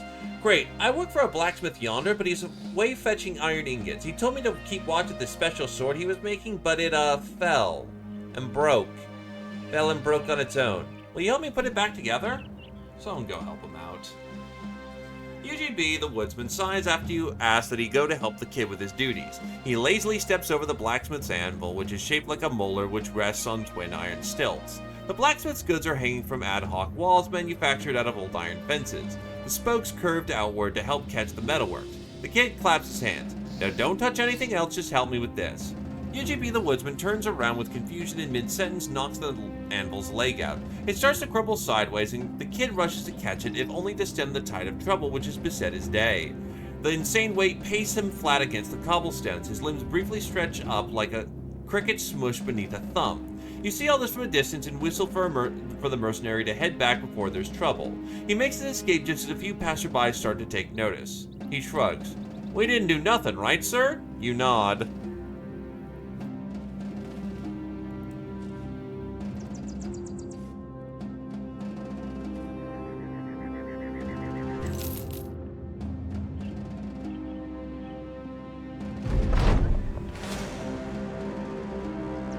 Oh, it's another noble army.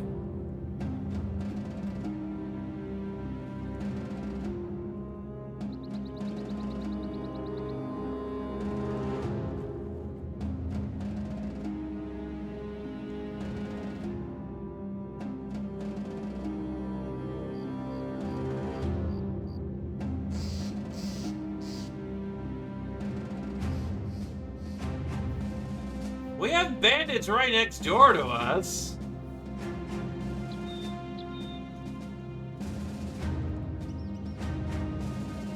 They don't want to come to play? Okay. Our other sick boy has finally come out. I mean, considering we've been here for several days.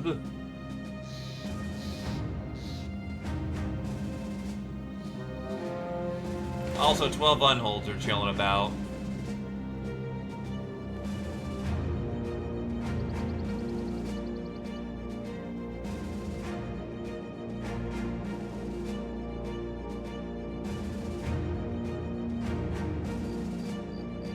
That did say 39.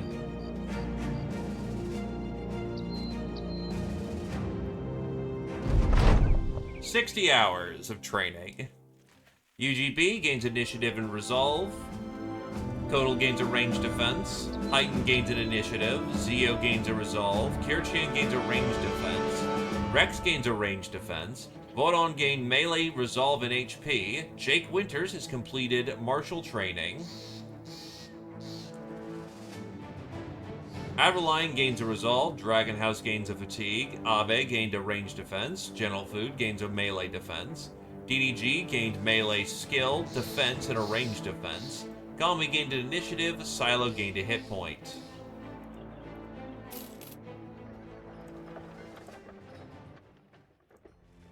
They should change their trade because Marshall doesn't really work for them.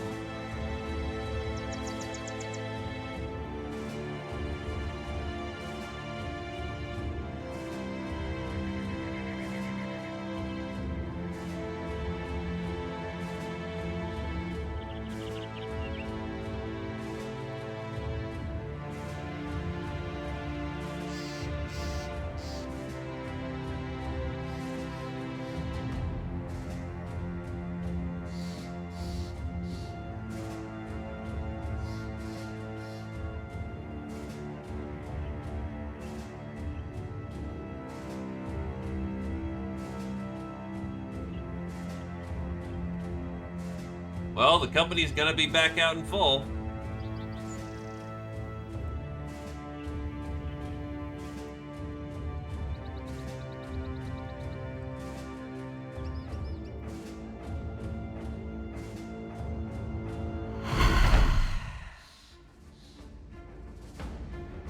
We have a hedge knight on our side.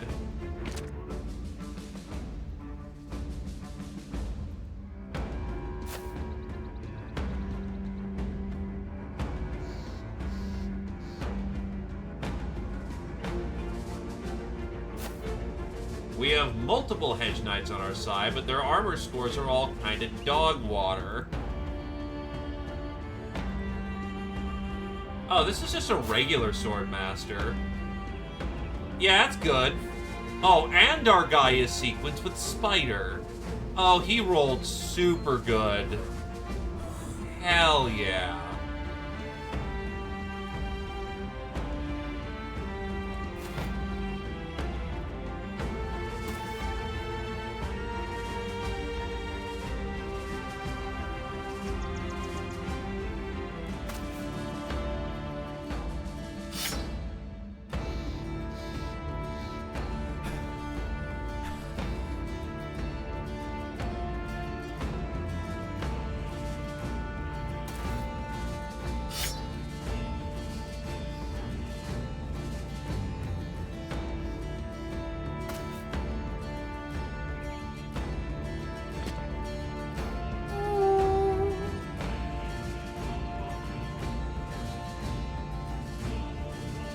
That's a knight.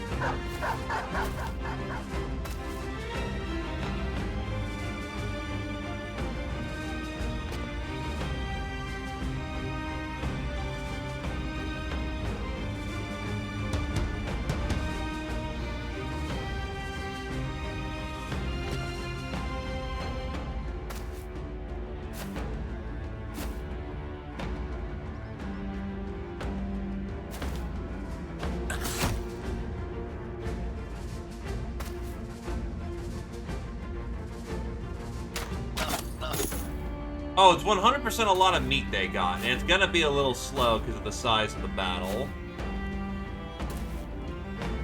Oh, he just blitzed right on in there, alright.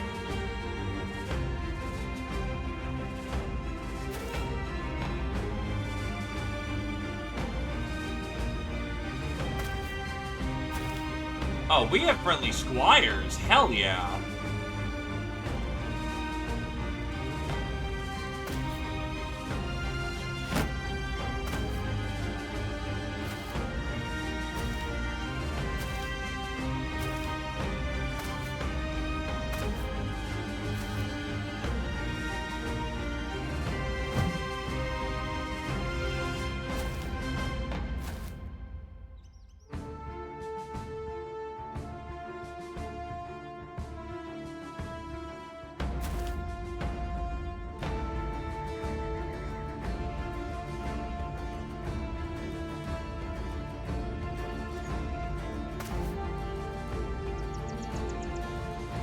Remember, we control these friendly units.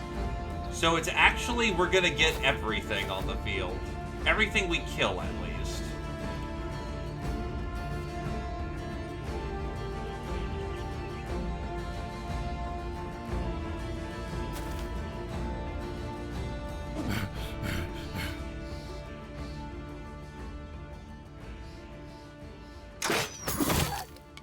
That sergeant has brain damage.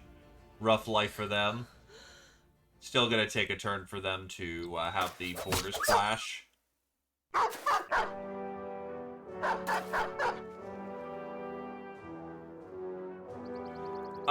Will we have room? Actually, I cleared out a fair bit of our inventory before doing this, so we should.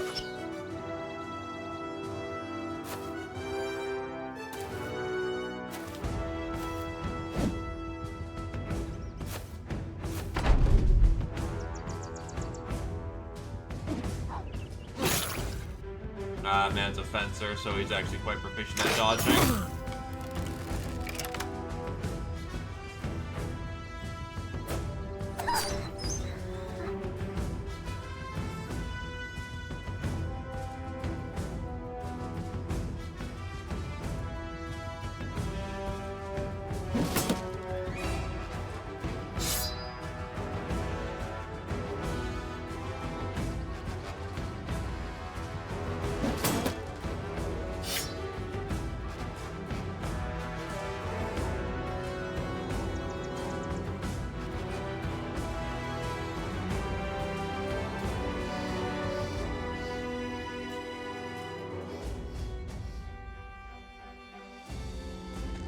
I forgot, mercenaries rotate as just a base thing. I'm not used to having a lot of easy access to rotation, so that's a hell yeah moment. And the knight wants to fight the sword master. You're great, buddy.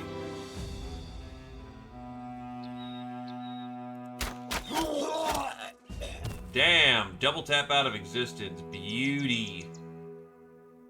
You have a 90, you have an 11. You are not getting out of that situation, so we will need to see what we can't do about unfucking that.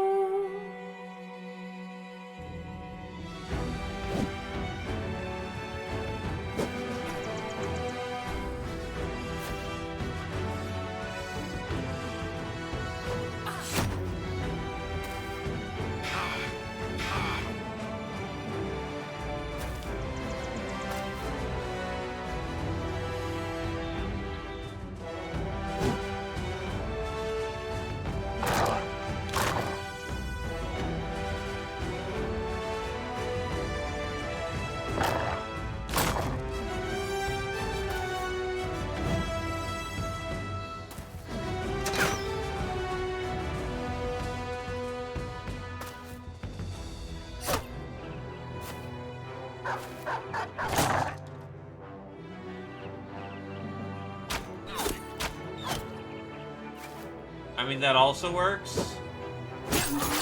Wow, 95 rolls 93. Oh, 94 rolls 99. For once, that played in our favor.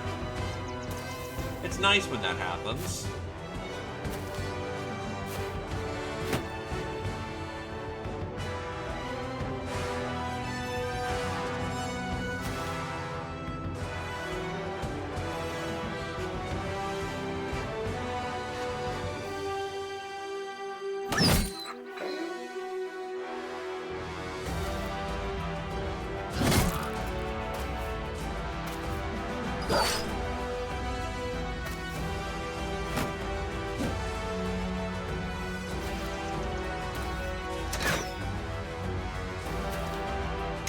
Might be dead just due to bleed. Yeah, they are.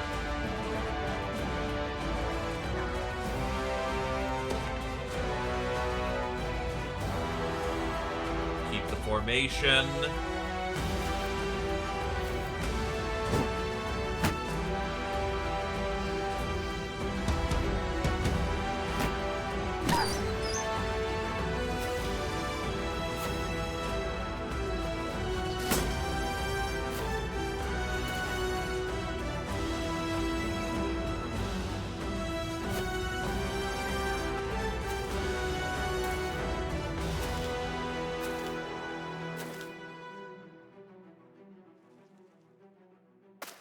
Honestly, in the moment, what I wouldn't give her some more pole arms. But that's not how we fight in this company, so...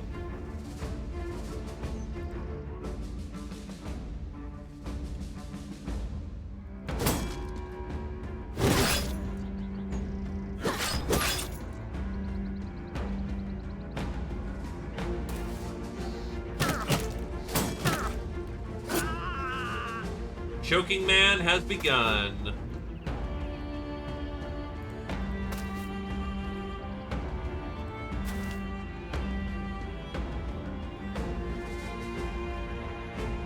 Fuck, that's a wasted turn.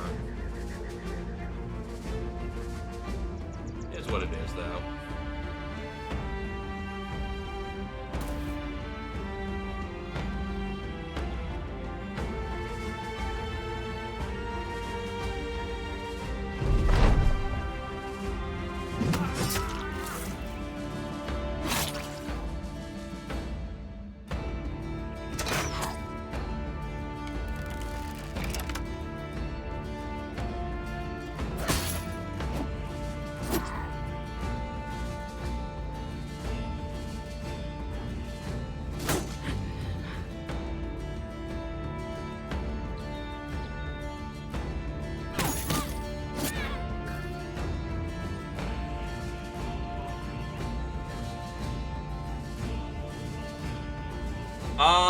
No, because what happens with them is that they will, they're spawned in for the fight. So it's not like they're gonna get suddenly better and better and that we've got some, you know, meta progression group. It'll be a new group of guys. The numbers, however, will persist.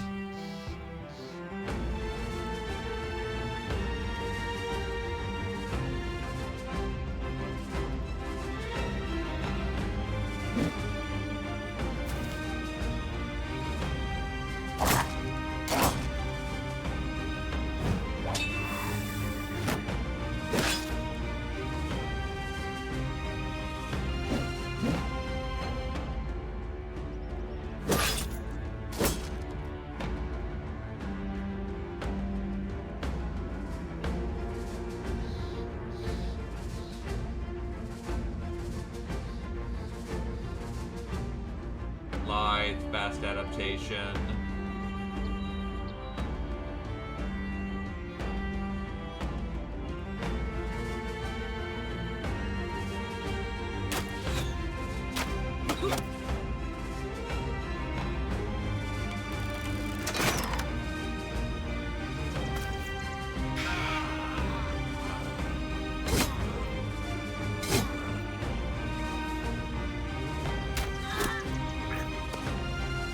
Back them up so I can actually get out of the danger zone.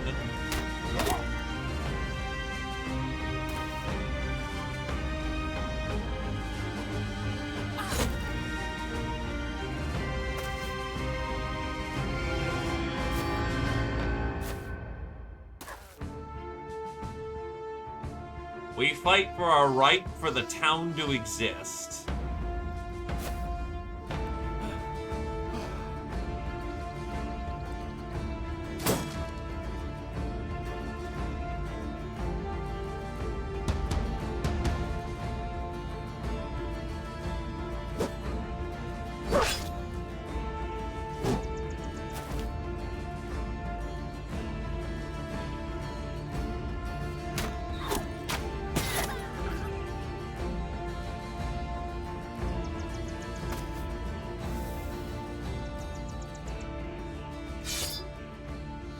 Oh, wrong button.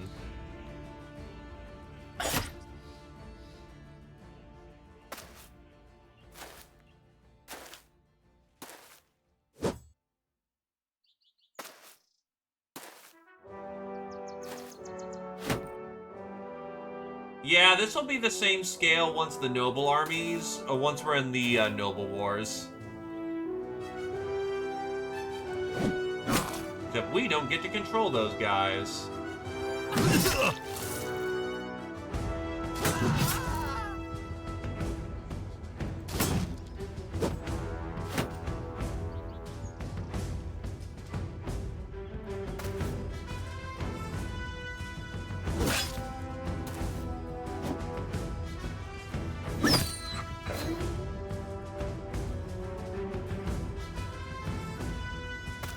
Plugging the gap.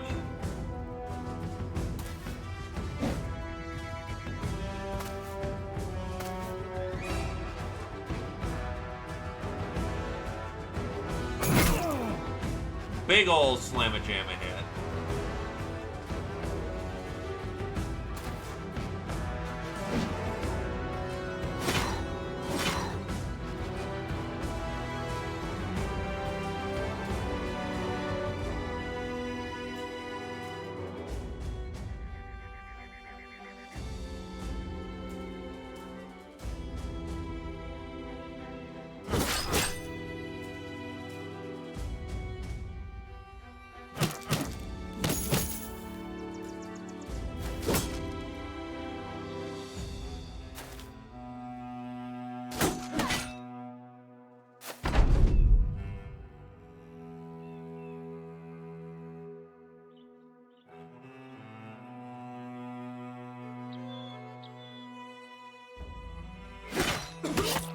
By the way, they've sent multiple knights to try and kill us.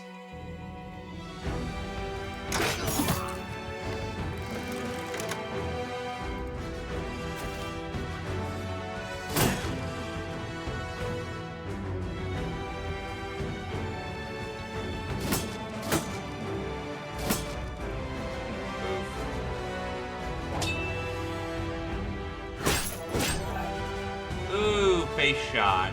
Good meaty face shot.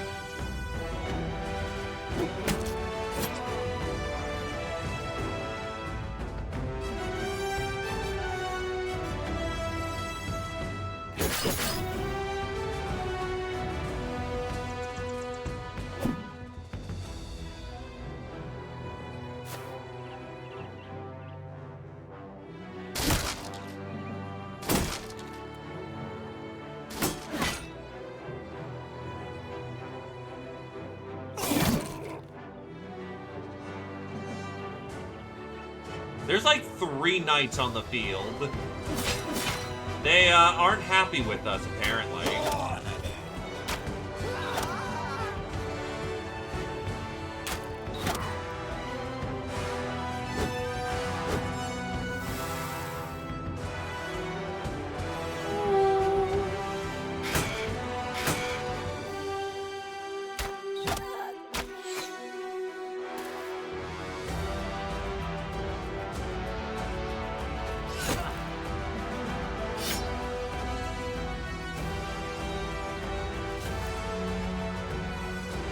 Yeah, it's 1, 2, 3. Actually, there's a 4th knight down here, so there's 4 knights on the field.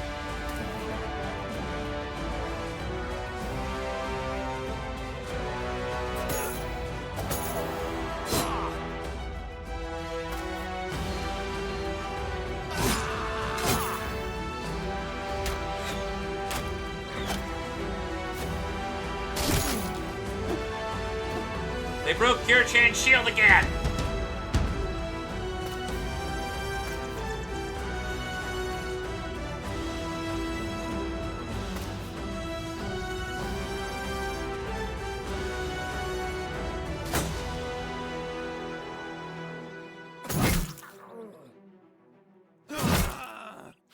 The Henji's fucking destroying things.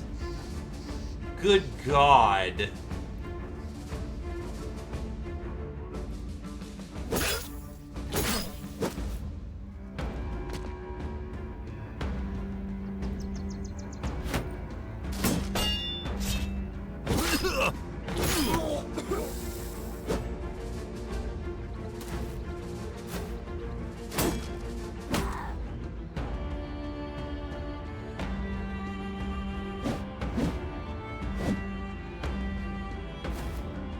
Yeah, we've just been rolling the nobles. From what I remember of the mod, generally speaking, it tries to pull the closest quote-unquote threat, which is why I've left a camp of bandits right nearby, because hopefully, I was hoping that they would try to attack us. They did not, as it turns out.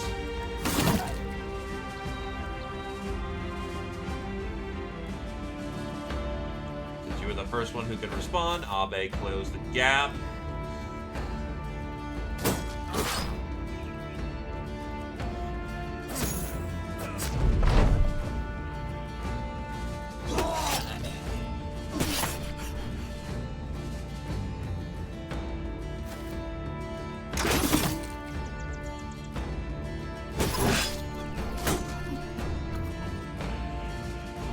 By the way, preferred enemy. 17% bonus so far. Squirrel is very much good at killing these people, and will continue to only get better.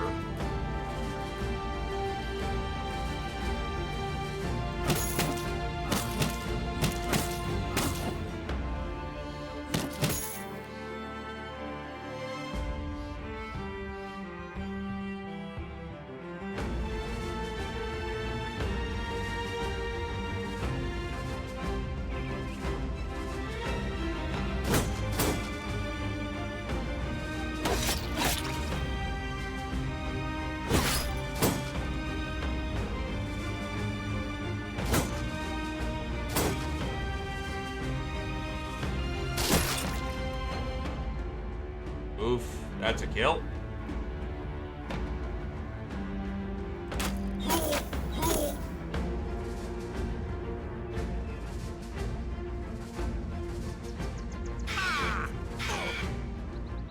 Oh, it's better. So in Legends, frickin' unarmed switches from being either really good or really bad. Right now, it's really good because it has choking. So he punches the dude repeatedly in attempts to try and get a solid grip on him. Once he's got a solid grip on him, he chokes him to death.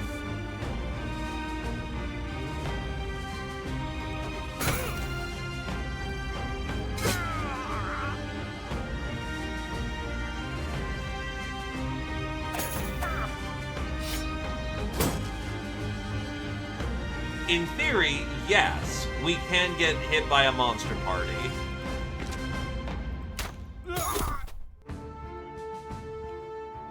Yeah, it tends to be it tends to be people who come from a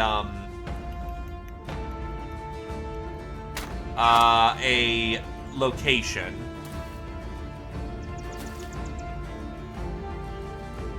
As far as I understand the math, it's if there's a location nearby, they will roll for a location, and that's the location they tend to, that's the force that comes after you.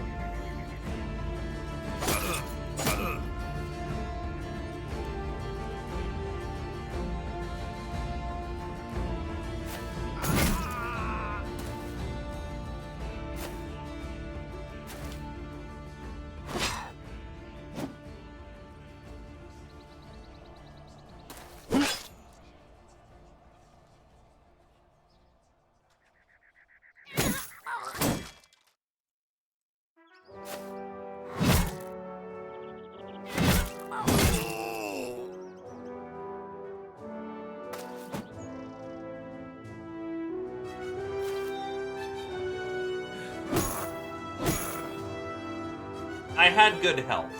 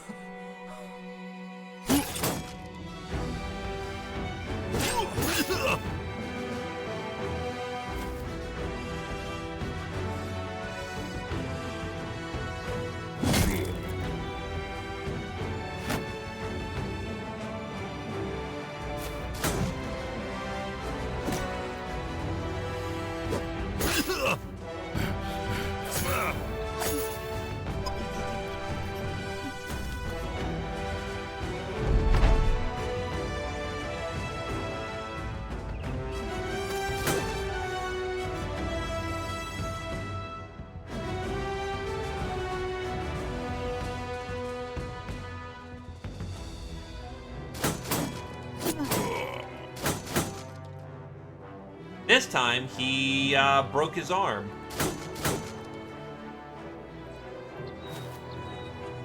The knight was tough enough to survive a choking session. He will probably not survive a second.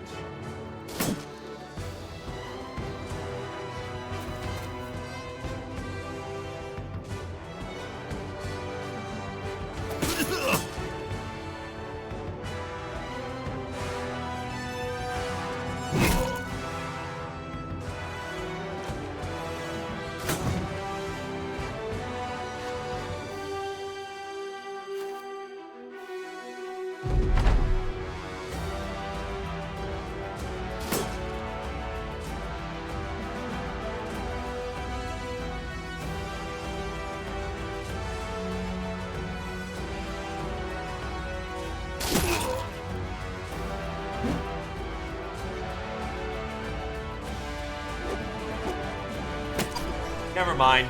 He got cold block and just died.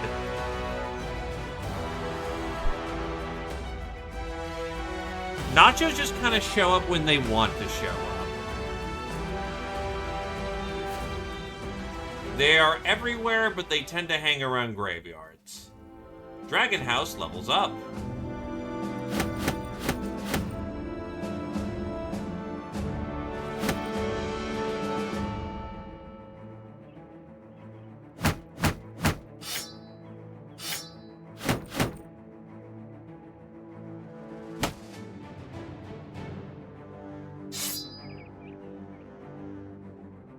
Keep the bird mask, though.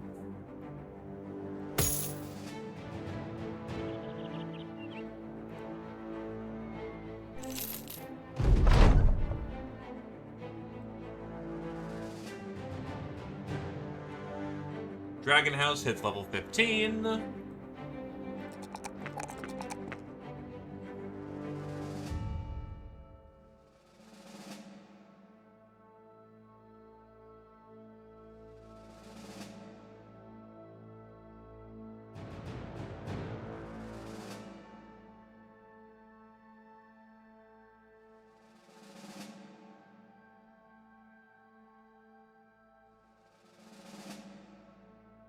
We'll go with backswing. Use up built-up inertia to wreak havoc on the second swing. That's essentially reliably getting a second swing out every turn. Little weaker, much more useful, and isn't reliant on other things. So, yeah, we'll go with double swings for fun.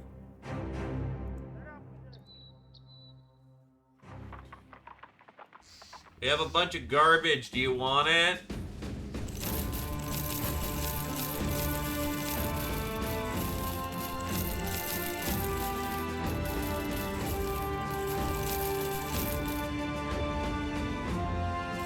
That helmet does look sick as fuck, though.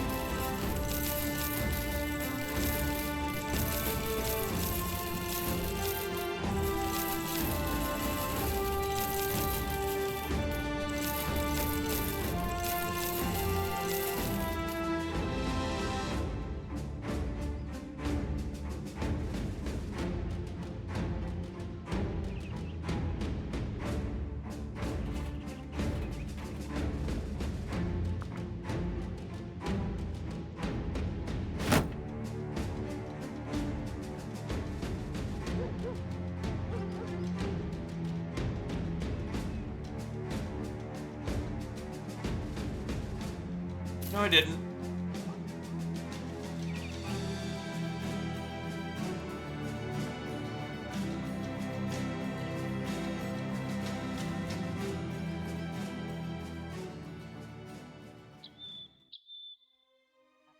Capture, unhold, smuggle item.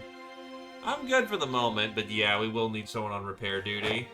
It'll only take us a grand total of about 5 hours, though, so we're good. You come across the once wagon hand, Voron, finicking with the company wagon. He's nailing a slate of board to the bed and using pins to put it on a roller. The board can then drop down into the belly of the wagon with a little bit of a pull and switch. Rather ingenious, this will allow you to load a bit more onto the wagon.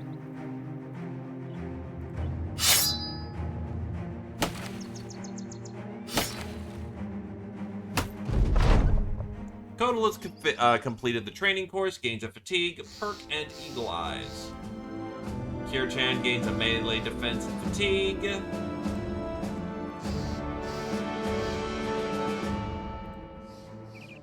So for your free perk points,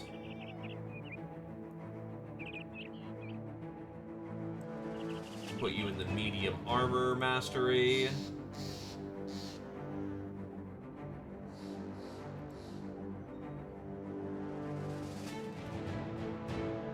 All of my stuff is fixed.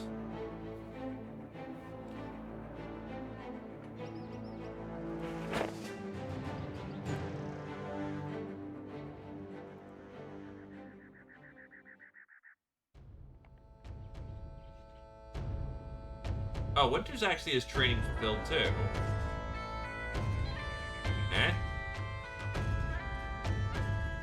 Thought it was...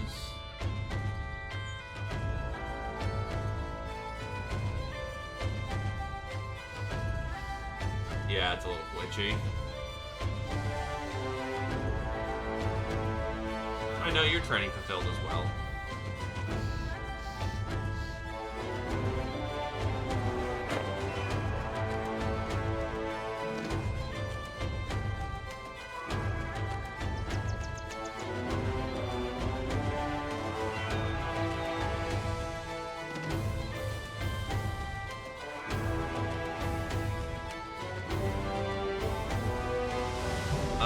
Kodal can go hunting as well.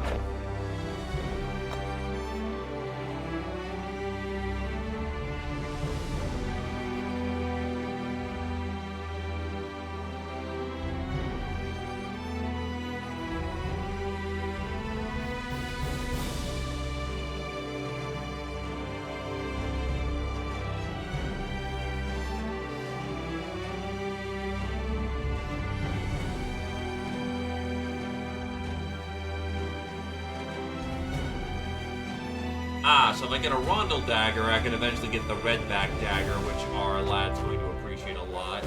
There's also the redback helm, which is fabric, tools, and metal.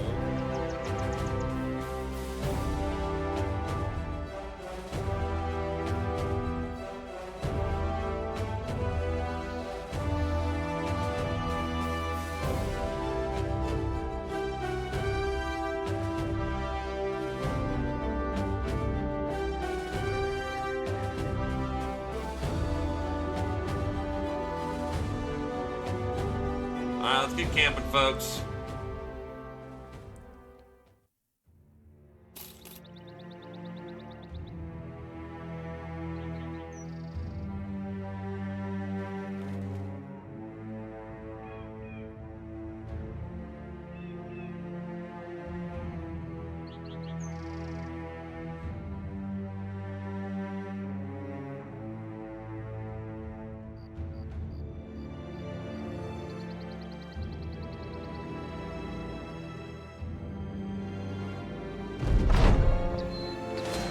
The southeast, so unknown force coming in. Freywald has had enough. They're like, you know what? Fuck it. We have been beaten back twice, and we can't throw like 8 more nobles at you. Have your town, I guess. Undead party. A minor one, so it could be an undead force. Fire pots are fun.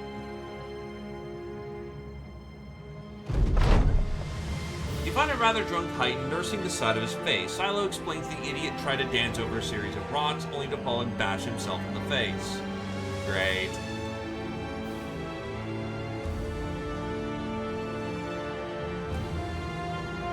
It's a greenskin force from what it looks like. That's a fucking lot of them. Holy shit.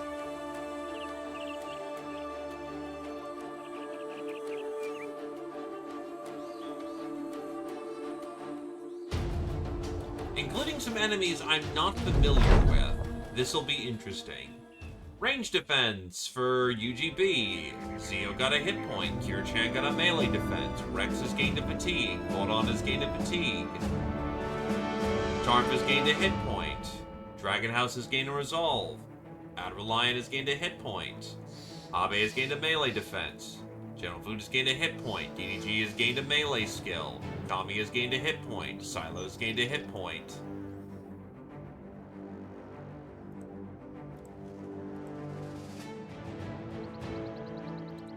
Kirchan gained a level in that.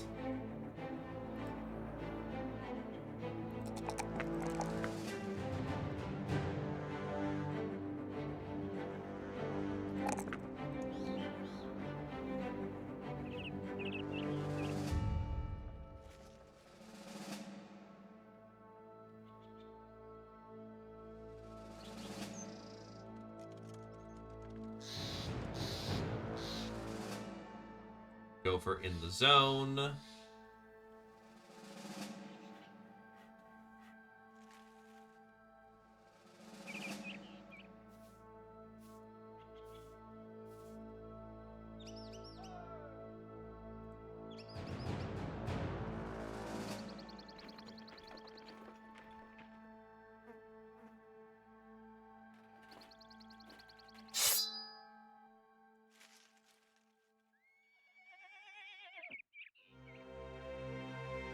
Did you cowards want to live forever?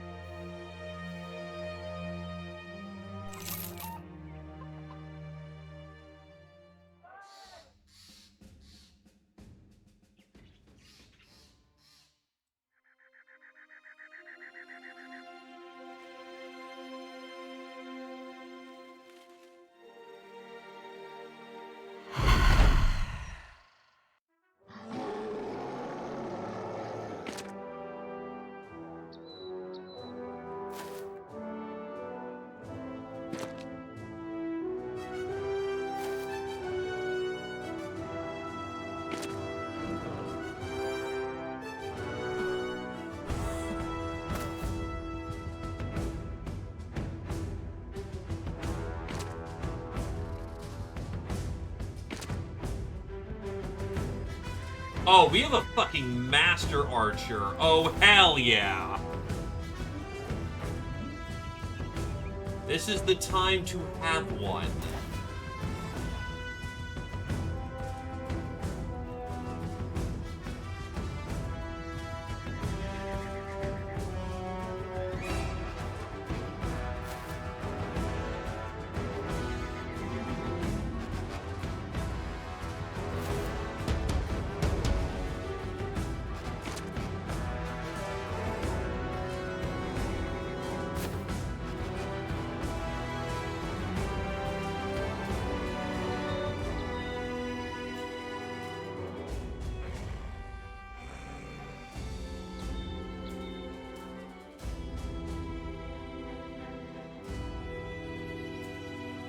Actually, you have a bundle of jabbies, so you can stay in the back.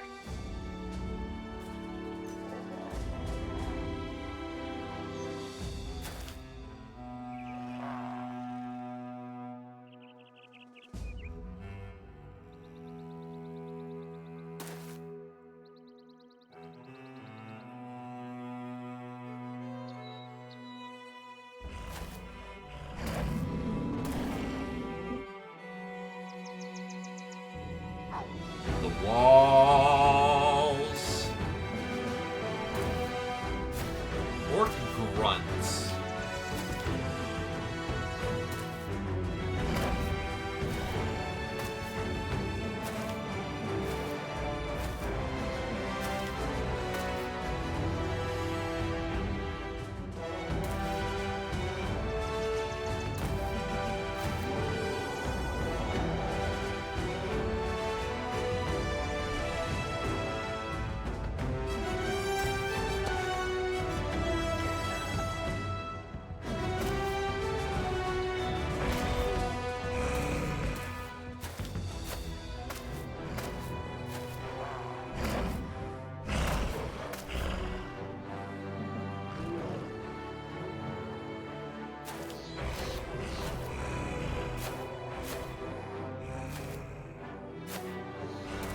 Faith and Fury, boys!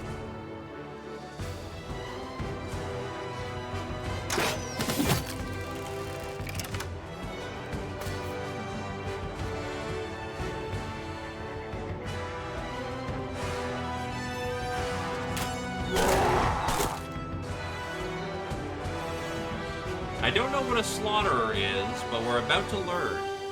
Bloodbath and comes with a cleaver-like weapon. And you have poison arrows.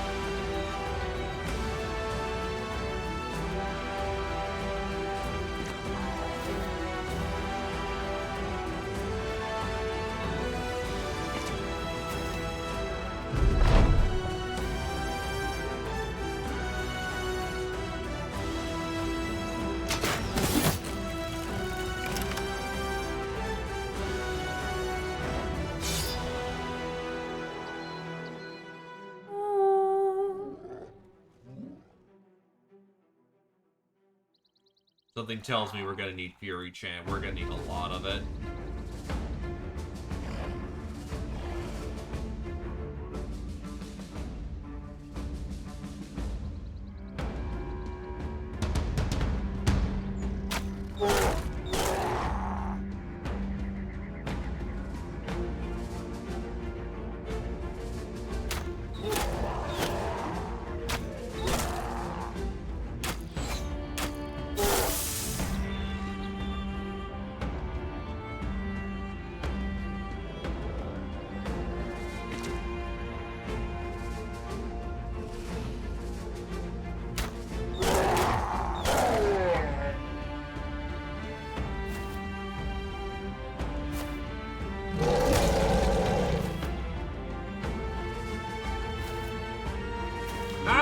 It's OP, just confident. I'm not decked out in full legendaries yet.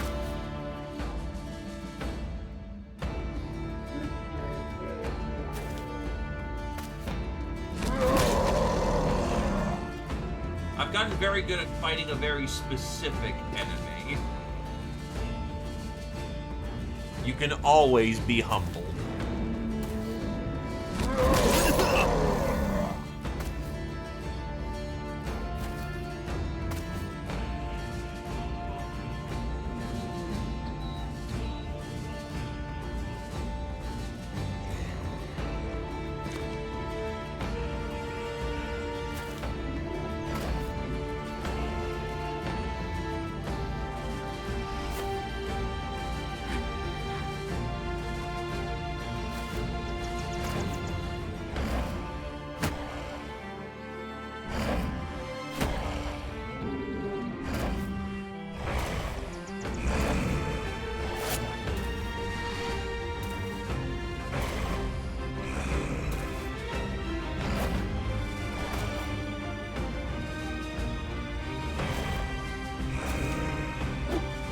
But will it be a fight? You bet your fucking ass it will be.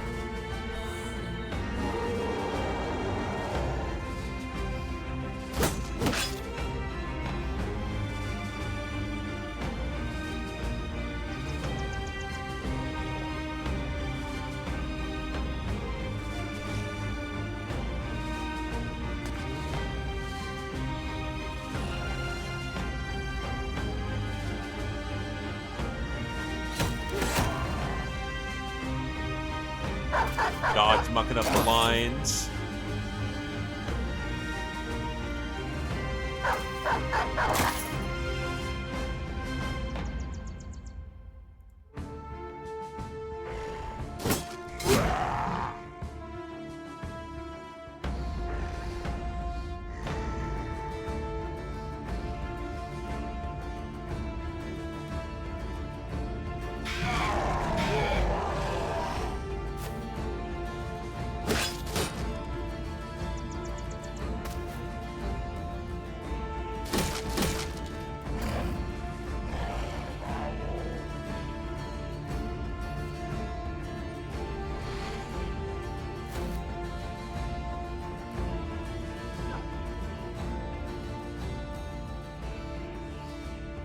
I'm, as one would say, not brave enough to step out there with 5 orcs. Or 6, or whatever fucking many there is.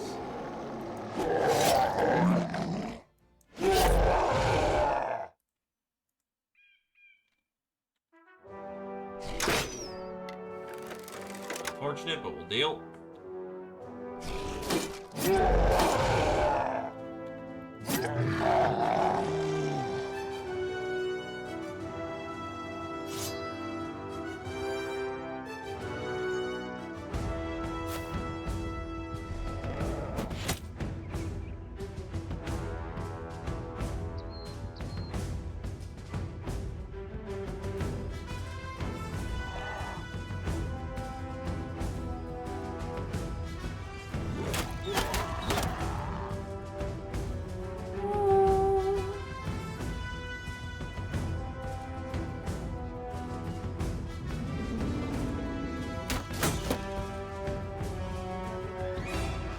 Of ammo. You're useless now.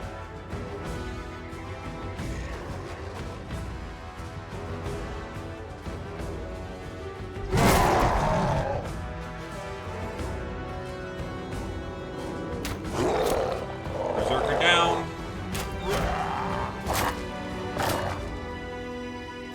Oh, the dog is 100% dead. Surrounded by things that will one-shot it. That's not good news in any stretch of the imagination.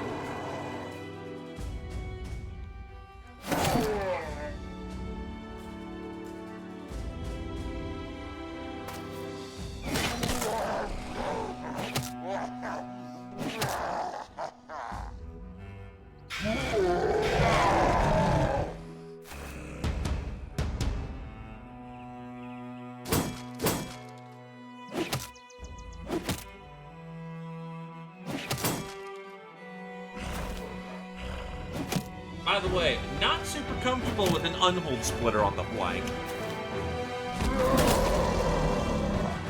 Yeah, I think that if a dog dies, it's a very minor check, but some people will be sad about the dog dying.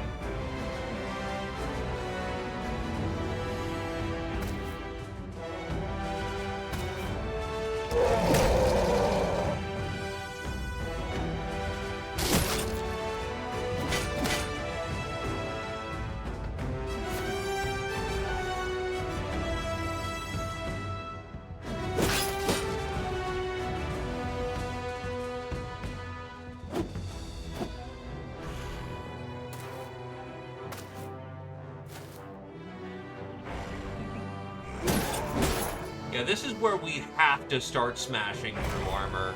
Those elites are literal fucking Tonka trucks.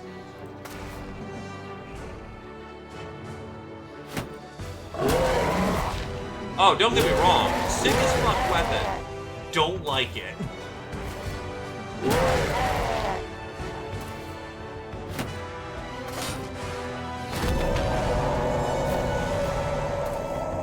That's a warlord down there.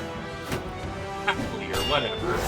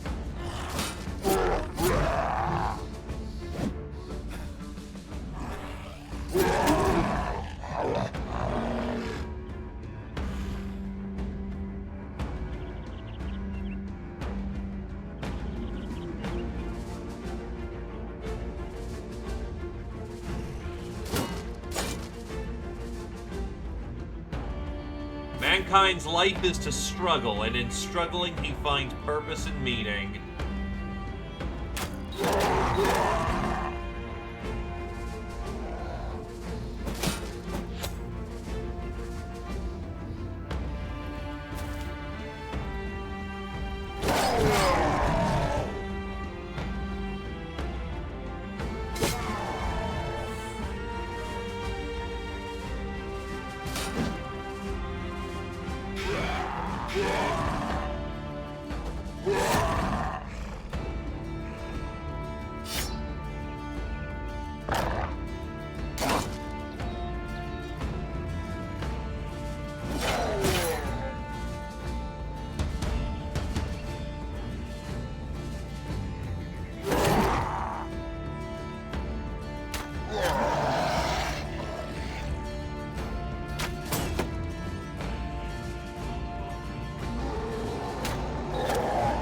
That's a beautiful headshot from you, JP.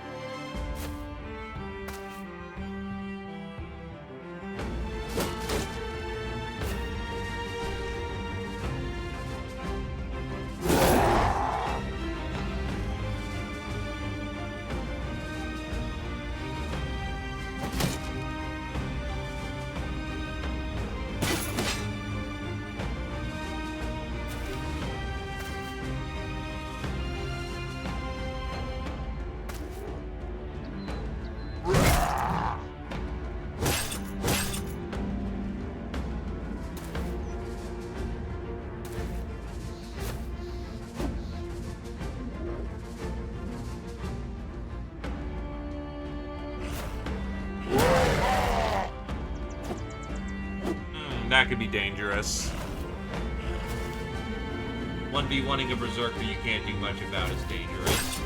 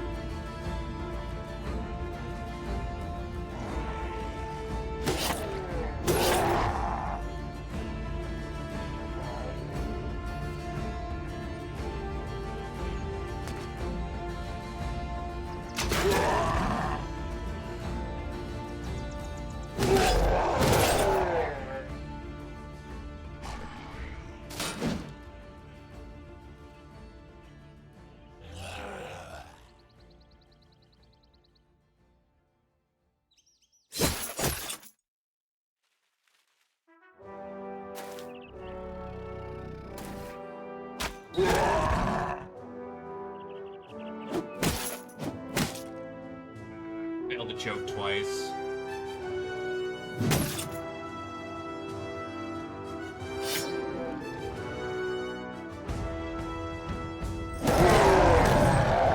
That's why you wear a helmet.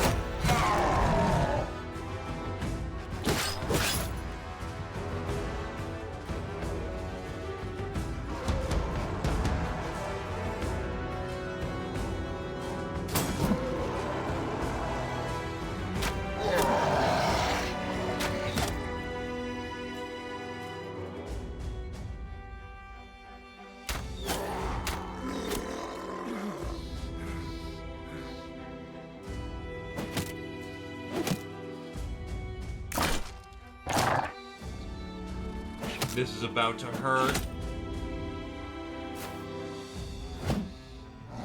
52, got the 65. That is very lucky.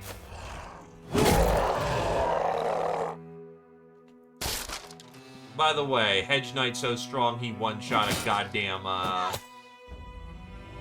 fucking, Orc Young. God damn it.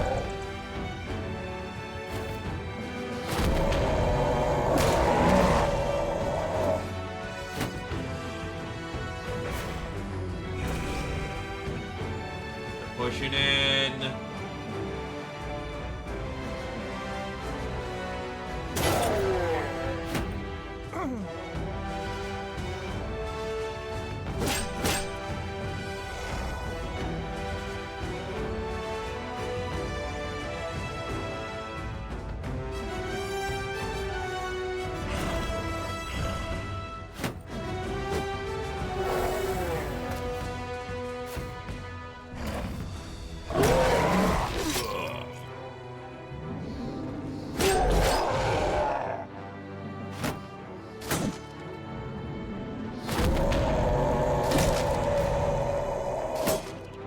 You know, we can hire Hedge Knights, actually.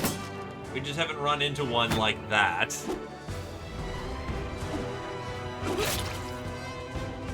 The dead mercenary.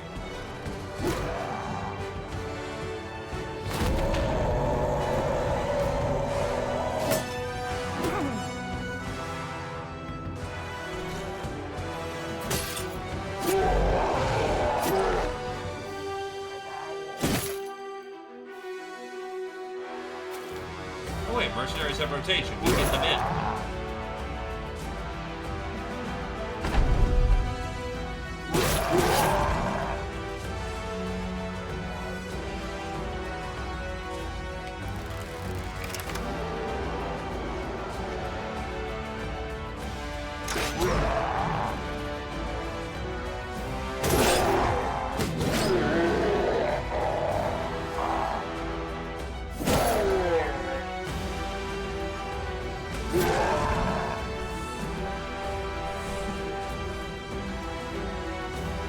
Pop second wind.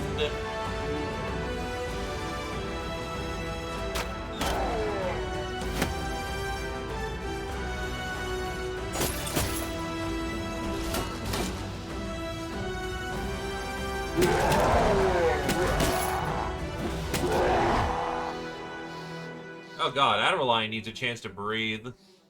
Hasn't had a chance to really get out of the fucking pit over there, so...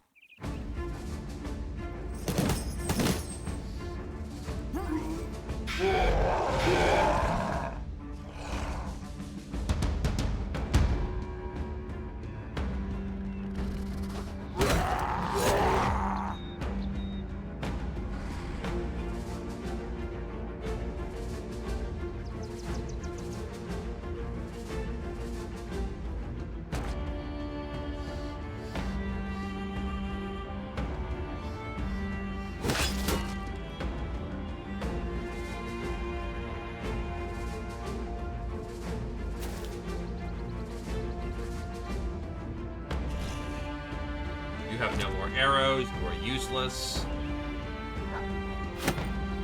To be fair, even my actual homegrown archers are starting to run low on munitions. And we've dealt with half of them so far.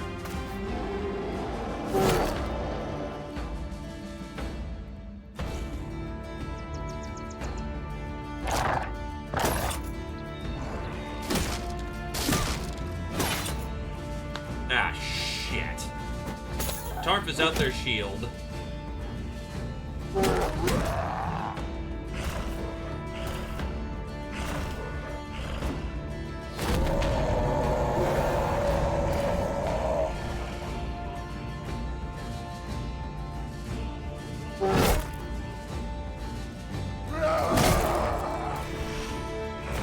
And they are surrounded. That armor will hold for the moment, and not a moment longer.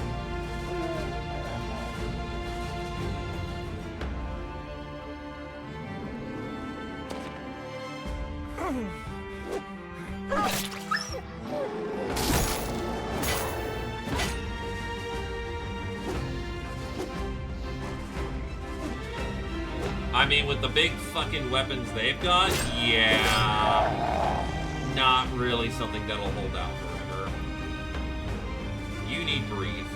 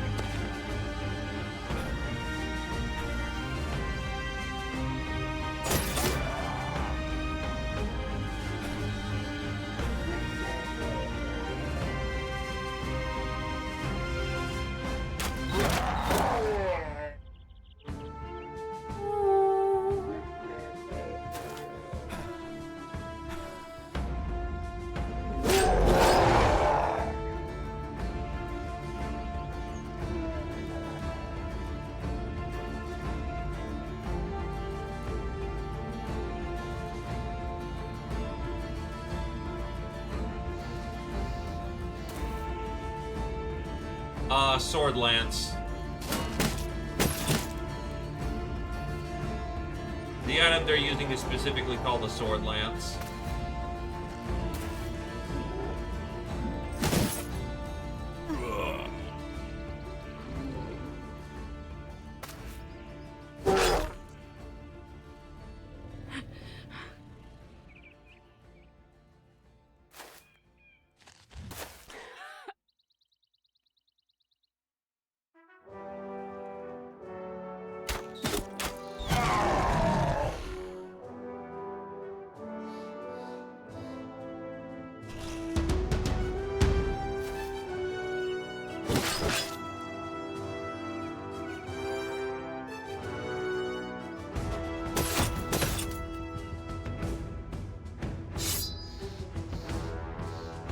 Axes are spent.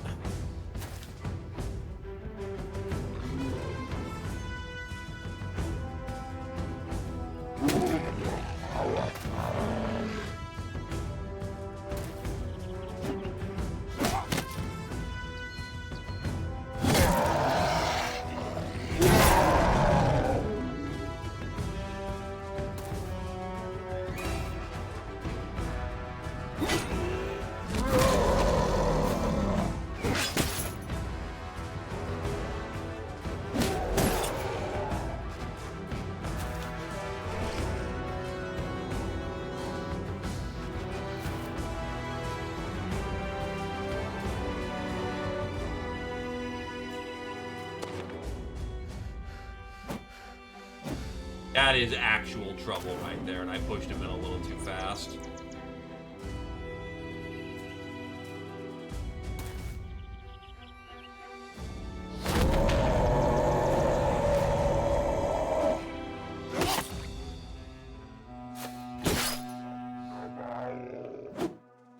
At least that center is wavering.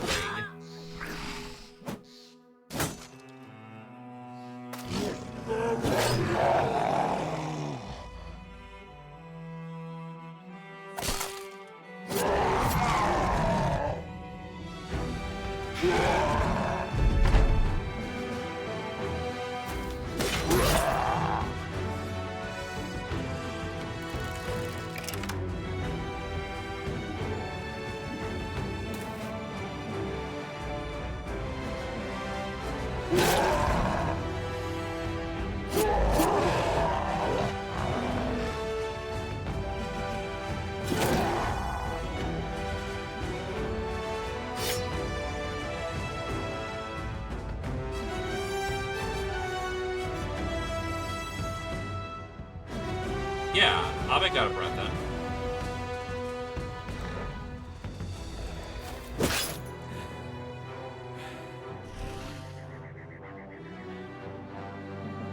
Oh, I know, it was out of line.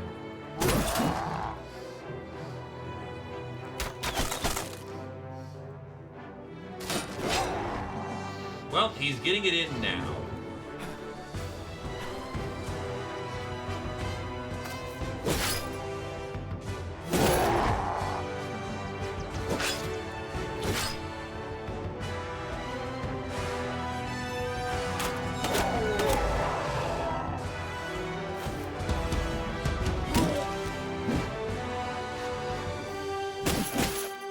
That's why we have Nimble. Not only that, our thrower can now get into melee. And is doing so now.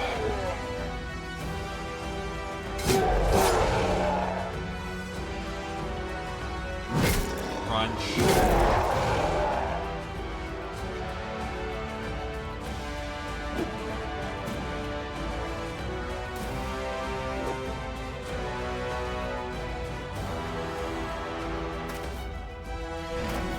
The orcs are en route.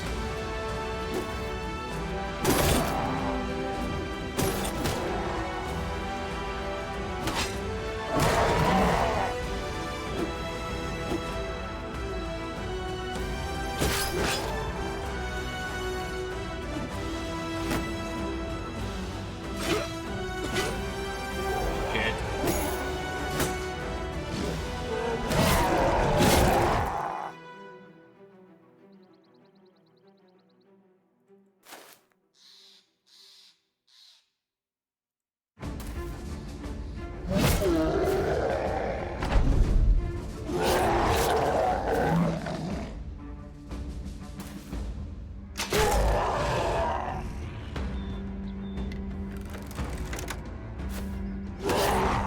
The friends have arrived.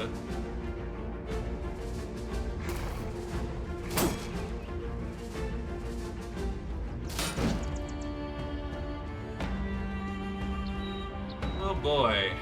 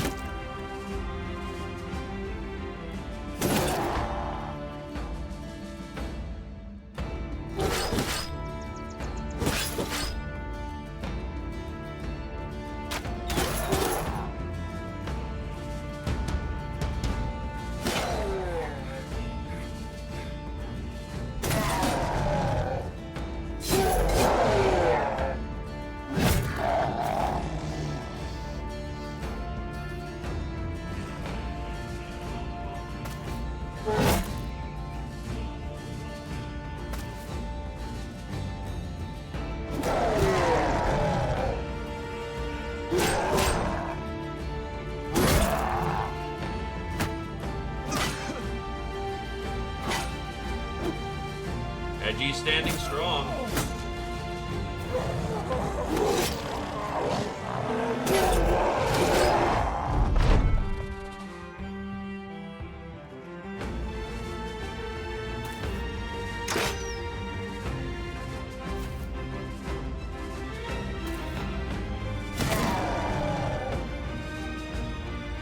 Ah, that unhold regeneration's kicking in.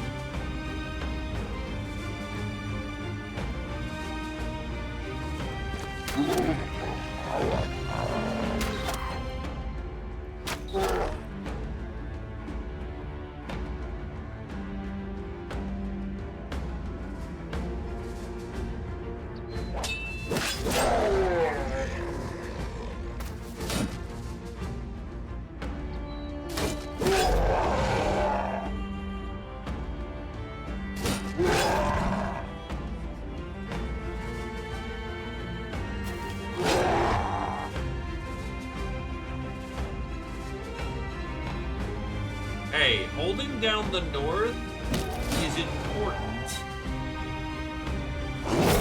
Even if all you did was just kind of faff about until the battle ended, that's, very important. So, I think out of, like, what, 41? Only 3 are leaving today?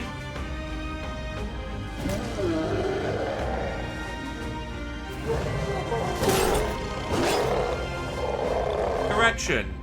2 are leaving.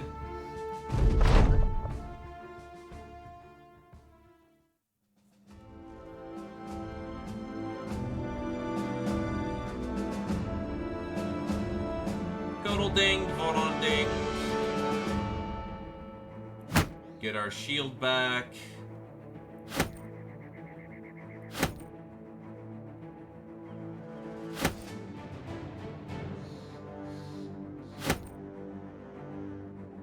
Oh, we did get some of the mercenary stuff. Hell yeah.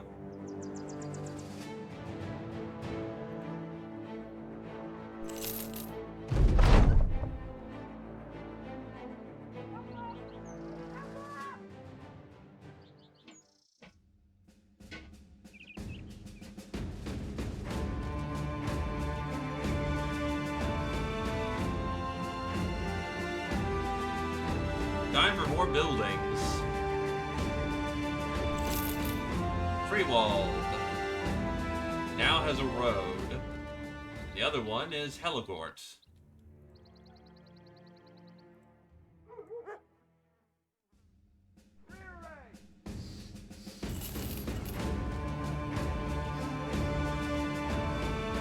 And one to Hoffman, why not?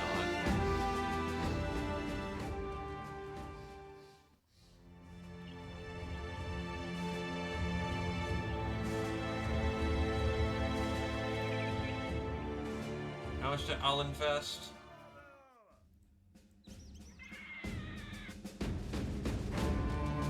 Really? I can get a road down? Fuck it. Why not?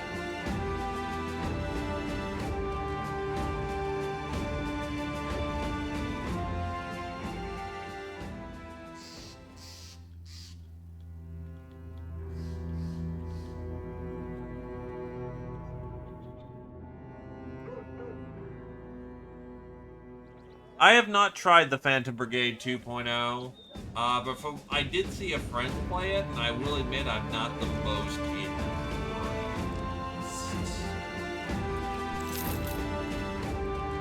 Recruits.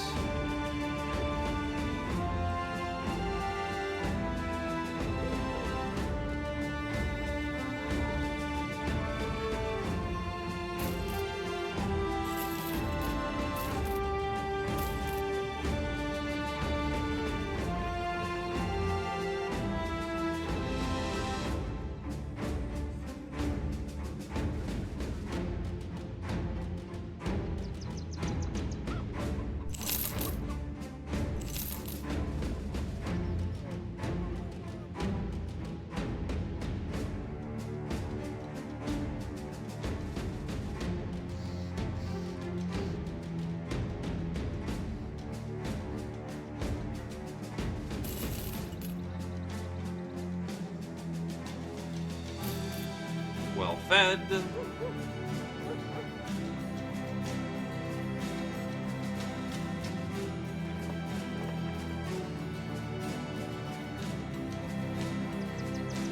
We can now hire people. And there's a Houndmaster. And they're not very good. There is, however, a Hedge Knight. And they are a fucking beast of a dude. What the fuck? Okay, sure. Welcome to the team. You're retarded, but that's fine. That is literally everything that one... That's like a fucking stacked as fuck Hedge Knight.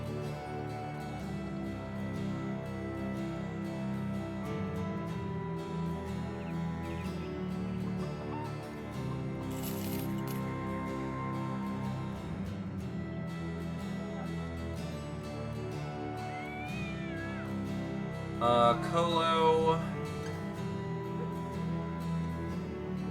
Ronnie... Honestly, get them to rotate in.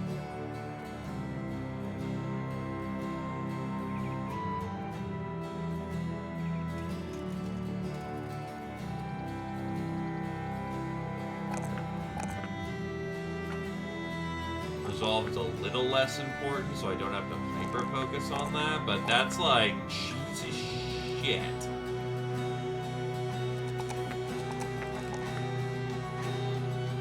If I can find them a book of perfect focus, oh Jesus.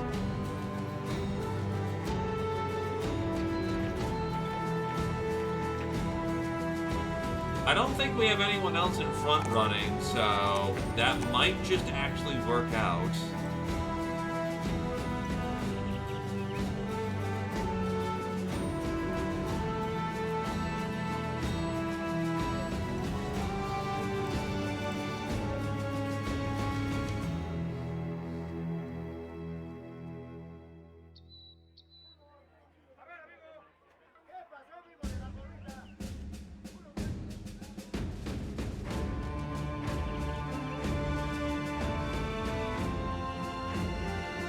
Unless I'm forgetting anyone else.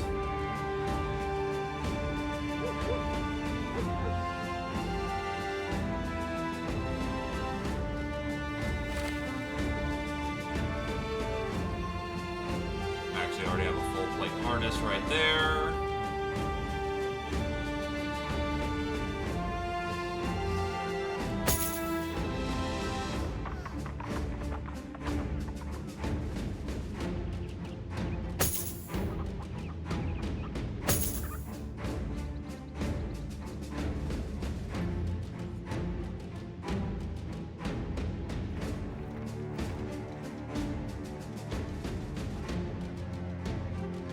I'm doing alright there, Jim. How's it going with you?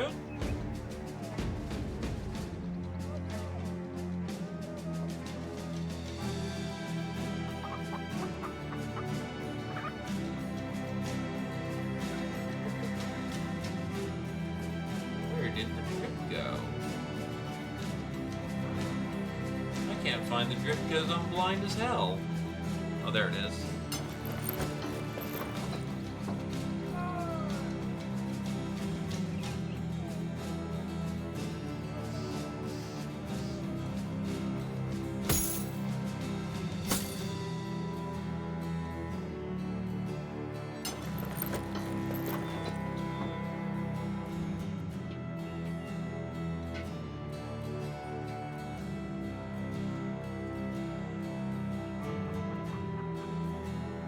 Understandable.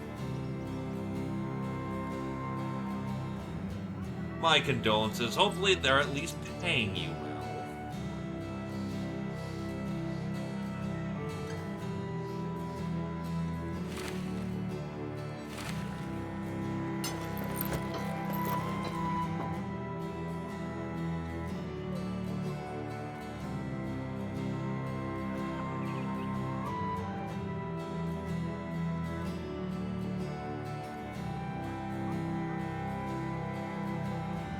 So, yay, hopefully.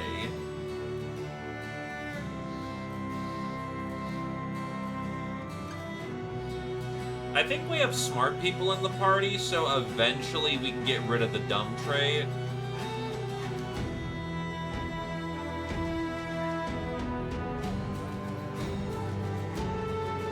So I guess question, badass. Polearm, axe, axe, mace, sword, hammer, or flail.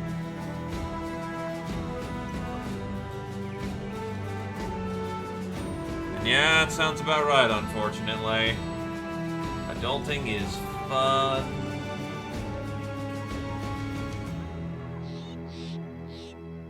You actually have favorite enemy noble Kotal, but you'll never get to use it.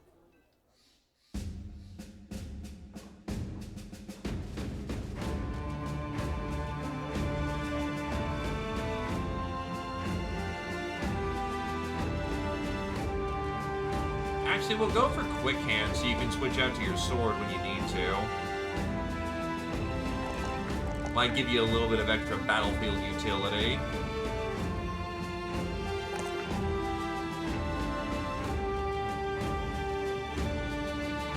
I can work with a flail. It means that he stops using the pole flail and we give that over to you. Or stops having that in his pocket.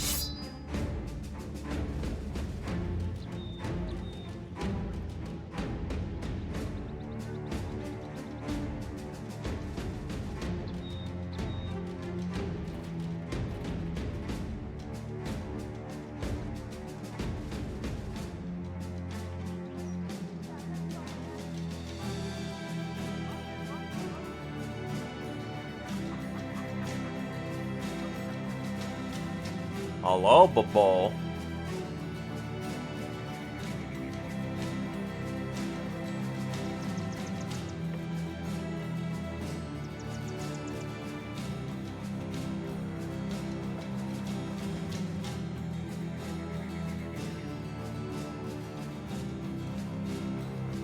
Start throwing around favored.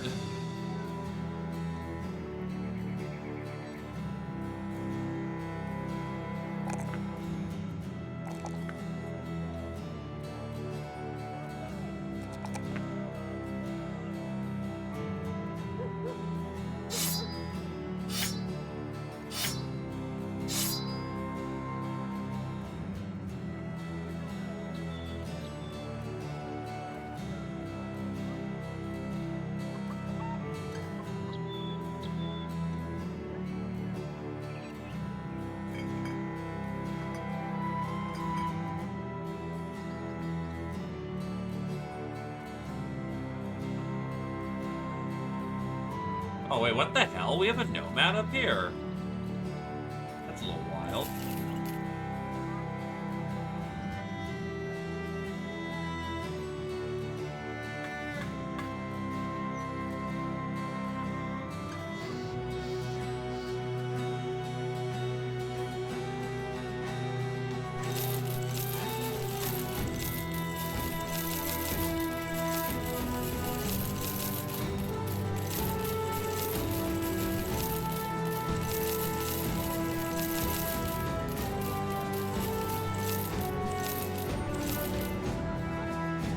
Honestly, I don't need that much Unga Bunga, so I will flip my Ungas right now, so I may Bunga later.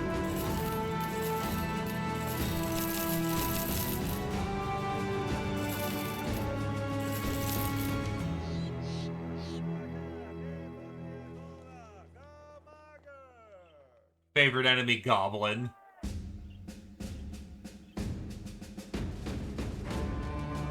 Oh my god! It's a Knit-Natter with pepperoni and pine babble peba.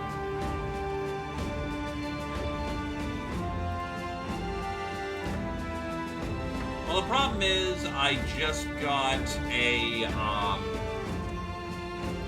recruits, and we have the taxidermist. So what we're gonna do is that we need to get to level 3 at this point. That should give us space for weaponsmith and potentially armorsmith. And then at 5, we get arena. We'll dump the tavern at some point, but for right now, what we need to do is go get some provisions. Because we're out of cheese. I can confirm we ate all the cheese.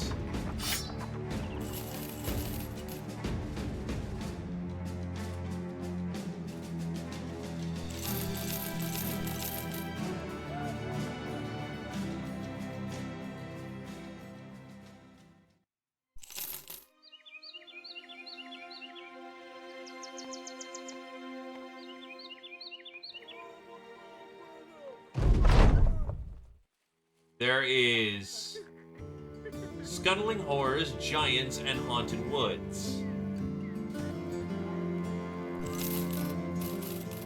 Well, you know what we gotta do.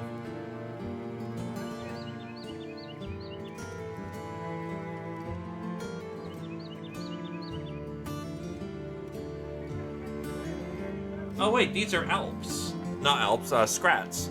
We've been waiting for a man of your sword, Sellsword. Folks keep going missing in the woods, and I've no recourse in getting them back. I've heard tales of trees on the move and killing lumberjacks hacking at their trunks, but who knows if any of it's true. I need your company to head to the woods and find out what's causing all this carnage. Alright.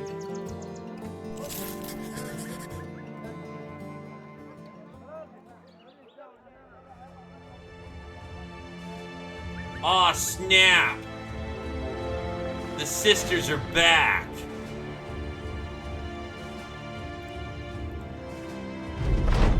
While standing around getting the lay of the land, Abdernis Ibn Sahir calls out that there is something moving in the distance.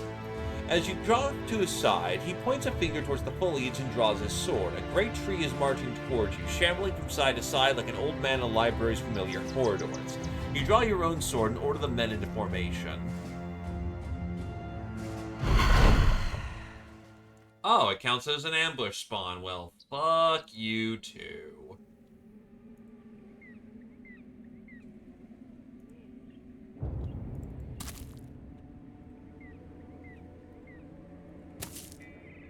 Oh shit, our armor isn't fixed. That could be bad.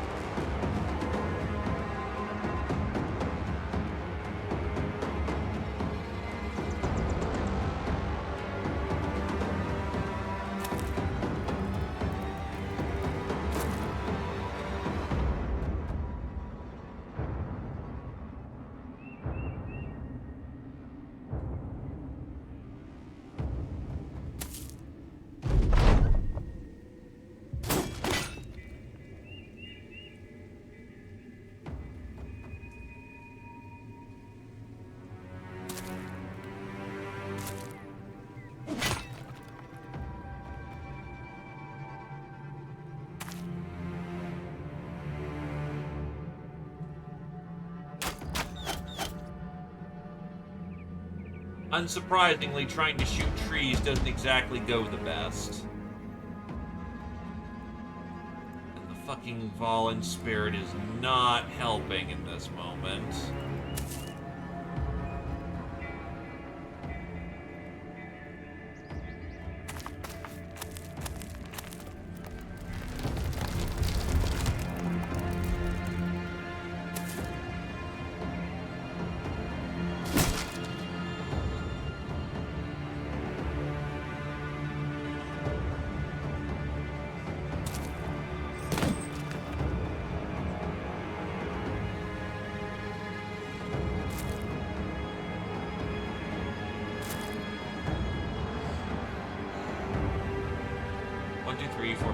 Okay, we have the angle.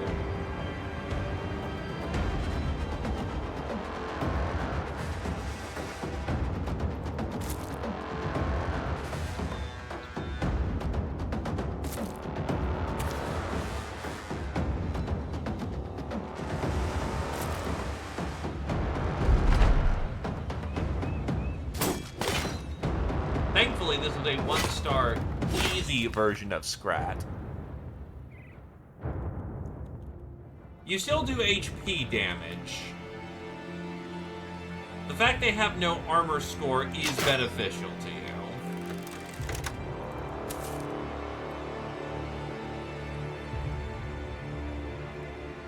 What primarily you need to fight Scrats are shield breakers.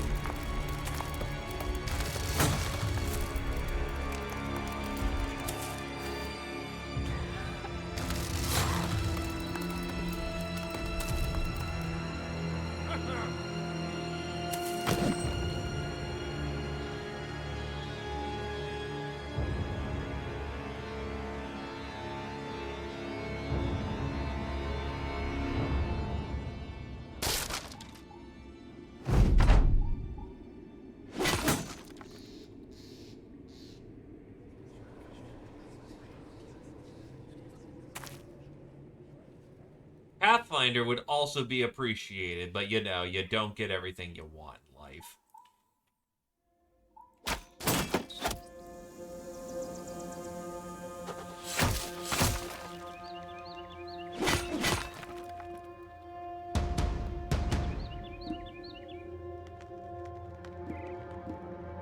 I have 2 great swords.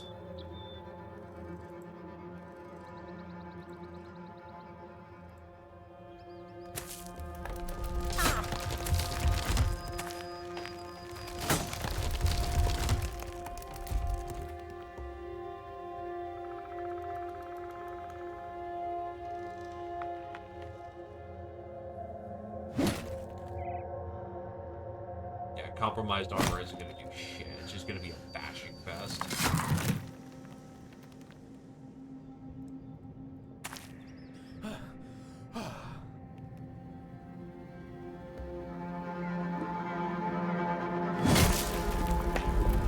Right, and as you try to kill the tree, it'll sprout little saplings if you hit too hard in a singular round.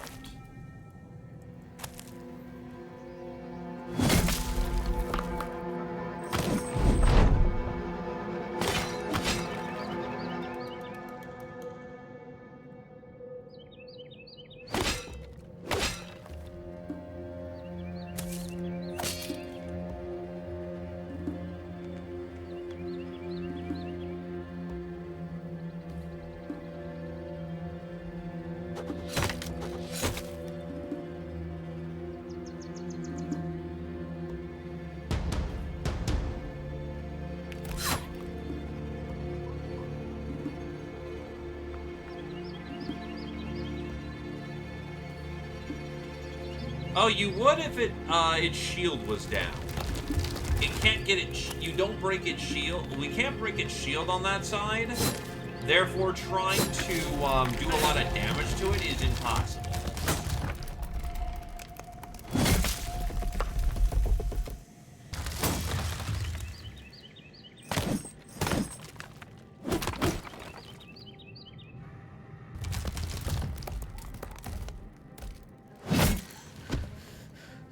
We have a tree sequence, so we can learn what the fuck it does.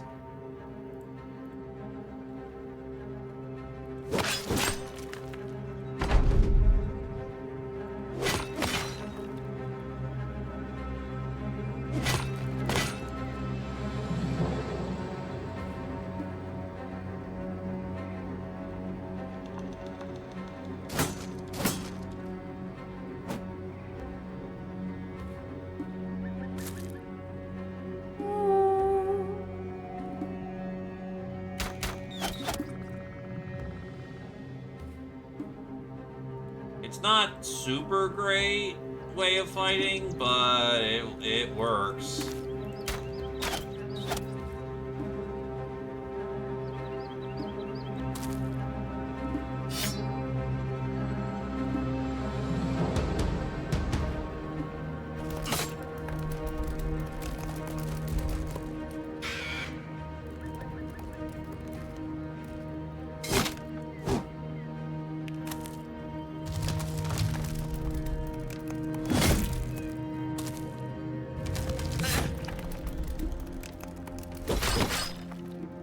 Ah, the Scrat's actually losing a lot of morale.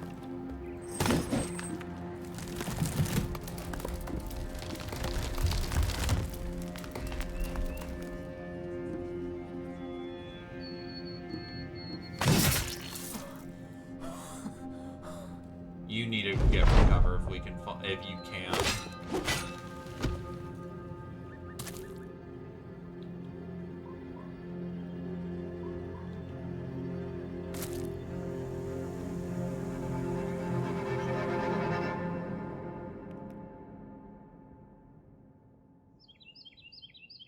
Flails are fuckyoushield.txt.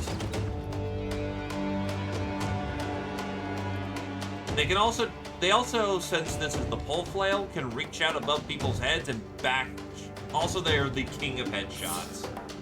Sorry, I know that was kind of a little schizophrenic with how I was speaking there for a moment, but basically they are the king of headshots, and your shields mean nothing to them.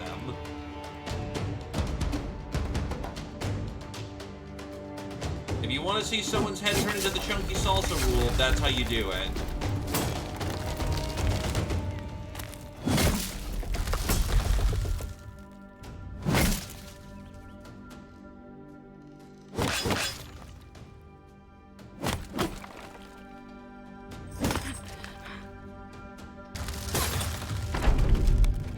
You should have a sequence open. You only spent one from what I remember. It's why I am very deliberate in asking who wants what.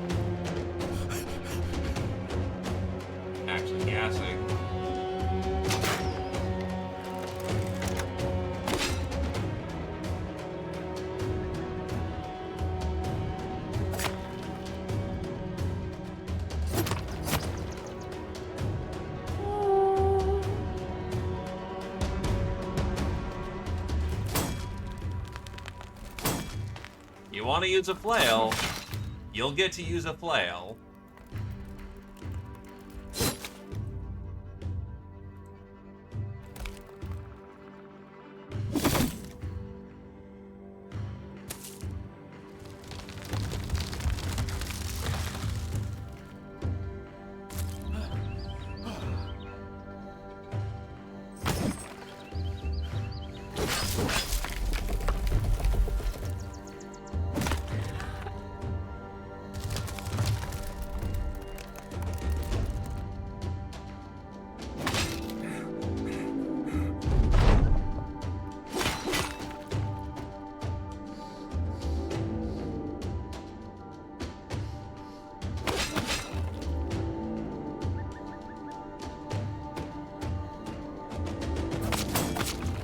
Good to learn about the trees in a controlled environment compared to in a panicking environment and where my deficiencies are in my battle line.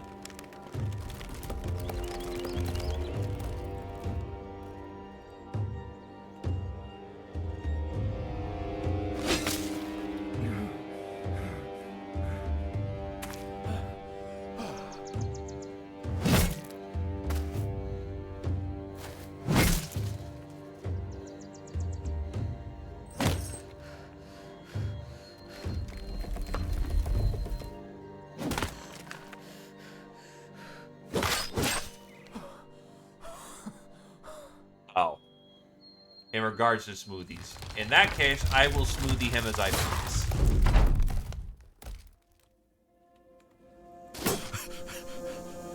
Yeah, you don't have a stamina fixing solution, but usually you bleed. This is literally an antithetical fight to you, so it's not a mistake on the bleeder to, Why is the bleeder not doing well? Literally everything about this fight sucks for them.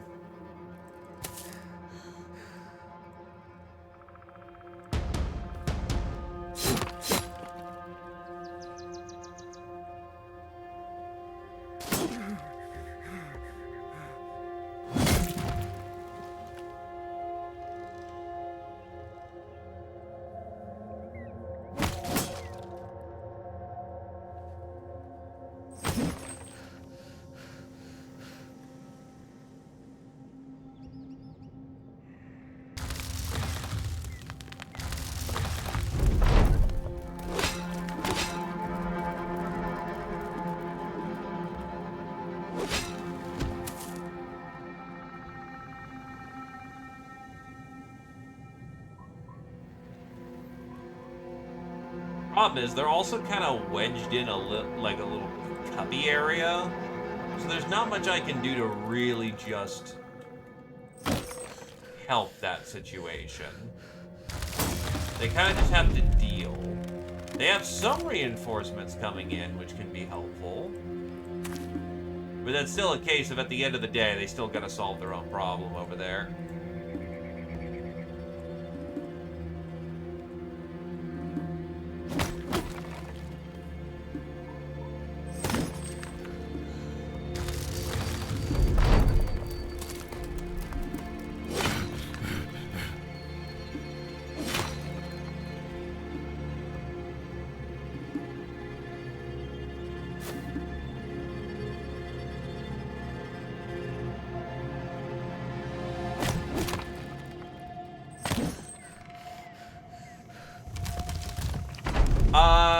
Two-handed mace I haven't used, but it's pretty monstrous from what I've seen, so yes, two-handed mace still fucks.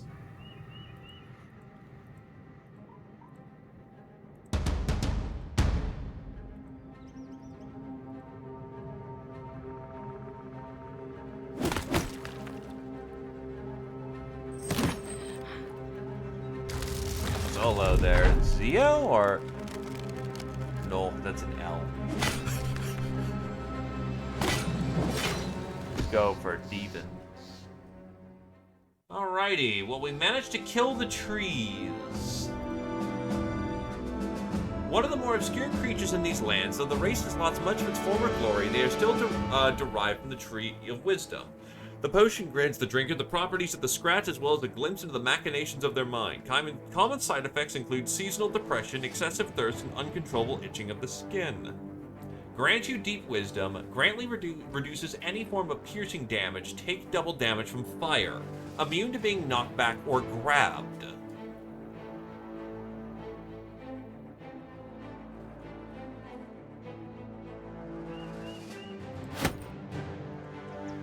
That is a you question if you want that, Tarm. The scrats are felled, each draped against the rest of the forest foliage like brawlers resting between rounds. You walk up beneath the roots of one and get a good look at it, but now it appears no different than any other tree around. You order the company to take what trophies they can to show Agraric the Steward. Isn't giving you armor, but it is giving you push and pull resist. Okay.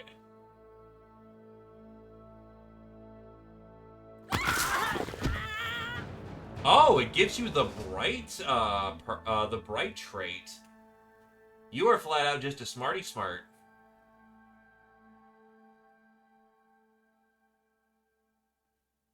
With the proper concoction implanting the heart of the scrat into the body, the test subject can form a symbiosis with the heart, gaining abilities and properties of a scrat.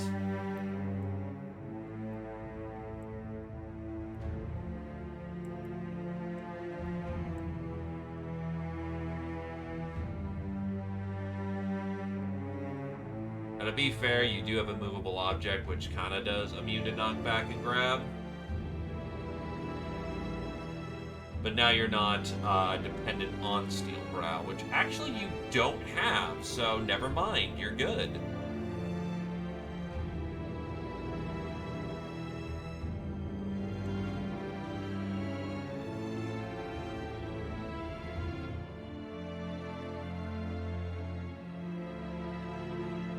Fire pots will absolutely fuck Tarth, so fighting in the south is rough.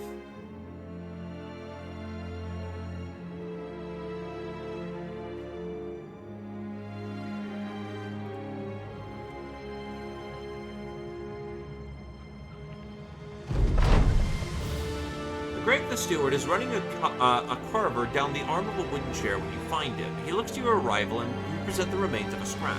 The man gets up and takes a piece, coming to sit in his chair to get a good look at it. But his chair blows apart beneath his arse and claps the boards against the ground with a tremendous clatter as if his original designs all along were an export to a great cacophony. The Greg the Steward throws his tools in a fit. By the gods, I best not make myself a savage and threaten him. Suppose doing that got me into this state in the first place. You nod, saying it's unwise to anger the old gods. You also suggest that it's unwise to let a sellsword go unpaid for his work. The mayor jumps to his feet and runs to get a satchel of coin. Of course, mercenary, you need not lecture me on such matters.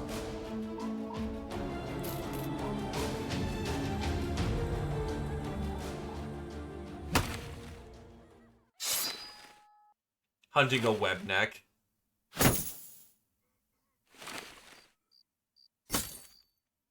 That's certainly a choice. Got Gosmer.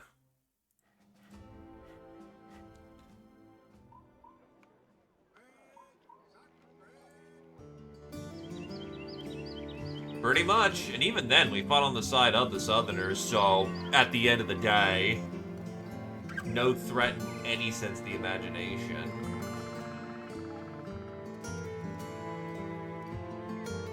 Favorite enemy, Hexen. Ah, yes, because, fuck witches.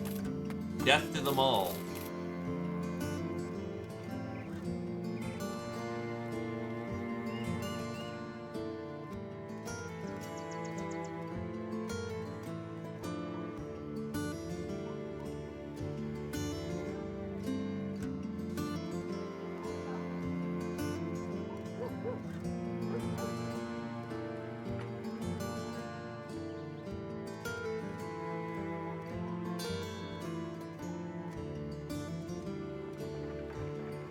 The resistance is piercing.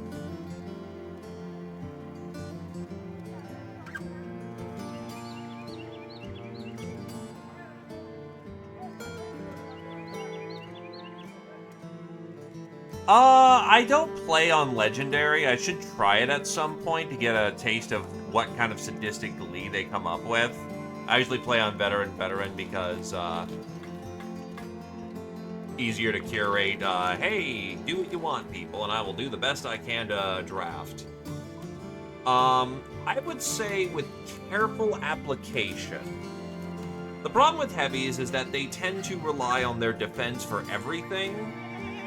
And what I mean by defense, I mean their armor score.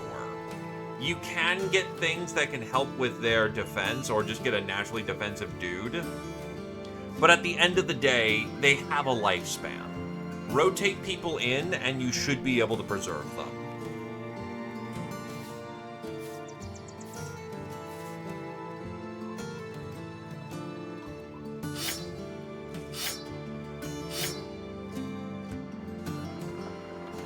Plus, it's a Hedgie, so Hedge Knight should be able to easily get hit points upwards in the 100. He's gonna come with Colossus. Get him a good Battle Forge, and he will absolutely kill with that.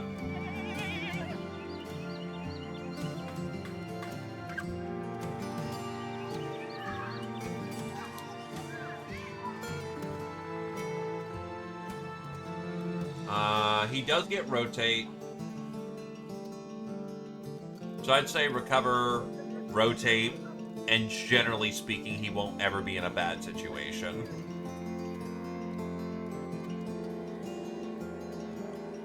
I know there's some enemies that hit like fucking Mack truck levels hard. Things like Immovable Object and Battle Forge are gonna be what save him.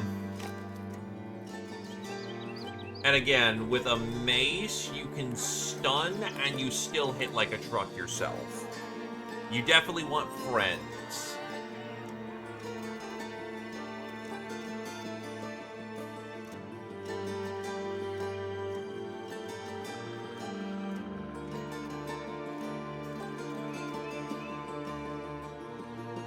Armor's resistance and sellsword updated.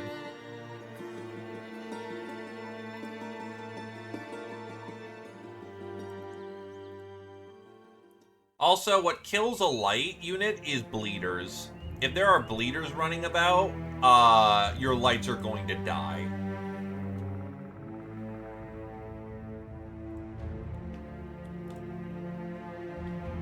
Kraken shield, nope.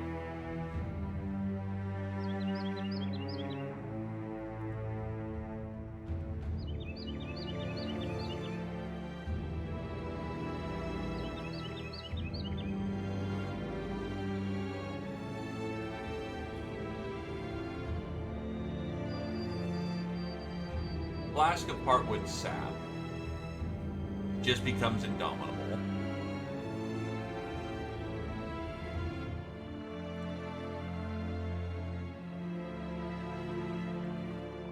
So it looks like the sap is mostly used for padding replacement. Which, that's not super great. In vanilla, it's much better. Here, not super needed.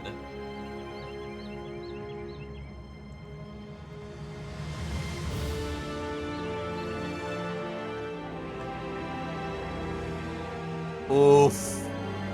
To be fair, I haven't fought Ragers. Are those like the barbarians who do a big fucking scream and get like 3 attacks on a charge or something like that?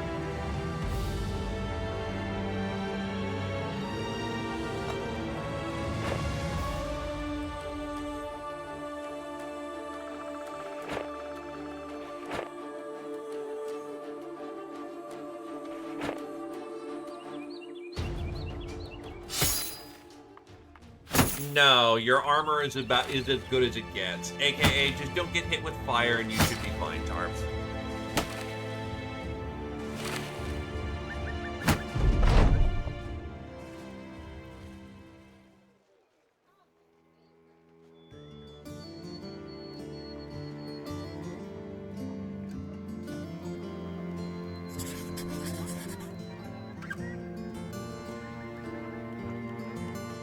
In better translation, don't fight the South.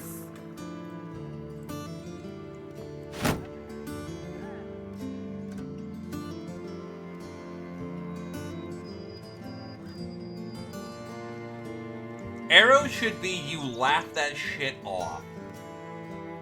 Basically, any ranged weapon can't really hurt you between the really nice shield that you have and, yeah, having the Scrat symbiosis.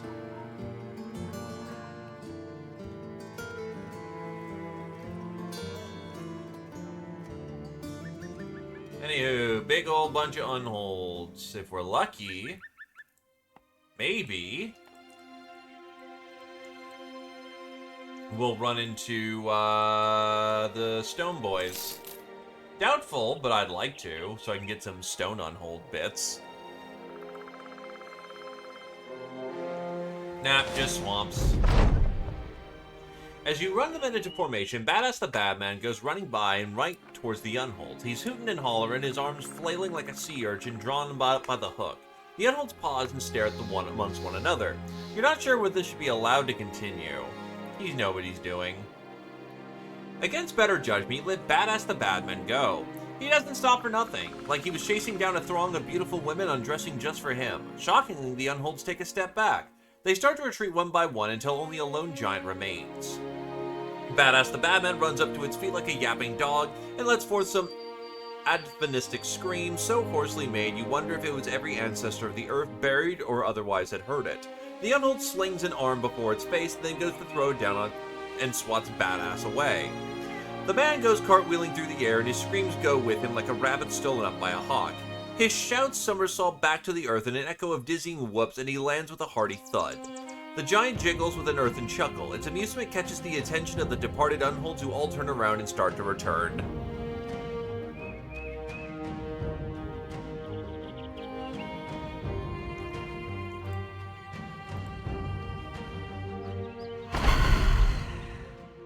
And it counts as an ambush spot.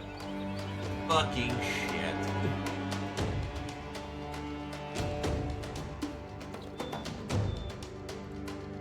Can I stop getting ambush formations, please?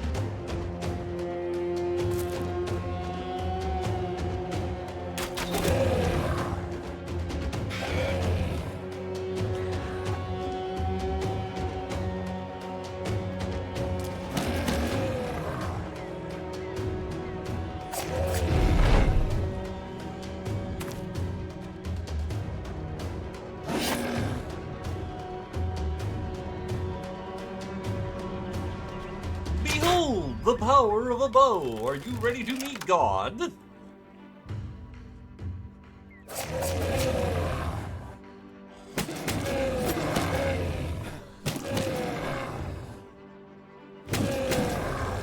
He's down.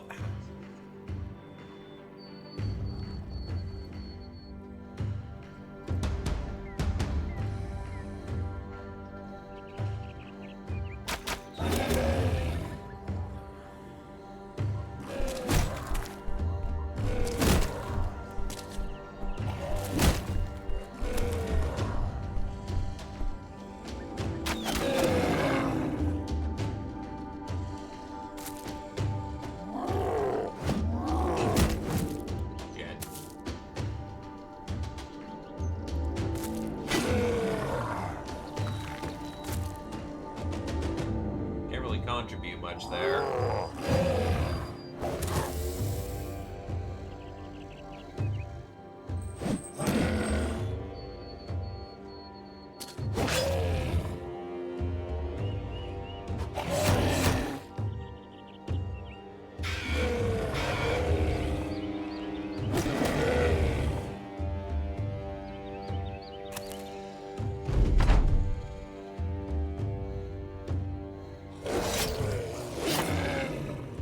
At least we're ripping them apart.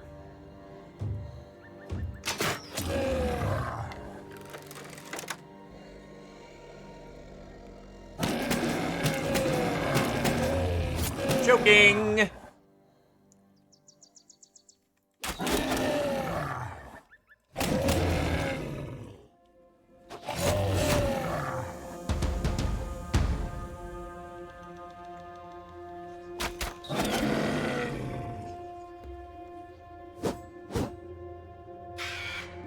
But yeah, Ragers I've seen once, and they've utterly destroyed me, because they seem to just be berserkers in the truest sense of the word.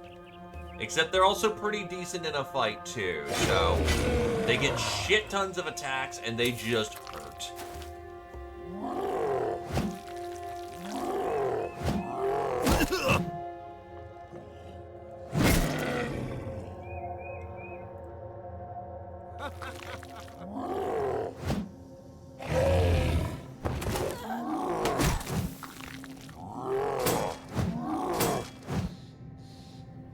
That's super not ideal.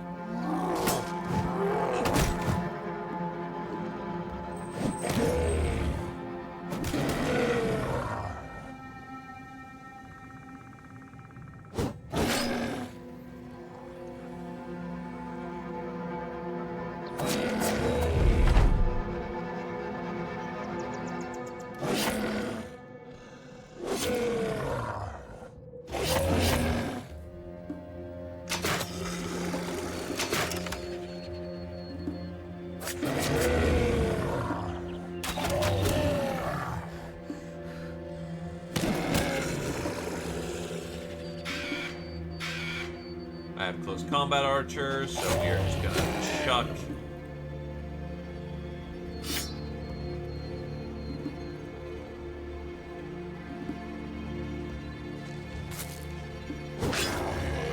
There you go, Kodal, your first kill.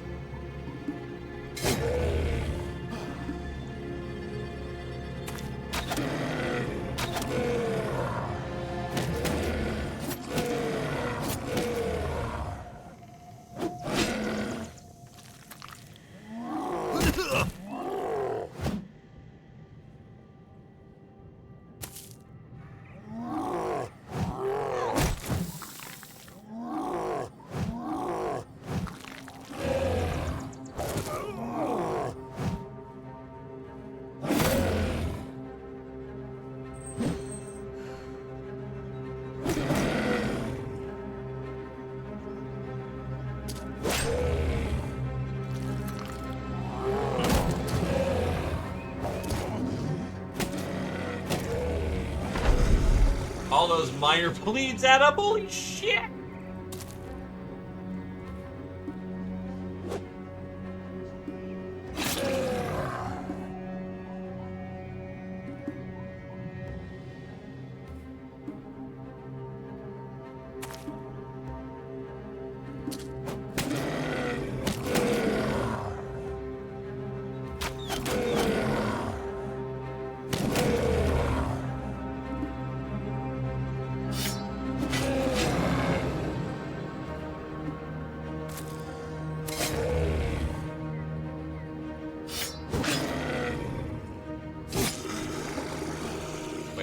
Oh, there. Yep, I count all four.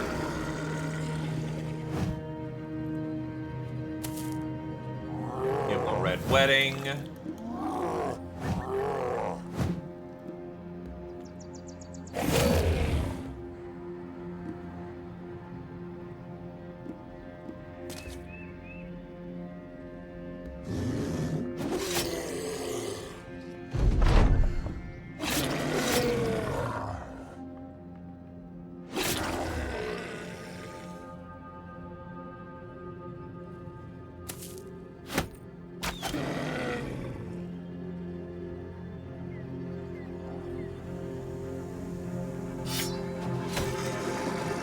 And there we go. Heighten levels up. And more unhold parts that I don't exactly know what to do with, but we'll figure it out.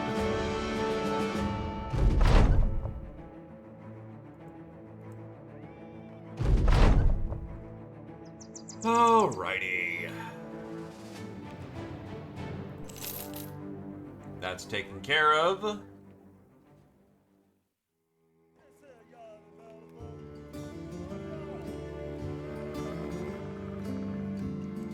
Go clean out a webnet nest.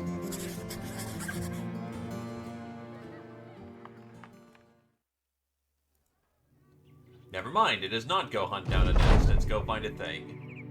And then the company decides to get into a brawl with each other. Because apparently they didn't think that, you know, the Unhold fight was any shit, so they had to take it out on each other.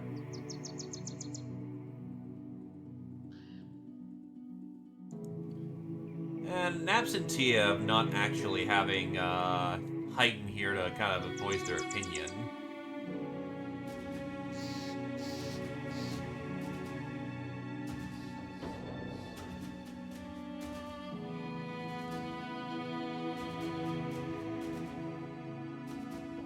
Yeah, let's go for maces, honestly. I don't have a good mace user on the team, so...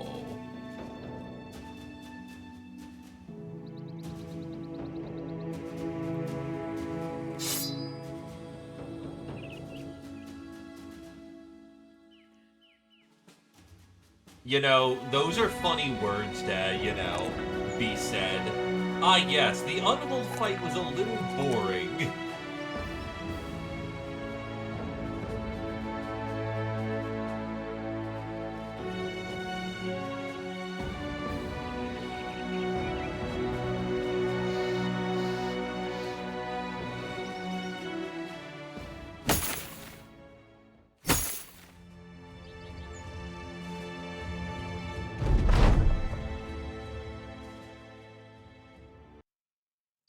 Anyway, your arm is super fucked, and actually, I probably should have taken the camp time to take care of that.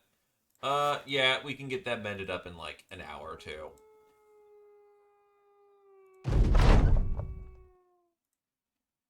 Eh.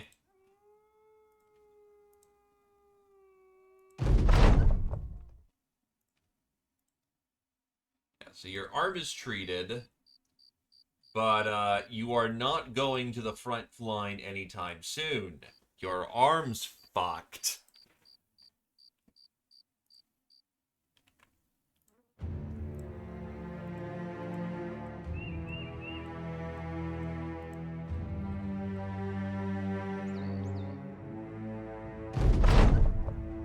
You find a lad hiding beneath an upturned wheelbarrow. He refuses to come out, his tiny head staring out from the shelter like a pearl from a clamshell.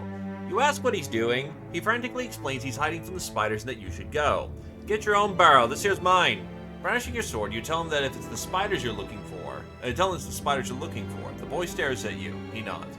That's a goddamn right bad idea, sir. No, I ain't a clue where they've gone to. I was here with a caravan. Do you see a caravan? No, that's right, you don't. You damn well don't, because they're all spider salad now, so get before they see you speaking to me. The barrel clatters closed. You've no mind to lift it back up, though you do give it a good kick as you depart.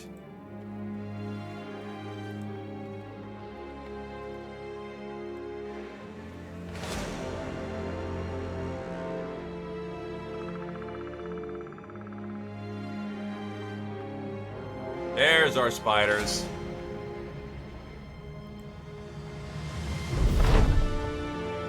The nest is an easy spot, a stretch of winterscape where there's no cold, the white webbing patchy and listening from every tree. Every copse, every inch of the place. You march the company right in, weapons drawn, and there you come across the wrapped bodies, their centers blown open and blackened, a spawn of spiderlings sucking on the organs. Staring up, you see red eyes flare between the branches of the surrounding trees, the whole Arcadian arboretum come live. Its wardens perch there among the brush with their squatted legs indistinguishable from the branches, the enemy hiding in plain sight. You damn near shit yourself when a supposed tree unfolds entirely, every wood stalk but a spider leg, the laborious slight descending on the company, chittering and clambering for a bite.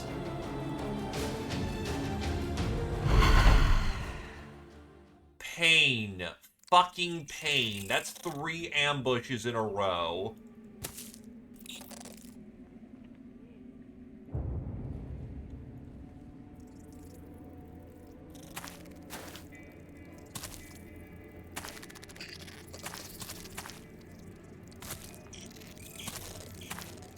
It won't help them.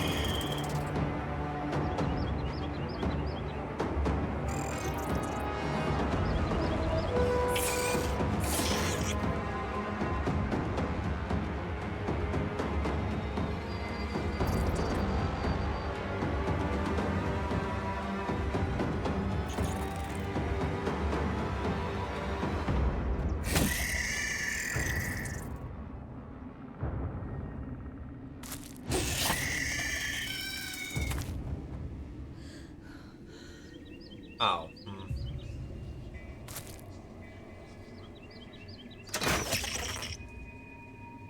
Almost a kill.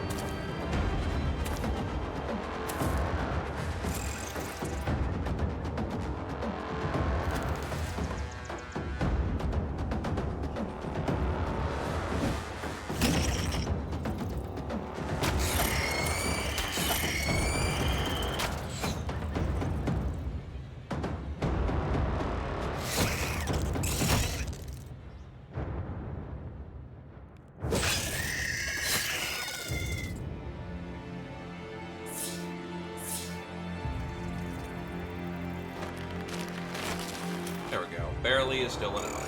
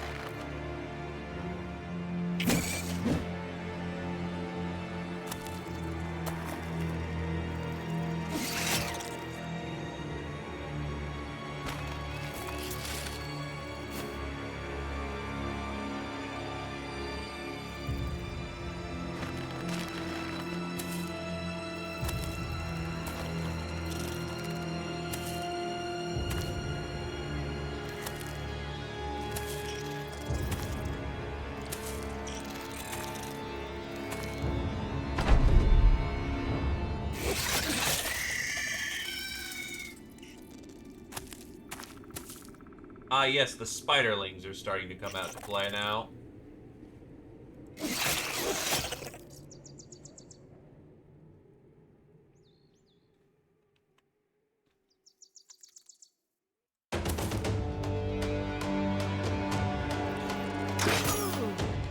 Damn it. Friendly fire rates.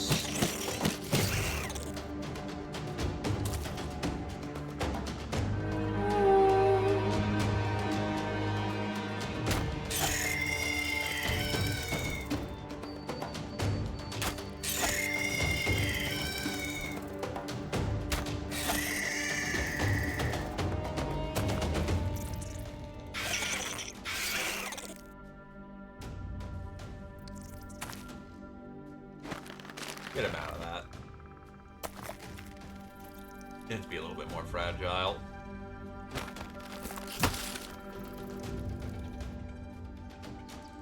Ah, too exhausted. That's fine.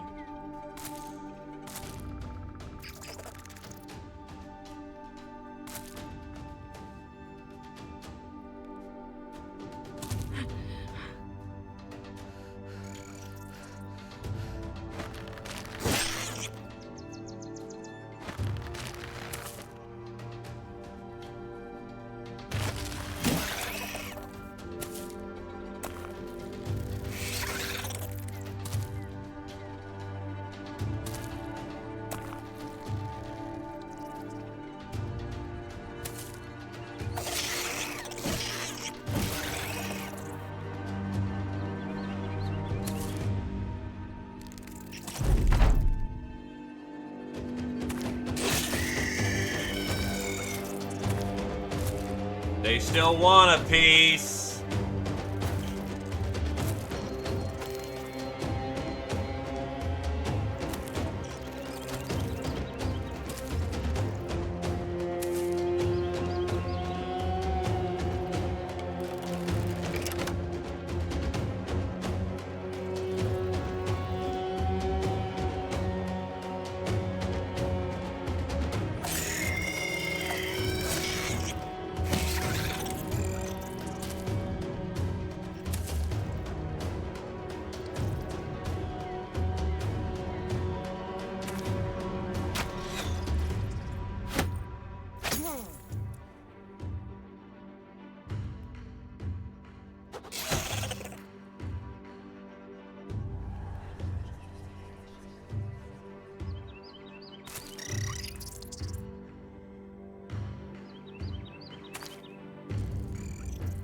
Ah, one of the egg clusters is right there.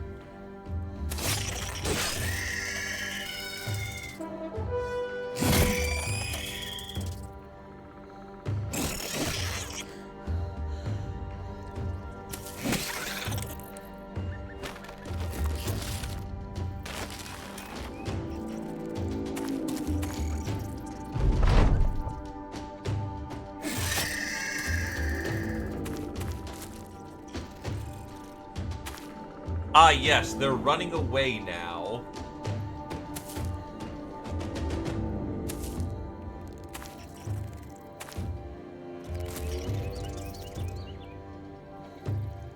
Not going particularly well for them.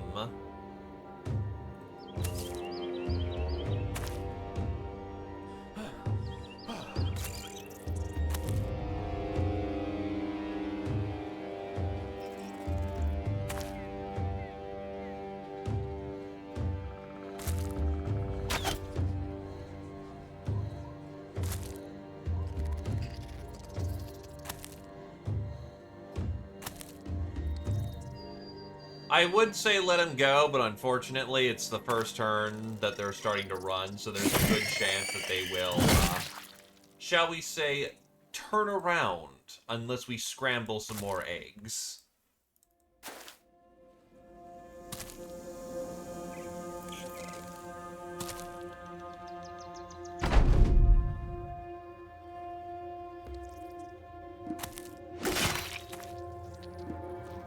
Okay, they are just flat failing at this point. We could probably just let them have a few turns to run then. Yep, their numbers are getting too low. They're out.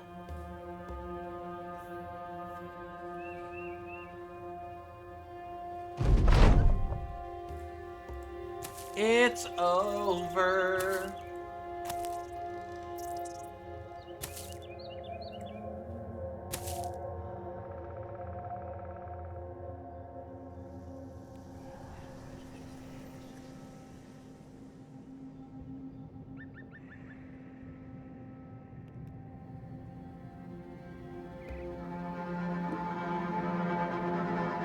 So how webnecks fight you is that they fight you in nests. So when you engage them, they have eggs around the map. These eggs, in turn, spawn spiderlings.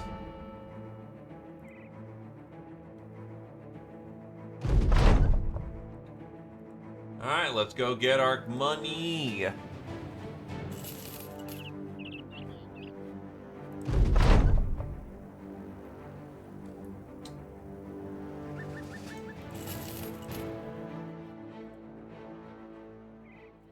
Now, we can actually buy the wood. Actually, everything here is really fucking cheap right now, so we'll take it.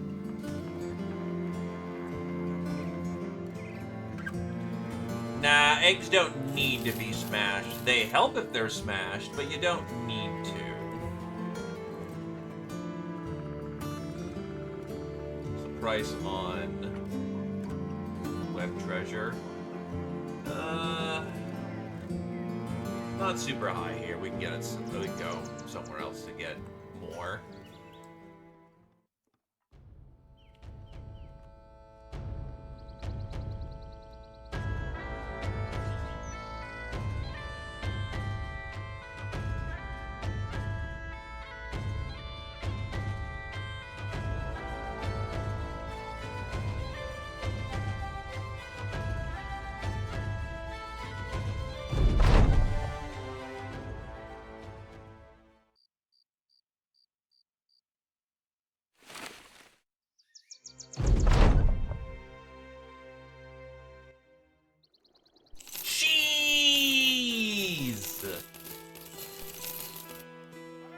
And some salt.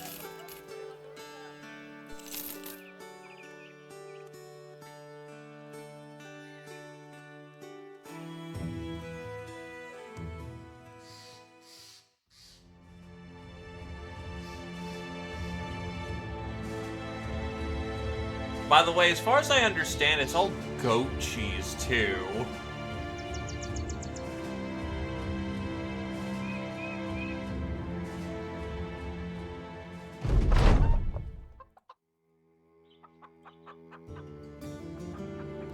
Butchers. Lots of butchers.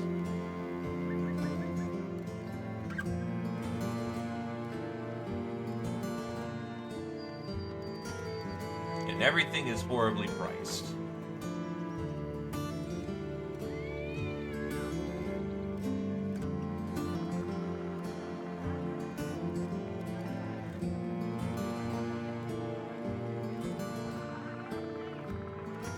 Anyway, do a swing down to Weilersheim. Kami the Anatomist spots something gleaming a little ways off the main path. You look over and take a look. There's something dark and metallic in the distance. Perhaps a knight's corpse. Though it would make you ponder how he got there by himself. Kami ponders aloud, perhaps something that could be learned from the body of a presumably great martial prowess. You shake your head. Knights rarely die alone. If they do, they sure as shit don't keep their armor with them. It smells like a trap through and through. Let's go get it. Eh?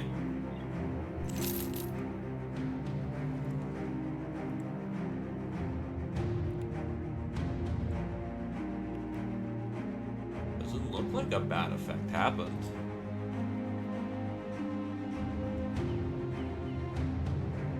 That probably glitched. Now well.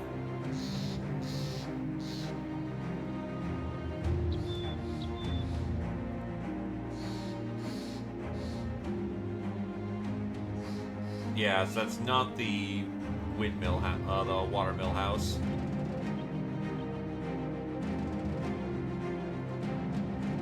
May as well take advantage of the fact that there's a black market here.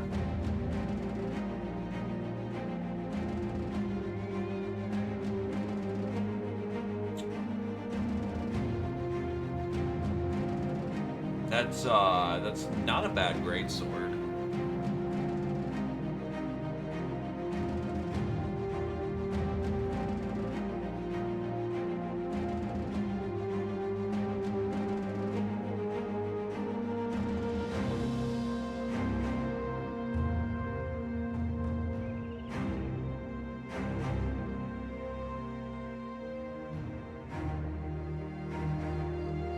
It's a room of clarity, which is vision and experience, and then luck is 6% chance to have to hit you twice.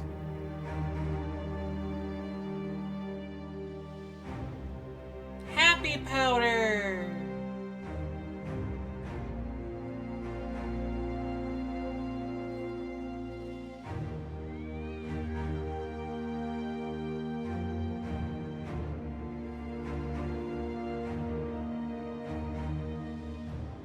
Stoleworm scales 132k, and they're right to charge that.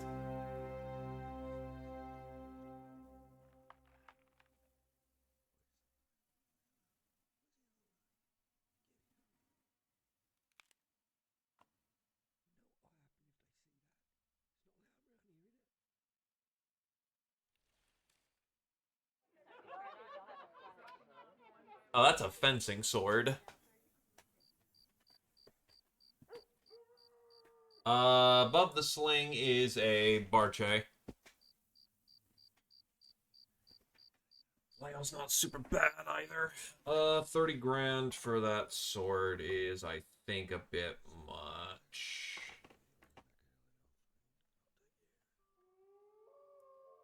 I'll see how the comparison point is.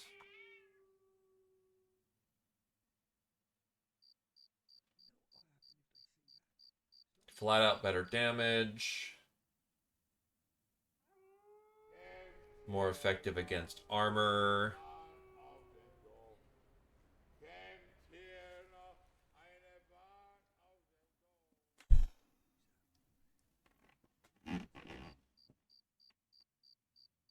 That's a war brand. And that's a pole cleaver. Doesn't look very good. I'm legitimately debating on the Zwei, because that's just a stronger Zwei that hurts armor even more.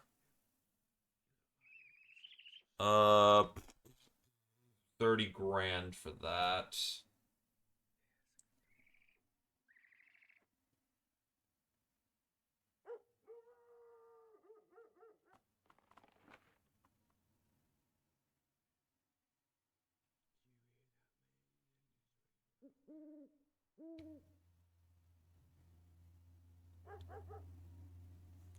Oh, it's a good one. I'm just debating if it's 30 grand good.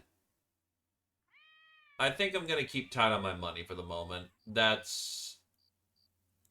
I'm bordering on it, but I don't need... It's a good performance boost, but it's very tight. Also, 4-dot tooth and tail. You know what? Why not?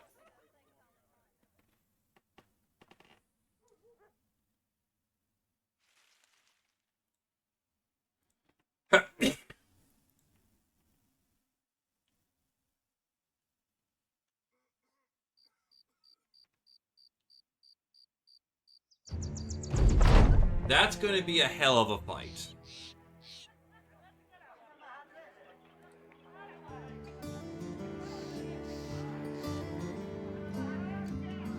And the events are so bad here that, like, apparently they're willing to buy Gosmer at, like, 10 fucking crowns apiece.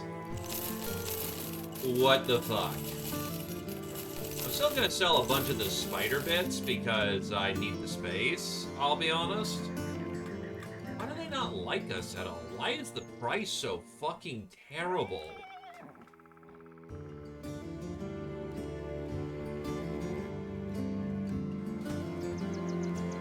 There's also more tree boys around. 8 grand to try and find out where the goddamn, hopefully legendary monsters are.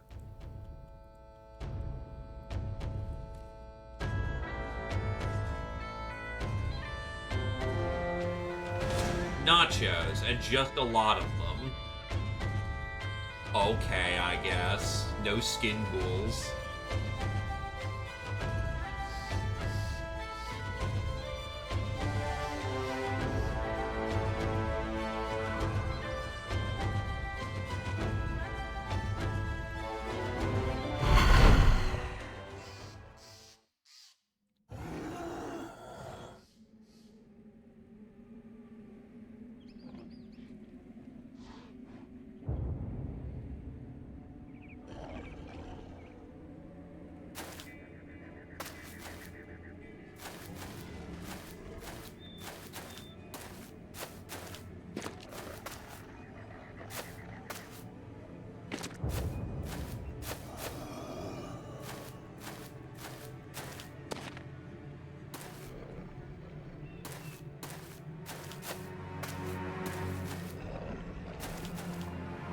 To put it bluntly, there is no controlling this fight, though.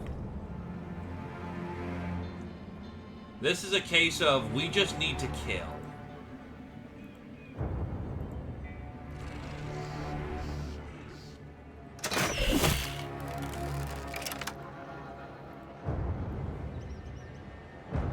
Holy shit, Mr. Snowy! Mr. Snowy! Greetings, Mr. Snowy! You raid me today, sir. Welcome, welcome. Yes, I did. I was hoping that his 4-dot was gonna have some skin ghouls or something. Always give a shout out to Mr. Snowy. Oh, you can bring out your fucking pitchforks and bibs. It's a party and everyone's invited.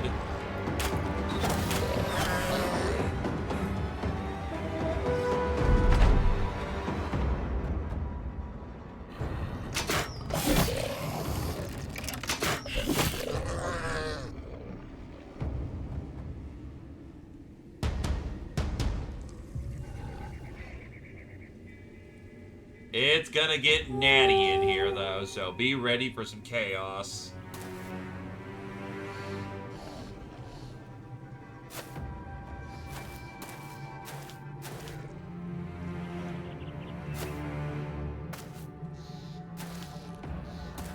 We'll let Papa raid. We'll see how it goes. And how is your own order of the day, my good sir? Was it also another Battle Brothers Day?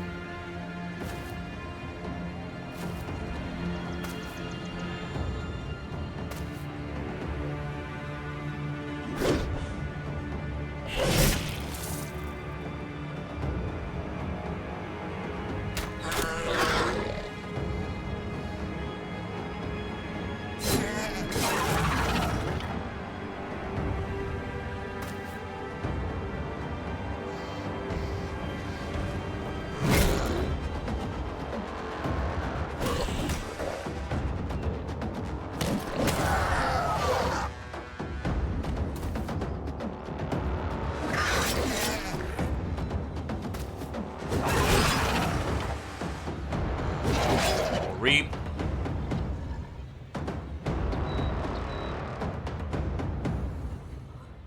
Oh, Jesus. I've not played Rise of the Usurper, but that sounded like that's good times. So good as shit, my dude.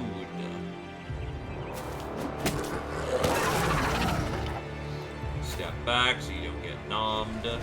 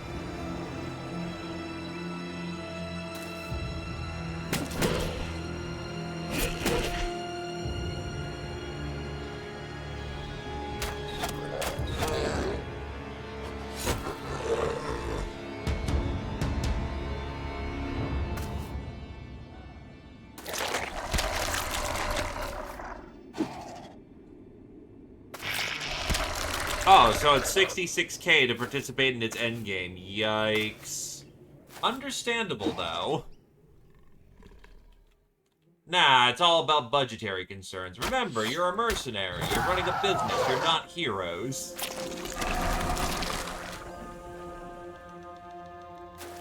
Fury chant.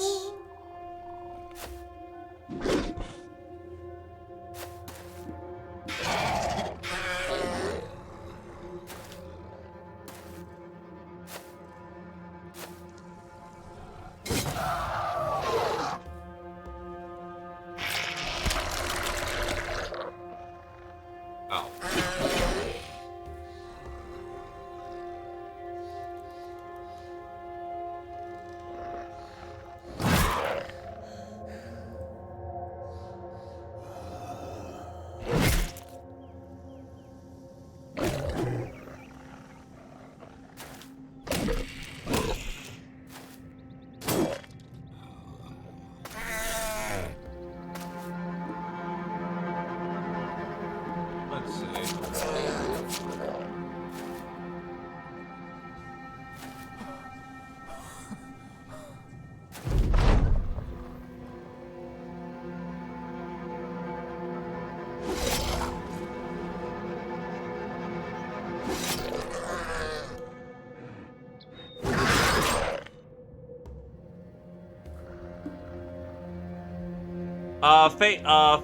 It's off is Faith and Flesh Plus. It's not, as far as I'm aware of, kicking in too much here. It's mostly for some special origins. But I am running SSU, and it is, I'm playing Anatomists. Things are dying. Like, holy god, Anatomists get nutty. And being able to sell my monster smoothies is great.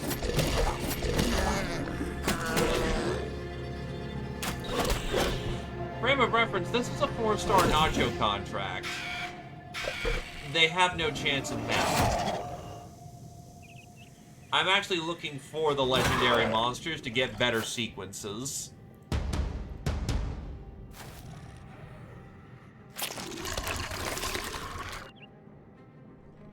It's still a forged star. I ain't gonna gamble for it.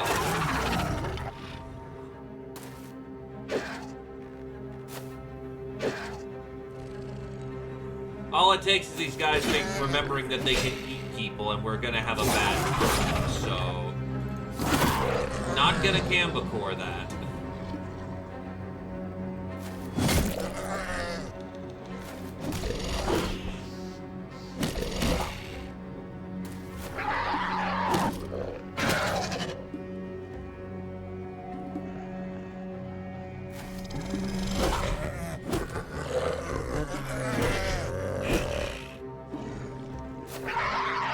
Oh yeah, shit, hi Abyss. It's like, wait a minute.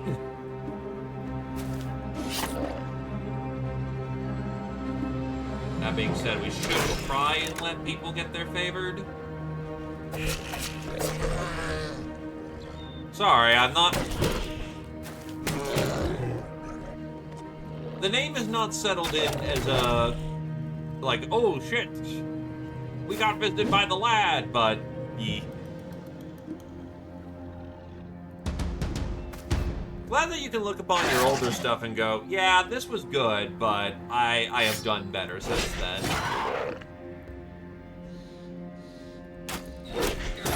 Ow.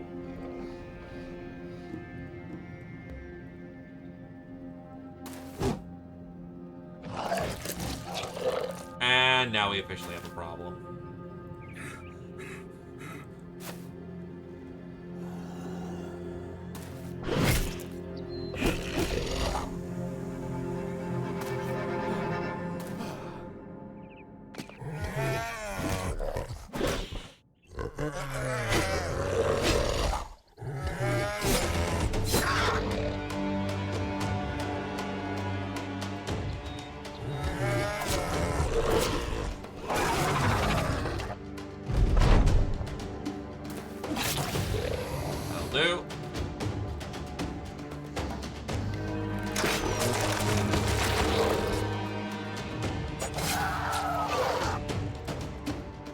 we're done here.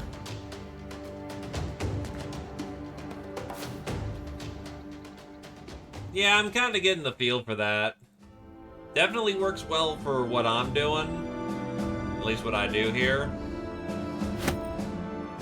But definitely getting the feeling of it is much more player-leaning. And yet it is also fun. Yee. Bringing home the crowns, bringing home the money. Do I want more scrat? Do I want the scrat? I could probably bring home some scrat. Yeah, you know what? I'll bring home some scrat.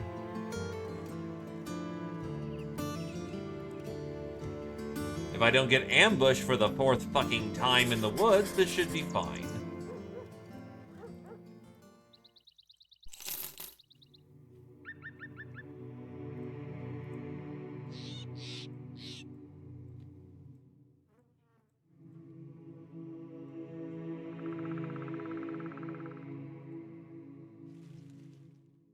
Oh, that was the nachos I just ended. Like, can they go out into the open? In theory.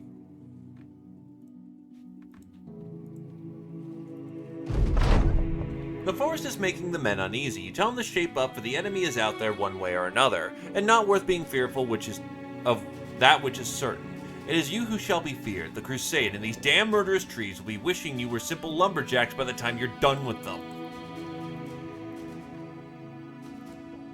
Actually, Abyss, did you just modify the vanilla legendary fights or legendary locations, or are they new stuff?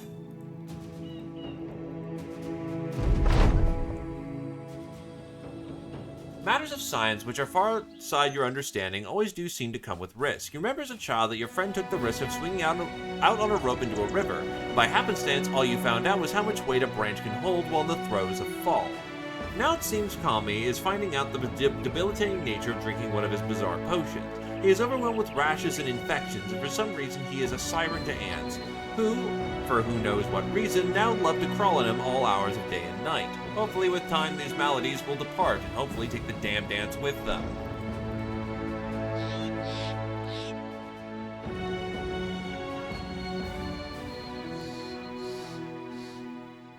Gotcha.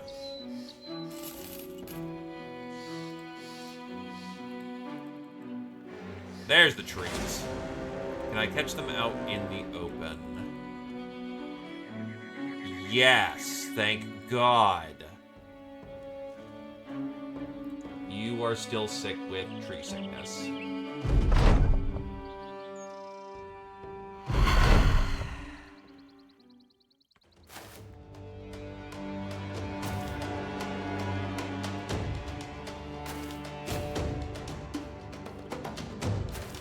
Maybe I can wrestle a tree man to death.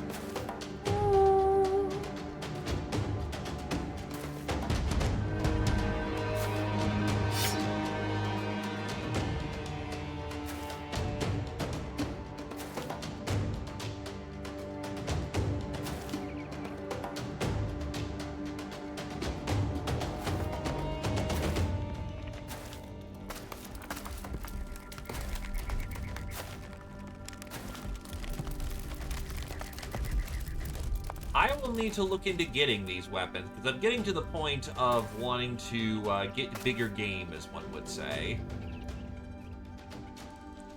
My aspirations are starting to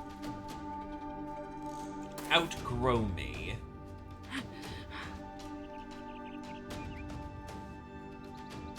I am falling victim to overconfidence, and I need to be corrected.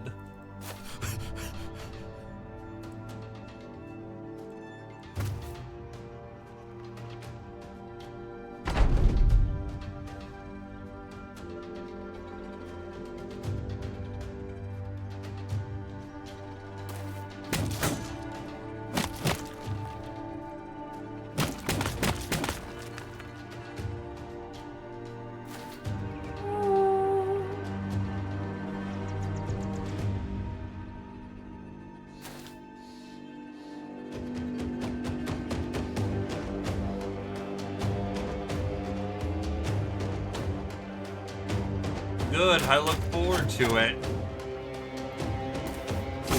I need to be reminded that I'm not a badass.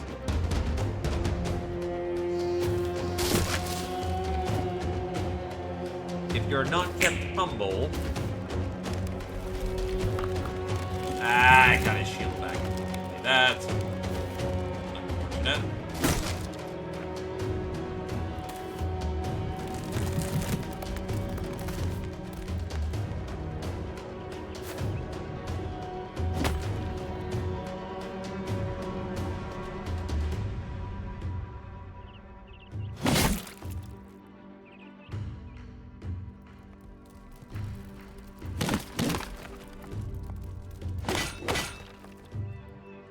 Oh wow, you're hitting like truck. Wow.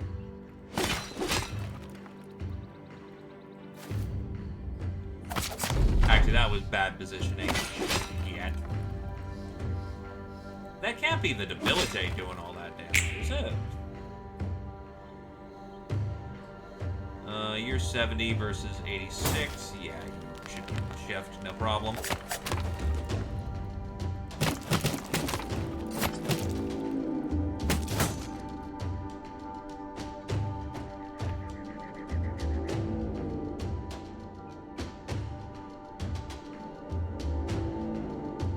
Gotcha. Perhaps I will give these a crack one of these days, once I have thoroughly played through SSU. Because this is still my first campaign regarding SSU. So I'd like to thoroughly explore the possibilities, so to speak.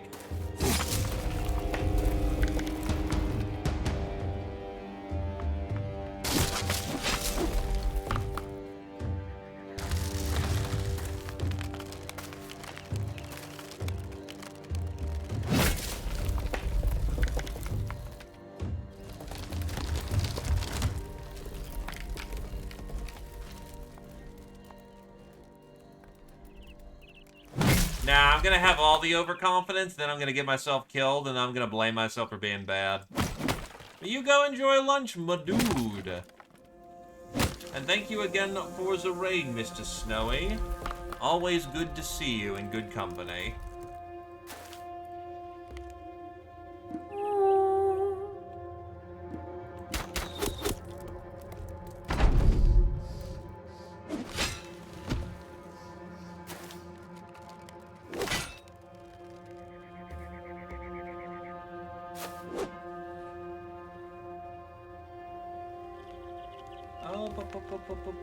I could go for stabs. You're already kind of just stabbing anyway, so...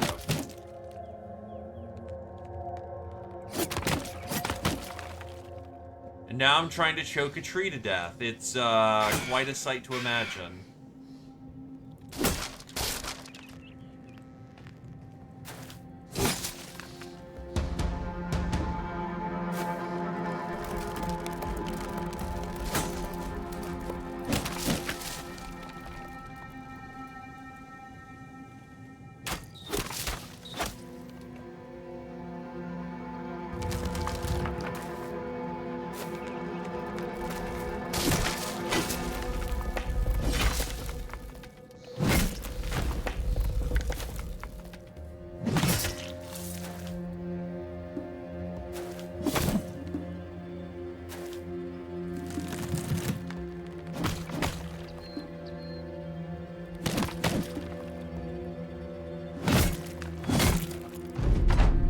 There's thankfully one good thing about the whole, about the good, fact of the hammer not being a super great weapon in the moment, is the fact that it doesn't break, at least. So I might, you know, use it 80 million times in the fight, but generally speaking, a hammer doesn't break until it just goes. And you'll know when it goes. Oh wait, that's right, you are trying to flee the battlefield, so choking the tree out is still the viable strategy here. We won't ask how that's viable. It just simply is. Parthian.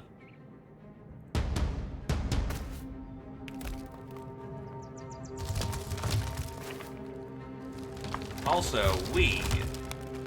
Do you have a development team to help you out with your stuff now, or it's still kind of just a one-man show with some help every so often?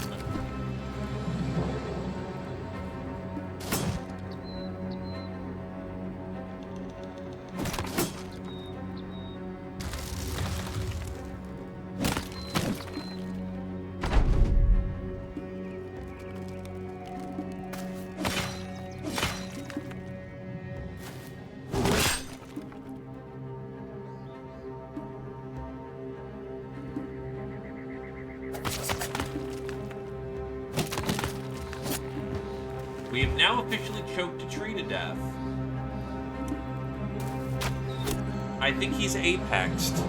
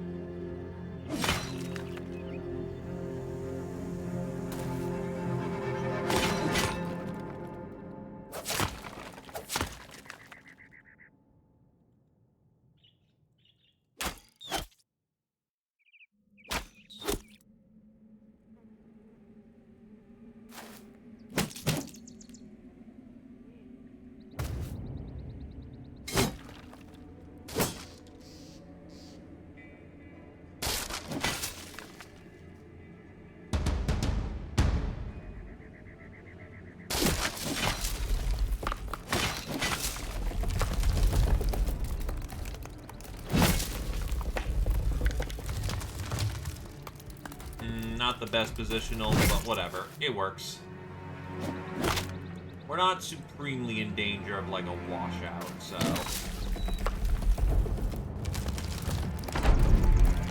Though trees, if they do manage to get hits in, tend to hurt. So, you know, some caution advised.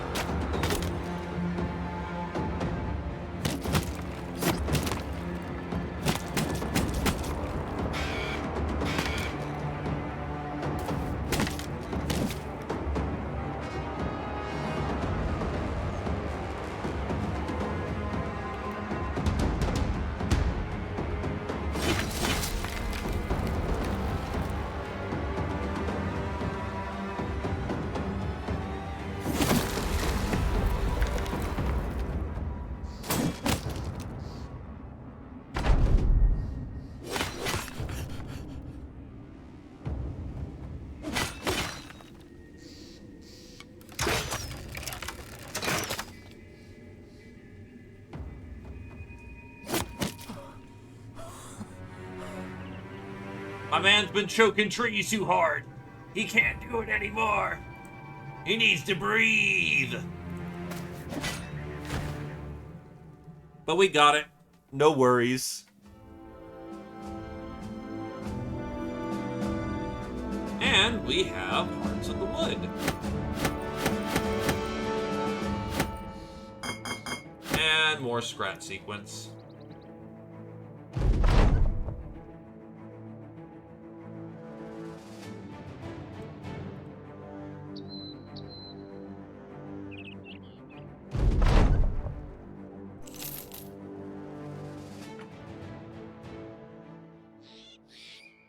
Alrighty, I need food from you.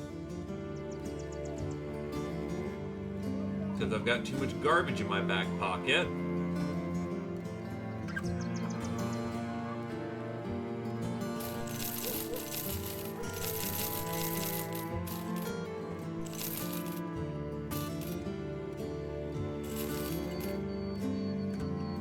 defense do I have? I have no crafty tent, so we'll grab that while we're here.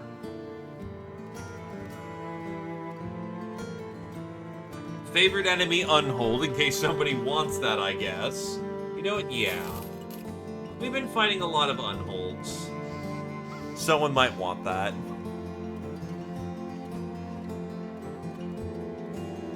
Well, don't forget the little twigs also count as enemies.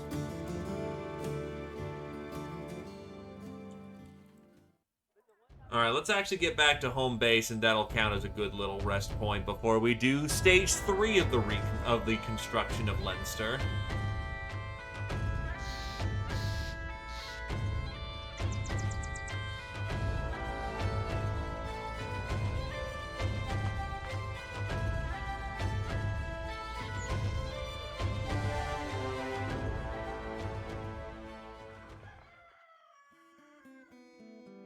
That is a what? Return item 4. What can I taxidermy here?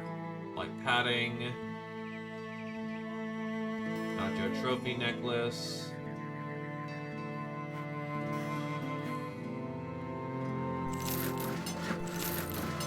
Get some fire pots, some iron wills. A night owl elixir in case I ever need that.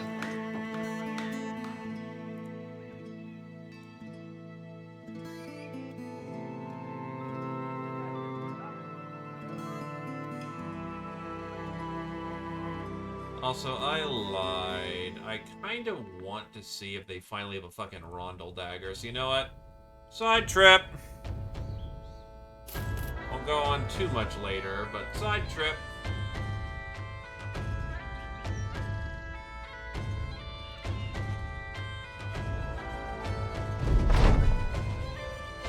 You come across a man in a sort of desperate state. On one hand, he's covered in ornate armor that seems befitting of a man sitting on a horse ready to joust at a grand tournament.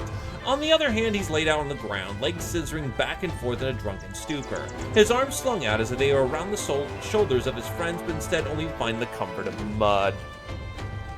I beseech ye, traveler, buy my armors and my weapons, and leave me the crown suitably worthy of both, that I may seek redemption another way. For the martial matters are no longer kin to my path in this world, and I soon rather bar my way to young Anselm's graces than cede to it with the swing of a sword. May the old gods smite me for admitting it aloud, but I'll admit it aloud. Seems he's offering his weapons and armors for the price of, if you get his babblings right, 9,000 crowns. I mean, beyond it being an easy 300-300 set, it's also just drippy as hell, so yoink. You crouch down with a purse of crowns in hand. Take it off. The man nods and starts shucking off his armor, wriggling out of it, sniffling now and again. He holds it all out and the armor with it. You have been taken and put into inventory, then give the monies as agreed. His fingers clutching grip and touch the purse like a spider's legs rolling up its prey. His drunken eyes darting left and right. He gets up and hobbles away. You have a feeling he will not find the redemption he thinks with that money. Jake Winters puts a hand on your shoulder. Don't dwell on them, Captain. There's certain people in this world that you don't want to be the last person who forgets them. Understand?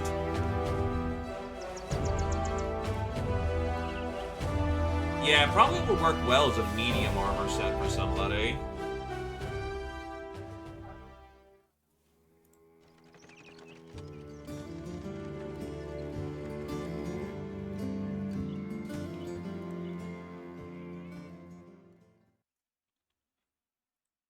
Actually, where is it set?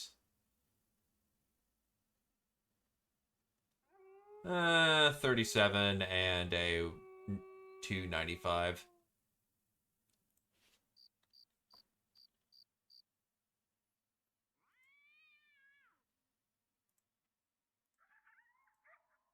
Oh, camp event. Waking from a strange dream, you step out of your tent to find most of the company asleep, aside from the night owl, Dr. Rex. She's at the edge of the camp with her back turned, but she seems to hear you approaching and speaks without looking. This is how it starts. The rage, the fever that turns good men. Ooh. He wheels around to show off an actual owl they have caught. Its eyelids are half closed, probably worn out from escaping, and now simply humiliated at being caught without any carnivorous purpose. You ask Rex how the hell she caught it. The sellsword lets the bird go and shrugs. With my hands. I also caught this. She crouches and pulls up a hereto unforeseen corpse. Slick little thief. I happened upon him discounting our wares, so to speak. I was a little too tired to talk, so I let my blade here tell him the shop's closed. Then I followed his footsteps out to where he came from, and I found this, say, accoutrements. You nod. Right, of course. You tell you woman you're going back to sleep, and you'll make judgments of her doings in the morning. She nods back. Right, sir, I'll try to get some shut-eye myself. Been a couple of days, or was it weeks?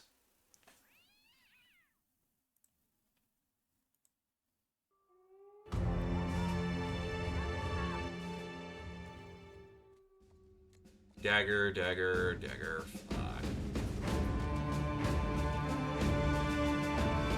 Not a rondel to be seen. Armor. What do we got for armor?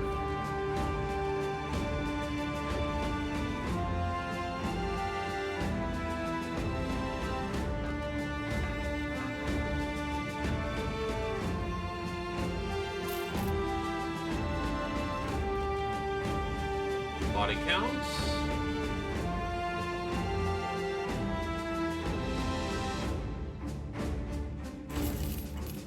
Not super impressed. Fletcher got anything good? Nah.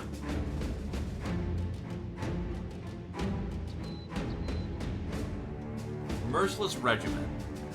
Rerolls trait during training requires participating in the next 5 battles to be ready for the next training. Oh Jesus. So it's 20 grand to reroll your trait. That's probably not worth it. It's also not super great for other things. Ore Hunter, Dog Breeder, Poison Mastery.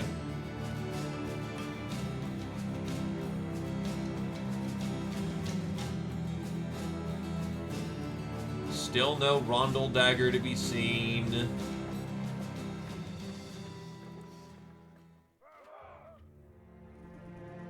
Brunenthal still hates us.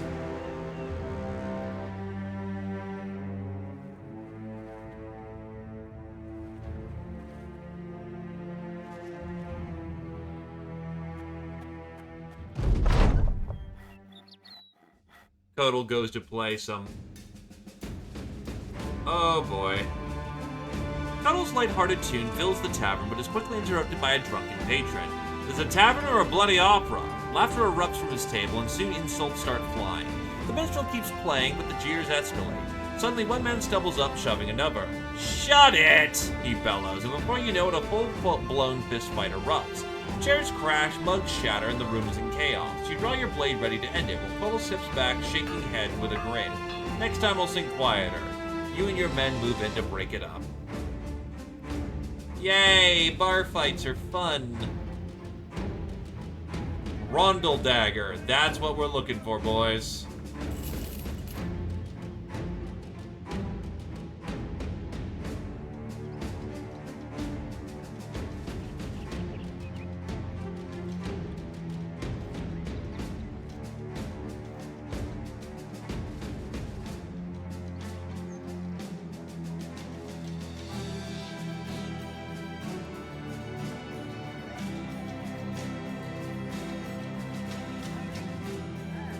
And we'll get a skull chain as well, because we can replace... Actually, let's see, 9 plus 6. You'll go slightly overweight. But I could also just remove the hood. That's 11 and 6 for 17, which makes your nipple worse. I'm going to take off the little hood. And then that is a 5, and then extra headshot chance. That's a 35% chance to start sweeping heads. Which is, as one would say, lovely.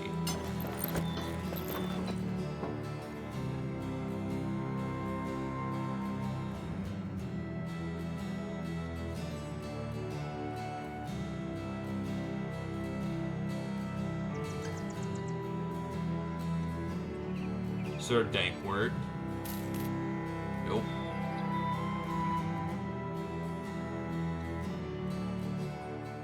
Move it along. Also, welcome, welcome. Good boy, George.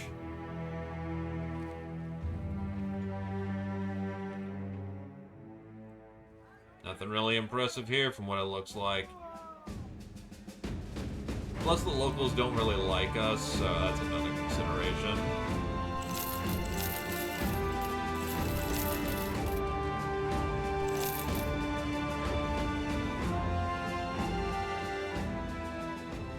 So we have 8 more days of provisions.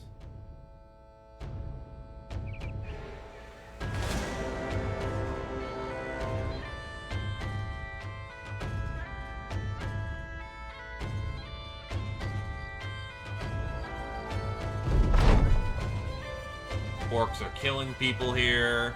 Sucks.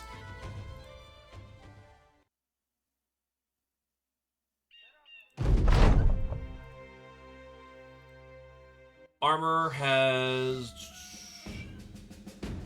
doesn't look like anything fancy in the armory.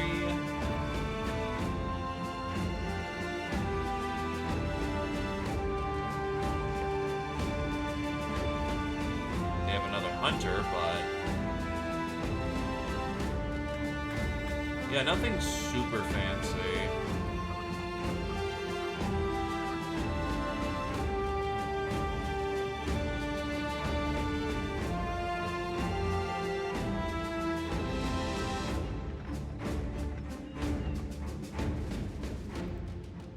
Alright, back home to Leinster, and then we can hang up our hat.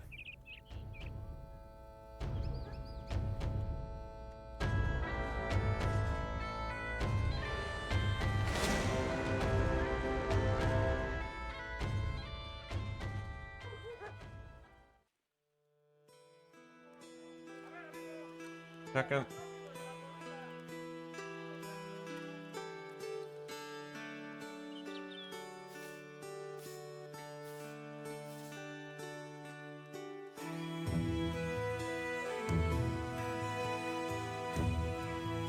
What do you got here?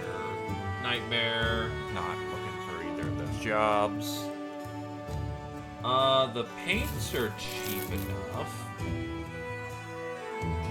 The ammo is dirt cheap and should be purchased immediately. Wow, actually, they have surprisingly cheap ammos.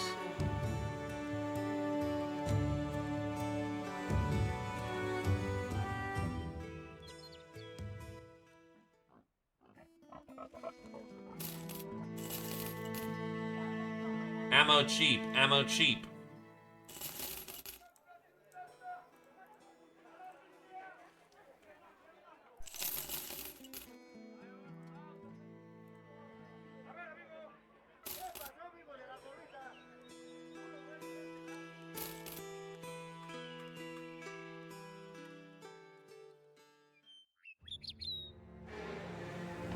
Desperados.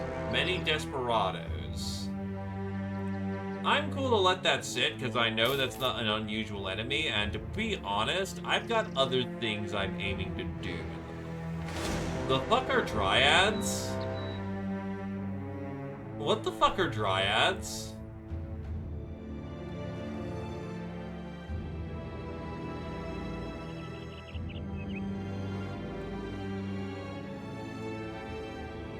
Well, yeah, I know that they're plant ladies, but there's a difference between... Oh, wow, they're well supplied. Okay, cool.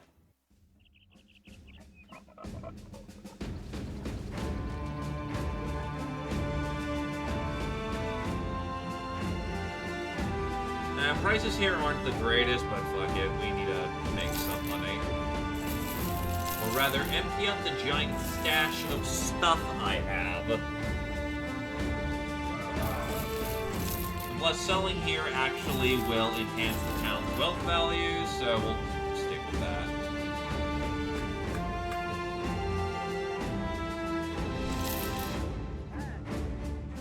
We bought them here, right?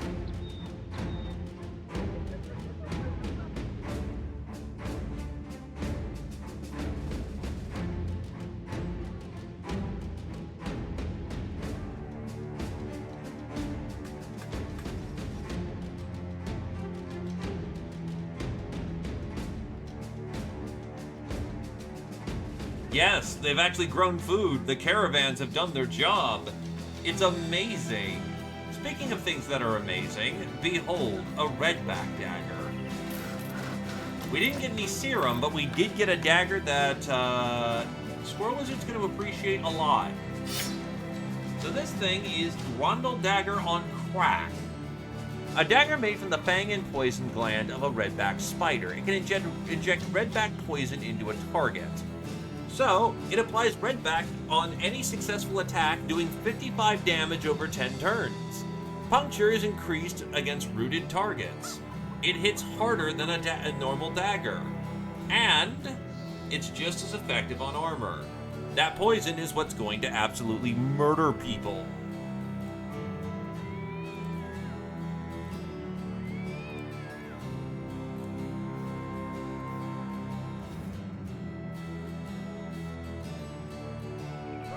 Let's dump off some supplies here.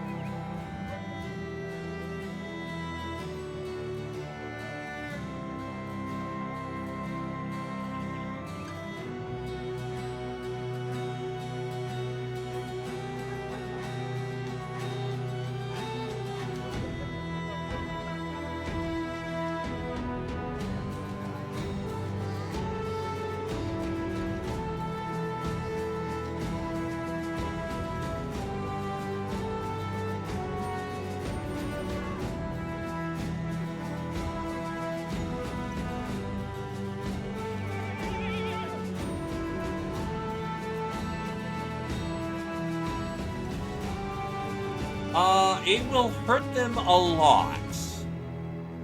It's not instant death, but it's problems for them. Very substantial problems. Also, last call for some extra sippies.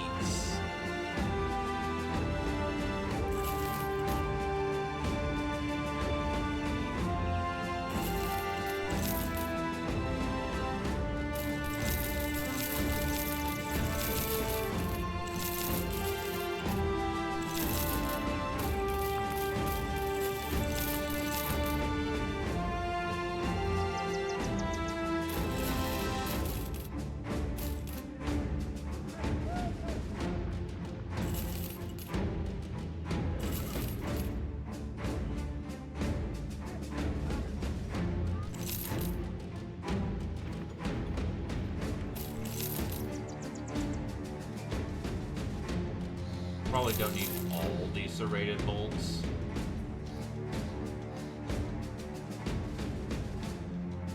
Oh yeah, and you have a good. You are very reliably able to touch people, so you know, sucks for them, really bad. Also, we naturally produce gold here, which is a hell of a thing. We're near mountains, so we definitely have access to mineral good.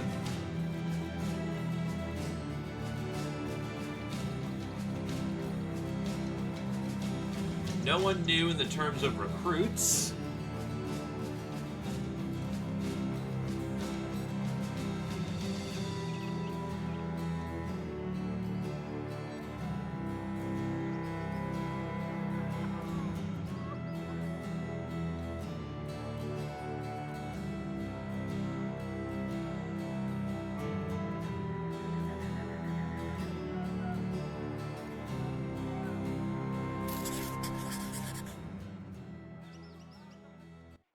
And that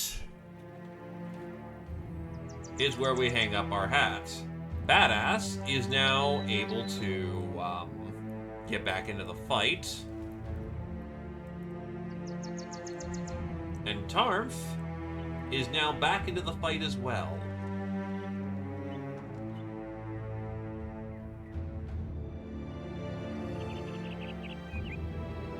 As I also collect more gold from town.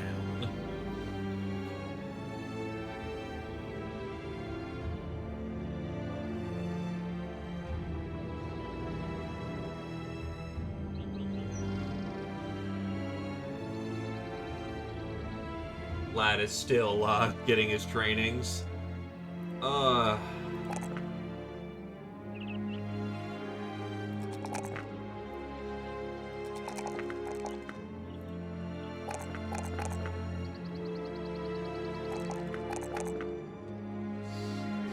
Just putting in his martial capabilities, I guess. He can use a mace. He can bonk somebody. He likes fighting with his friends.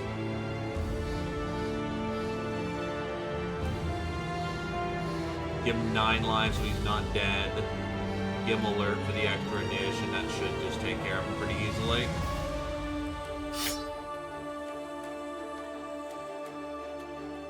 We like our noggin bashers.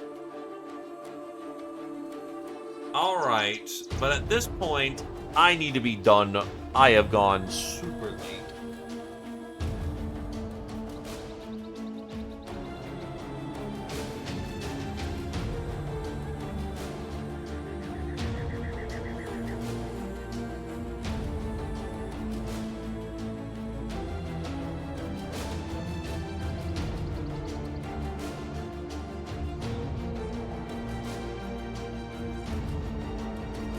Sorry, I just had a moment of brain. What the fuck? Got a moment? But yeah, no, that's, yeah, it's gonna be 3 fights, and it's gonna be a lot of fighting. But we should be able to get our armory up, and then we can get our... Oh, we can actually have taverns. Oh, no, not taverns. So we can have, we can actually get locations. Specifically, the recipe for water skins, hire mercenaries, and then trainer, I guess.